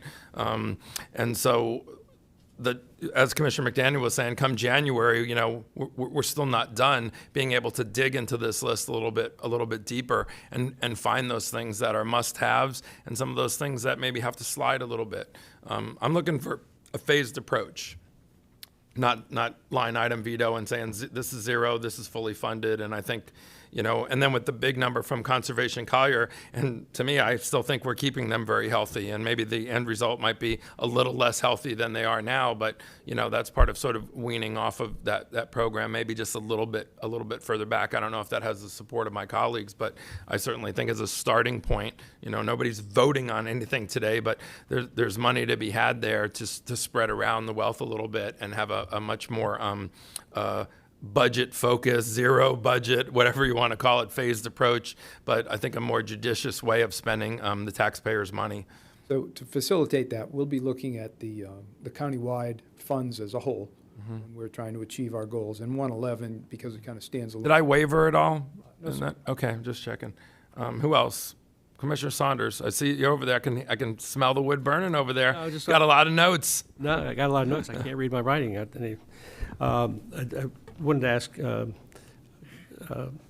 Commissioner Colwell, in terms of the Conservation Collier, because that obviously is where there's going to be some substantial reduction. And Commissioner Colwell, I wasn't sure what you were trying to get at in terms of a number. Commissioner LaCastro indicated 14 million out of Conservation Collier. They still. So it keeps them at 20. They'll keep them at 20, but I wasn't sure if that's where you were. Or if you were deeper than that, or.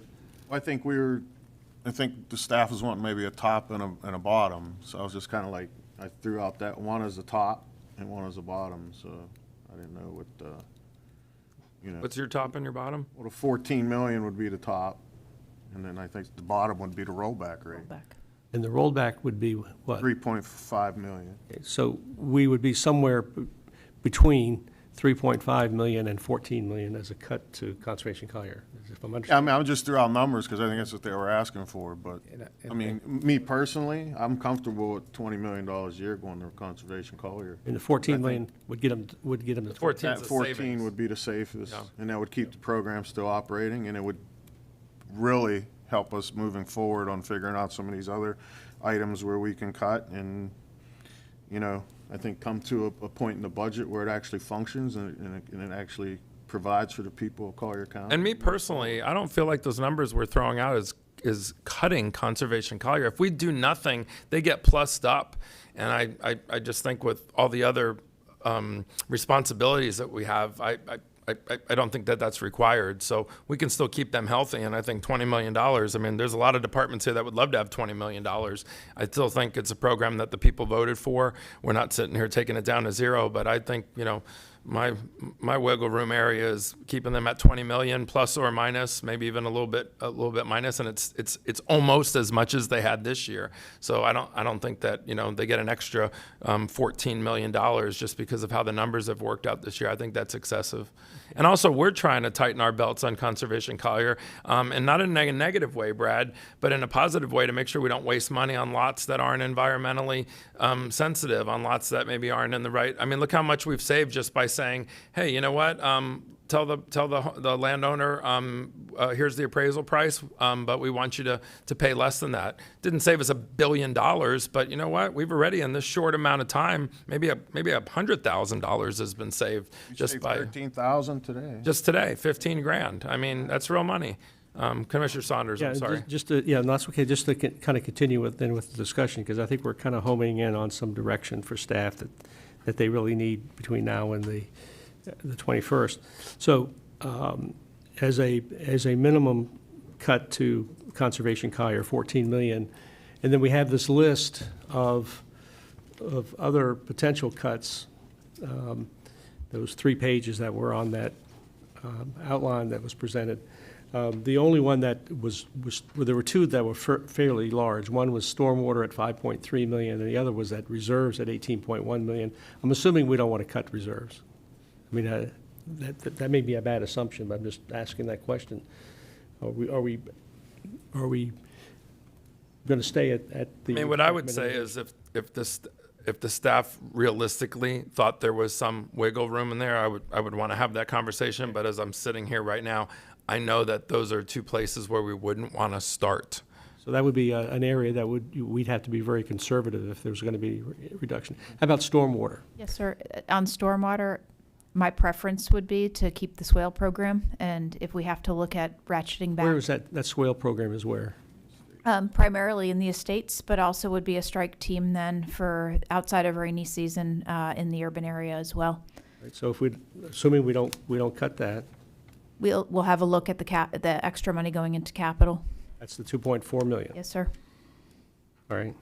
Can it be phased at all? We'll take a look at it. One thing I do want to just clarify is I don't look at it at that 14 million for Conservation Collier as a cut. I look at it as they're about to get a raise, and we're not giving them that raise. We're gonna sort of keep them within the window. Understood. Right. So- It's just a reduction of yeah. the millage rate. Yeah. I was saying cut, but I understand what you're saying.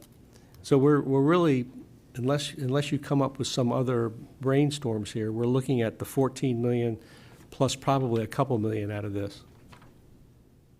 Yes, sir. I have a couple of notes jotted down that gets us to around 18 to 19.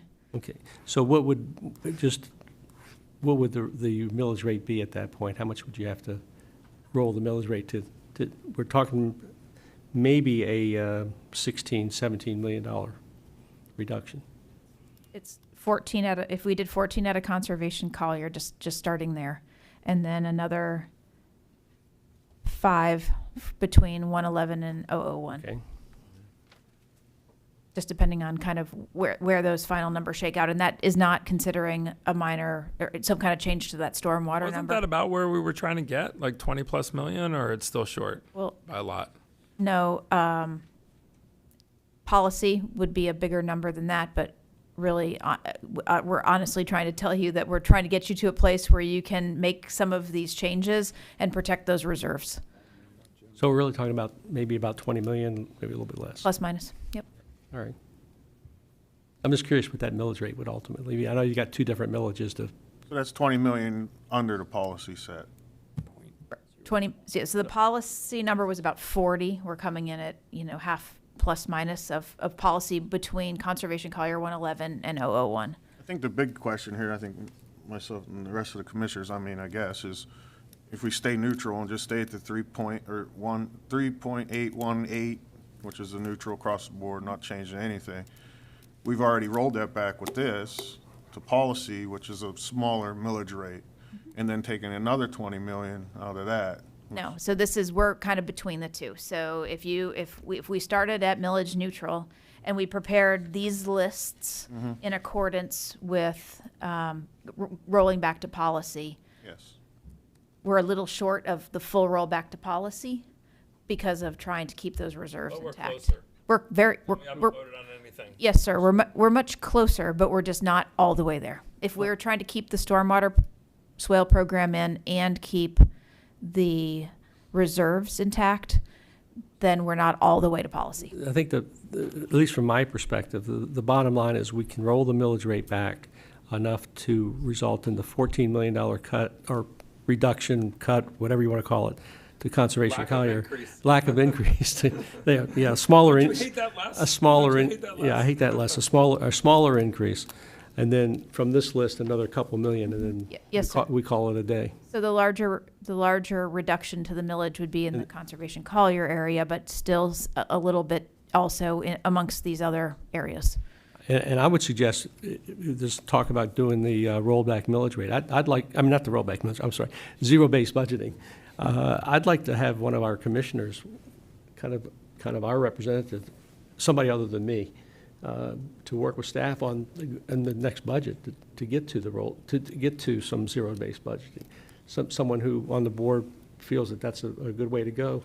I don't think that's a good way to go myself. I don't think it works. I know Jimmy Carter, I think, was the president that got that started at the federal level, and Ronald Reagan was the president that ended it, because it's cumbersome and it doesn't really, it's a good buzzword, but it's not really a practical. But if someone on the commission wants to work with staff to make that happen, I think we should appoint someone or have someone volunteer to do that. I don't know if this is enough direction for you. Yes, sir. I think it's just my comments, but I think we're sort of getting there. But I got Commissioner McDaniel. Let me go to Commissioner McDaniel, sir. Yes, thank you, Mr. Chair. Commissioner Saunders, I'll be your huckleberry. I'll volunteer. All right. I'd be happy to work with staff, and I have a couple of points, and I've said this multiple times. I'd like for today minimally that we stay global. I'm happy with the number that has been discussed about not increasing as much or cuts to conservation or whatever you want to say, but I think the $20 million mark is something that we can have a decent conversation with next week. I think it's important for us to stay high level at this stage today with regard to the buckets, as our county manager suggested that we do, and then let them go manipulate and maneuver to get to what we feel is a consensus with our board for what the ultimate rates are going to be in a general fund and then also in the unincorporated fund. And I think, from what I have heard from these discussions, there's about 20, they came to us with a budget policy of 40 million, and I can see us talking about 20 million as a reduction. That is a start. And us remembering that these are all different buckets. Just because we cut Conservation Collier by 14 or reduced Conservation Collier by 14 million and what they would have gotten if they'd have stayed rate neutral, that 14 million doesn't flow over to pay for roads and bridges and stormwater and those sort of things. But at the end of the day, it's all one bucket to our taxpayers. At the end of the day, it's an effective reduction in an expense for our taxpayers, and that's what we're actually doing. The other side of this equation is you can't cut your way to prosperity, and we have to remember that we gave direction to our staff several meetings ago to convene a rate study for our services and things that we provide. We had a gentleman come and speak with us talking about the chillers at the pool where he goes and swims. But the fee structures with the users that are coming to use our facilities haven't been adjusted in quite some time. We saw enormous adjustments in our boat ramps. Commissioner LaCastro, you bring them up on a regular basis. Most of them are in your district, but we were in a terribly adverse or poor position with a previous vendor that was operating our ramps and our marinas. Those are things that we're going to dig into next year as we go through the process of having discussions. I mean, you brought up earlier our libraries, and maybe it's time for us as a community to have discussions because of the advent of the digital age, and more people are getting their reading material from digital sources. Maybe it isn't necessary for us to have as many of the community libraries that we have plunked all over the community. Museums is another one that's on the watch list. We've had discussions with. I have had discussions with our staff about how many counties in the state of Florida actually have and fund more than one museum. And maybe we start looking at ways, and I really like your phased approach, Mr. Chair, having discussions about how we move from how we've always done business to trying something different. And those are some areas, both increase in our revenue and then continually working and striving to save our taxpayers money. So I think it's about as far as we can get today. I'm happy with the discussions that have been had with regard to the strive of the reduction in taxation for our people. Okay. I agree. My closing comment on this is, so without sounding like a broken record, I don't feel like we cut conservation Collier. I'll just make that clear again. We just didn't give them a raise. We just didn't give them a raise. And what I'll be looking for between now and the 21st, and I would like to have a lot of one-on-one meetings so that I'm not surprised on the 21st with what you bring and maybe some of my discussion, and I'm sure the other commissioners will feel the same way, that the phased approach across the board, and maybe you might even discover some things that aren't on these 3 slides that we might be able to phase. And even, to me, stormwater and the reserves, like you say, hey, maybe that's taboo. I think everything's subject to discussion. It's not where I would start, but when you talk about a phased approach, there's some things on here that are some pretty big numbers. So you can't tell me it's like, when it comes to, the swales, it's all or nothing.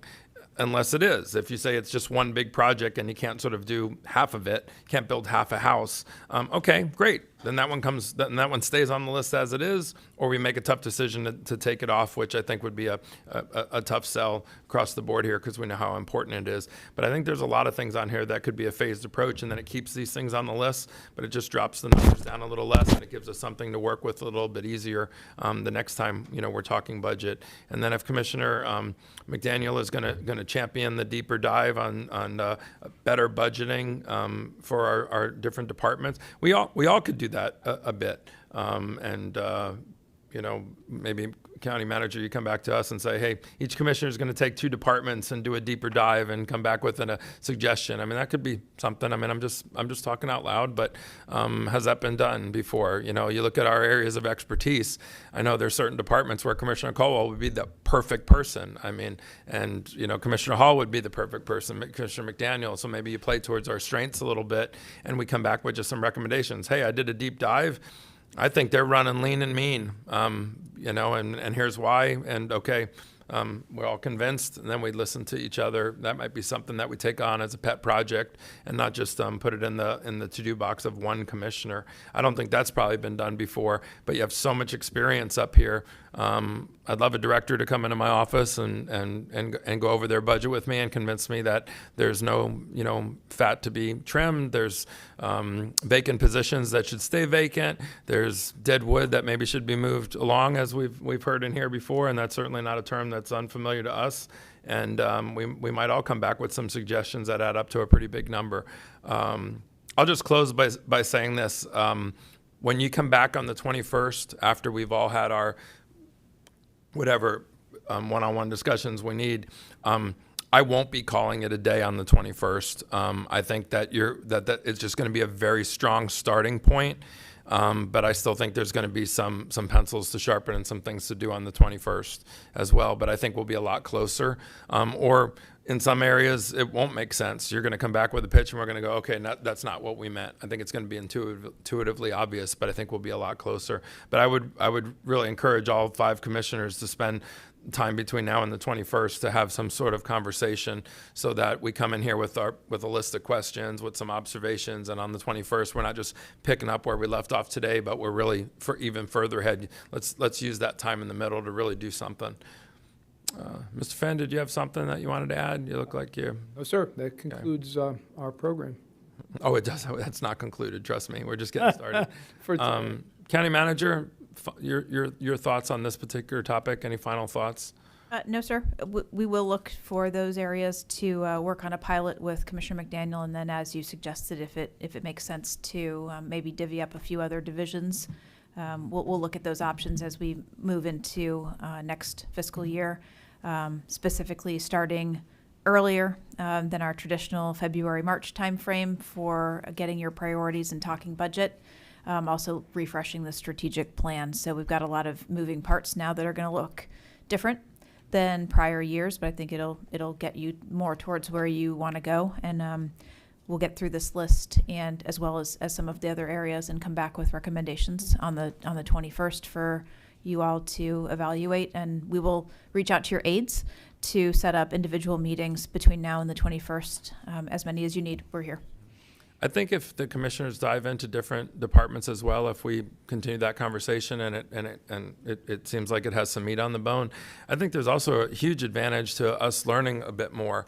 The same way that we all decided that we would sort of mix who sits on what committees, and that it no longer, is the same person on the Affordable Housing Committee for, 8 years just because they like it.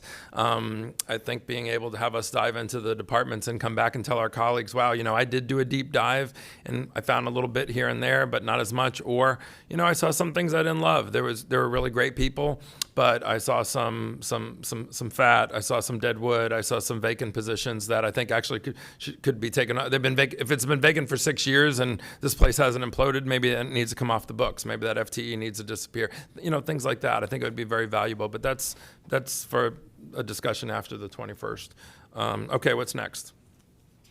We are moving on now to staff and commission general communications, item 15. Item 15A is public comments on general topics not on the current or future agenda by individuals not already heard during previous public comments in the meeting. We have none registered. All right, that brings us to staff project updates, 15B. 15B1 is a rock crushing update. Miss Jamie Cook is here to give you an update. Oh my God, there's other things in the universe besides just the budget. We have rock crushing, we still have the other things. We still have rock crushing. Yeah. Again, Jamie Cook, your Director of Development Review. So the lot has crushed about 171,000 cubic yards of material. The drone footage, they've done two, most recently one last week, shows about 10,000 cubic yards is being left. Once that is done, they are also starting to remove some of that vegetative debris that's piled up, as well as the rebar and some of the other construction debris in that pile. Once all the crushing is completed, the owner has contracted with a company already to start spreading those piles of material on the site. I actually just, while you guys were discussing budget, received an email from one of the property owners that they're also looking to finish out some of the permit requirements that the district and the county have for the lake that's on the property. So they're working on planting the littorals and some of the other stuff that they've had to do as part of both of our permits.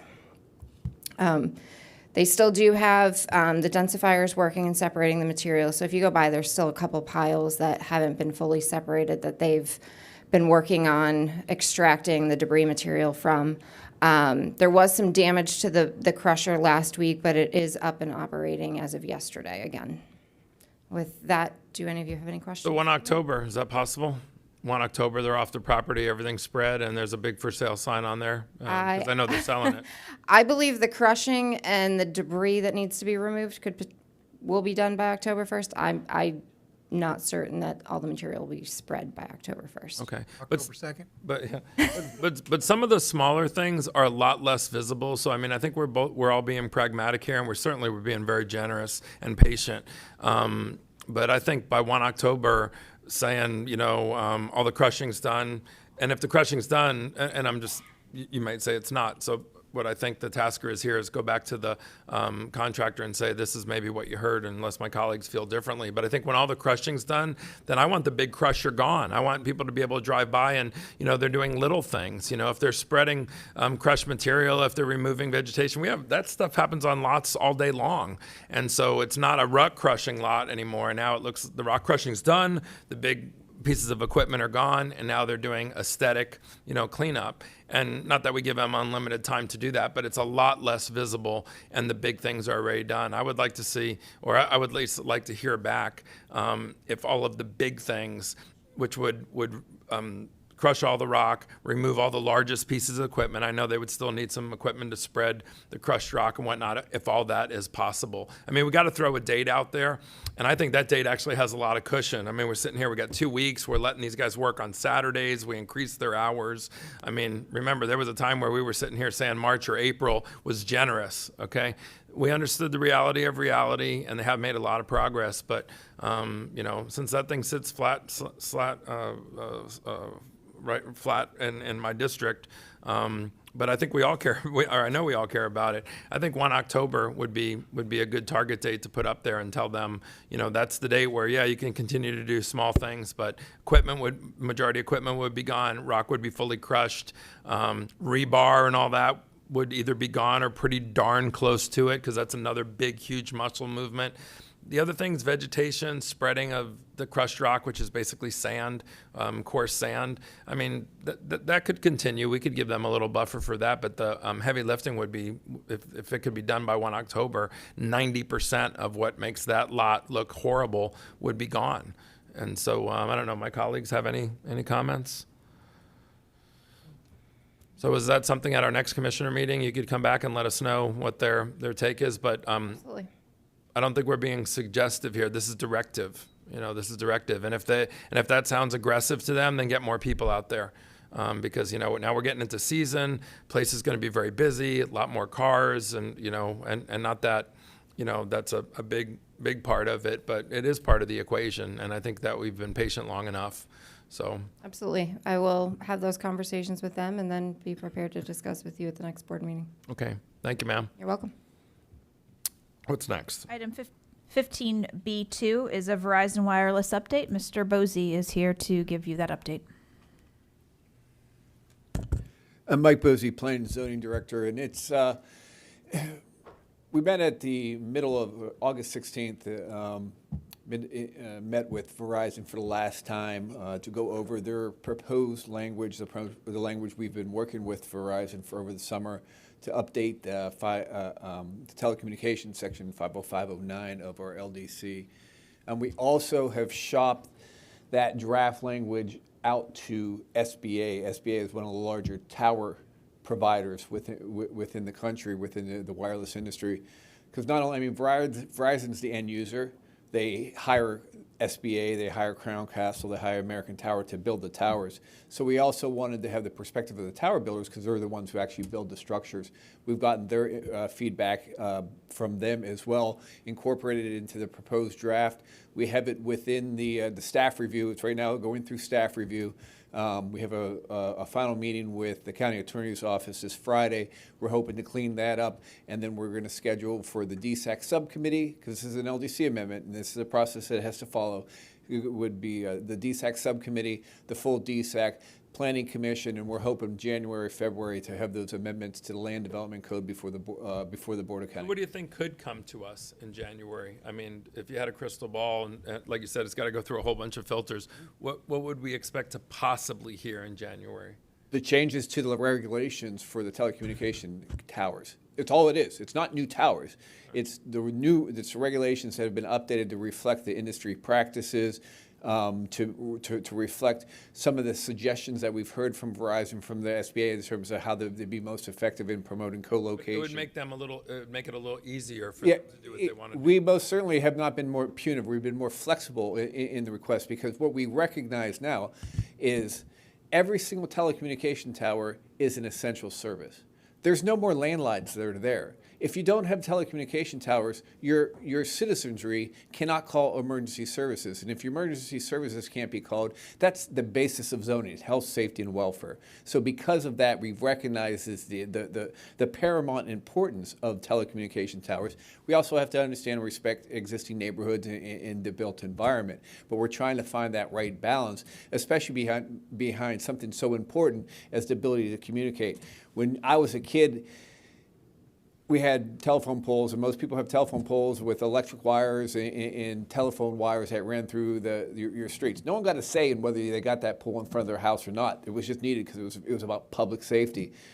Telecommunication towers are a little bit different animal. The 1996 Telecommunication Act basically said it's an important infrastructure, but it's an important infrastructure we're going to put on private companies.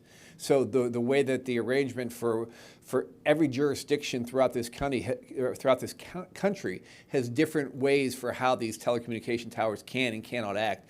We recognize that the language in our code, outdated, written over 30 years old, a different way of in terms of the environment, the industry, things have changed. So we're trying, and we think we've got good solutions and good suggestions from the industry, and we're going to bring it before the Board of County Commissioners, and I think you'll have a positive recommendation from the Planning Commission, and ultimately, I think we'll have some support from the Verizons, from the SBAs, and they'll be able to test their ideas, and they endorse the product that's being put Or in forward. these staff project updates that we always have on every BCC agenda, can you continue to keep us updated? Like you said, there's a long process. I don't think any of us want to be surprised in January with what happened. And so even if it's just sort of a quick update, hey, it's at this point, it's moving forward, it hit no speed bumps, everybody's happy, nobody's happy, whatever. I think we're all getting sort of pinged by our constituents, curious about more cell phone towers. And like you said,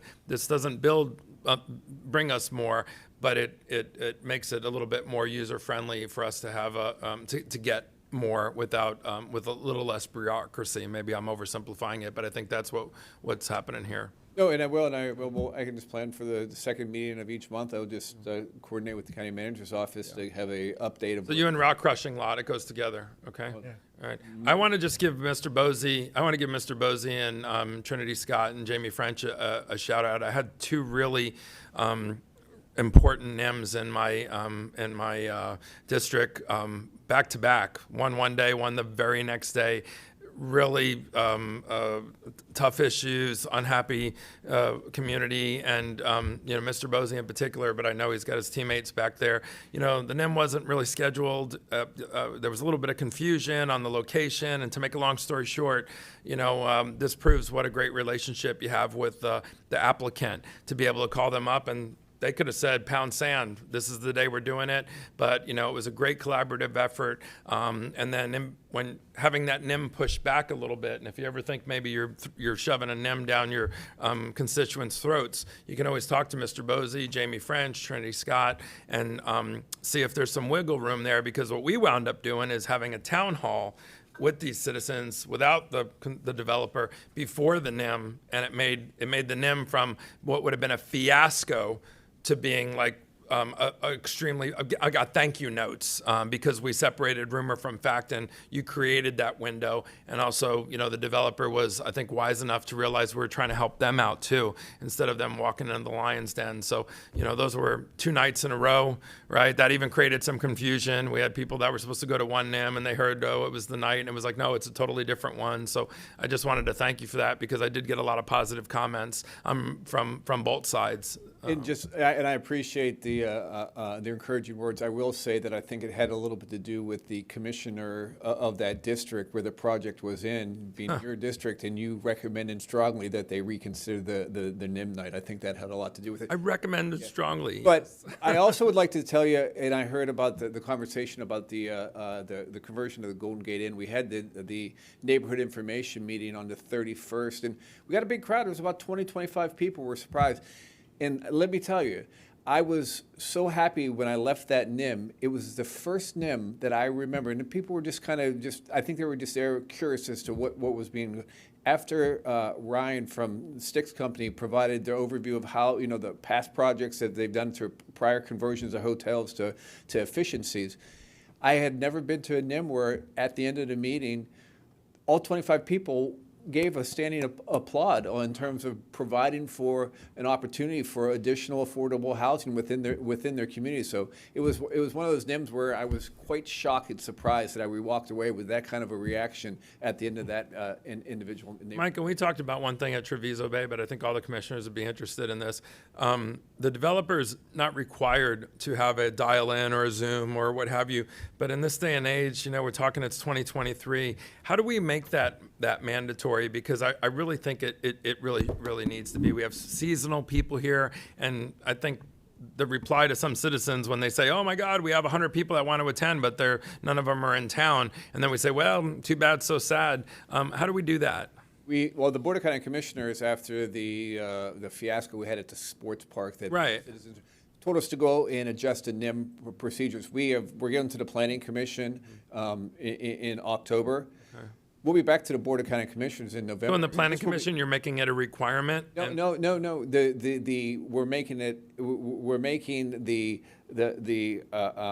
not making it a requirement. What I'm saying is this will be something I can talk to the Planning Commission that the board has raised that as a possibility, have them discuss that concept and see if they want to make that recommendation as well to the Board of County Commissioners that not only require a physical in-person NIM, but have the Zoom availability, because it really does. I mean, that the neighborhood meeting we had at Sable, there was more people on the Zoom call than there was in person. But I think everyone got the gist of what was being proposed, even if they were sitting 2,000 miles away. Yeah, and it's not even just their seasonal. They could have been sitting in their condo down the street and around the corner, but when it's an option, we had way more attendance, which made it more successful. Okay, keep us posted on that. Yes, sir. Any gentlemen, any questions that you'll have? You got some NIMs coming up, I know, too. What else, County Manager? That brings us to 15C, Staff and Commission General Communications. Just a reminder for the budget hearing, final budget hearings, Thursday, September 21st in this room, 5:05 p.m. That's next Thursday. And also October 3rd, although it may have come through as October 2nd, that was actually just the calendar thing. Tuesday, October 3rd, is our workshop on insourcing and outsourcing of contracting and consulting inspection CEI. So back to that conversation we were having earlier today about the Stantec CEI. We're going to delve into that a little bit in the work that we do, what we do in-house, what we take outside, the reasons why. That's a meeting that we have. A workshop, October yes, 3rd, sir. yeah. And it should be on everybody's calendars. We reached out to your aides on that one. I think Mr. Rodriguez has a couple of updates as well. Good afternoon, Commissioners. Deputy County Manager Dan Rodriguez. We hope to hear back from the City of Naples at your next meeting on the beach permits. And again, our last position was hold the rate, but we did, the County Manager working with the Commissioner McDaniel, who is the lead, was going to support them in coming to the TDC for some of their capital improvements for the beach parks that they actually operate. So that's coming. And of course, we'll bring you the Marina concession update at your next meeting. And they are going very well, by the way. The concessionaire is taken that and is doing a very good job in providing the services at our marina. So we're optimistic that that'll continue and do well.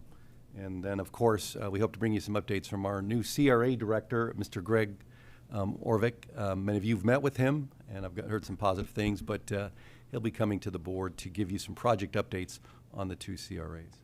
Thanks. Just on the concessionaires, again, another reminder, maybe they can learn something from the sports complex on point of sale, system, so that at our marinas, maybe we might be able to go back to where we were and not lose money. We'll get Mr. Moses and Tanya together, and then they'll review that system in place and see if that's something the county manager and the team. Yeah, or a different system, okay. Who else? County Attorney? Nothing, thank you. Okay, Mr. Miller, you got anything? I do not, sir. Okay. Commissioner McDaniel, you still on the line, sir? Oh, you bet, my friend. Any closing comments, sir? I do. First of all, I just want to say thank you for your indulgence to afford me and my family this time that we're going through. It was a wonderful accolades, Commissioner Hall in public. That was a wonderful prayer for my family, and I really want to thank you for your indulgence and allowing me to attend. This is my first one that I've ever Zoomed in before, so I really appreciate it. I really appreciated today's discussion. I really want to say thank you to our not new but new county manager. It's with her leadership, it's with her guidance.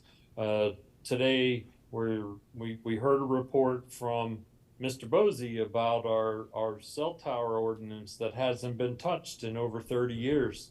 These are wonderful things. These are things that need to be done for the betterment of our community. And I just want to say, not only her, she doesn't like a lot of accolades, but because at the end of the day, you've said it regularly, it's the team, it's everybody that's working together, but it's with her leadership, it's with her guidance that we're starting to see these important items gel up to the top for the residents of Collier County. And so with that, I'll be home on Sunday, and I've already sent a note to Christina to schedule a date with our senior staff prior to next Thursday's budget hearing, and I'll look forward to seeing you all then. Thank you very much again. Thank you. Commissioner Hall? I stayed kind of quiet today because I wanted to listen and learn. But I loved the conversation. Just to rehash, I loved what you said, Bert, about the long-term responsibility that we have as commissioners. Rick, I loved what you said about a phased approach. Made a lot of sense. I'm looking forward to the inward process of seeing how we can streamline things and getting this ship a little tighter. I have every intention of keeping every service that's vital to our county. No way in the world would I even consider stopping any of that. I look forward to maybe lessening the tax burden on the people, especially this year with the certain economic conditions. I want to, as much as possible, with me personally, I want to stay as much policy-minded as but instead of getting down in the details of micromanaging. And with that, I wonder I just want to test the thoughts, what you think maybe of, I appreciate Commissioner McDaniel joining with staff to see where, for his expertise in this internal process, but maybe hiring an outside expert to work with him for an unbiased approach, to see, they have expertise in budget management and larger entities. And so I wouldn't be opposed as to looking into that. I don't know what y'all might think of that. But other than that, I thought it was a great meeting. I look forward to the budget hearing on Thursday. We're just trying to make cuts to the budget. Now you want to hire outside staff? We're trying to freeze wages. And, invest. Yeah. Invest. There you go. That's better. Thank you, sir. Commissioner Cole. Well, I think the discussion we have here is very healthy, and I think every day we have these meetings, I self-educate myself a little bit more. It's totally new to me, totally new. I was on autopilot for 28 years doing law enforcement, so, of course, things are different on a daily basis, but a lot of times you handle it in the same way and with the same outcome. But I found out that government, you make decisions, but you have to make the decisions like more of a, take the time, because the decisions are more long-term and they last a lot longer, and every decision you make, somebody else has to look at it, through their own prism. And, I think it's very important. And I'm glad to hear that Paradise Coast Sports Park is starting to make a little bit of profit. Because like we say, moving forward, I'm sure going to have an ask here in the future for more baseball fields and more soccer fields. And, I kind of think that's the way they're leaning. But keep making that profit. Keep doing a good job. Put that money aside and buy yourself some baseball fields. So I don't know what to tell you. But as long as, we inherited that, and we have to encourage them to keep moving forward and keep being profitable, because we owe that to the taxpayers. But I'm just looking forward to us going through the rest of this process and coming into fruition on the 21st. So. Commissioner Saunders? I too think this was a very good conversation that we had on Thursday night and today. I think staff has some good direction. We all want to reduce the burden on the taxpayers, but at the same time, we're all trying to be very responsible in how we do that. And we'll start the budget cycle review much earlier in the next cycle, so we'll have a whole lot more time to look at some of the line items and some of the projects. But I think we're all trying to really get to the same point, and that is provide the best product for our citizens, the product that they're used to, whether it's excellent parks, a cooling system in the pools, things that this community really wants. We're all trying to provide all that, law enforcement, emergency medical services, and protection of the environment, and continuing the Conservation Collier program. No one said, let's eliminate the program. I don't think that anybody would want to go in that direction. But we're trying to be responsible in terms of where can we reduce the burden on our taxpayers and not hurt these very important programs, again, including Conservation Collier. So I think the conversation has been very, very, very positive. We've had these kinds of discussions in the past, but we've never really gotten into quite this much detail because we haven't been kind of dealing with the circumstances that we have now. So I look forward to Thursday night. I think we're going to have a good budget going forward, and I think our citizens will be satisfied with it. And I appreciate your leadership, Mr. Chairman, and keeping the ship moving in the right direction. Thank you. I'll just close by saying let's all 5 of us make really good use of the time between here and the 21st. Don't come in here with a blank piece of paper and a pen and pick up where we left off today. And it doesn't mean you have to sit down for 3 hours with the staff. Email, phone calls, Zoom, you can do all of the above to get a little bit smarter on how our county manager might be packaging some things. So we come in here a little bit more prepared than we would be if we just walked out of here and then walked in here out of the blue on the 21st. I want to give a shout out to John Mullins and his team yesterday morning. We had Senator Pasadomo sitting, I think, in this seat right here. We had Representative Bob Ramo, Mello, and Boitana, who are here listening to the priorities of the county, the city, and 45 other people. Every single school, every single agency got 3 minutes at the podium. It's sort of a dance that I guess that you have to do, and they already know our priorities, so it was just a reconfirmation. But Mr. Mullins, I spoke on behalf of all of us, and he prepared me with the things that obviously some infrastructure things when it comes to stormwater and things that we've already talked about.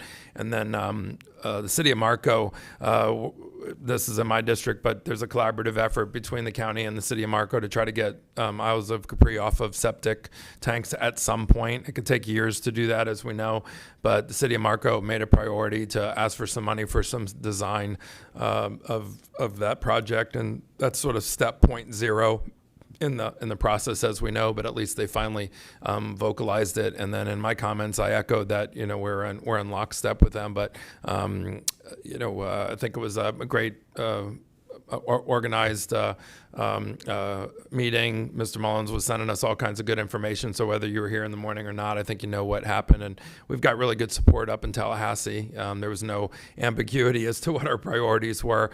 And, there's a lot of asks, but there's not enough money to go around. So I bet if you added up every single thing that everybody asked for here in the room, they'd have to print a whole lot more money. So much like today, we're having to make really difficult choices. They nodded their heads at every ask that they heard from the podium, but I guarantee you everyone's not going to get a check. And so, it's just the nature of the beast. It doesn't mean we don't care. But thank you, to my colleagues for taking the time. And, we got a busy day on the 21st and make good use of that time in between. So I think we're adjourned.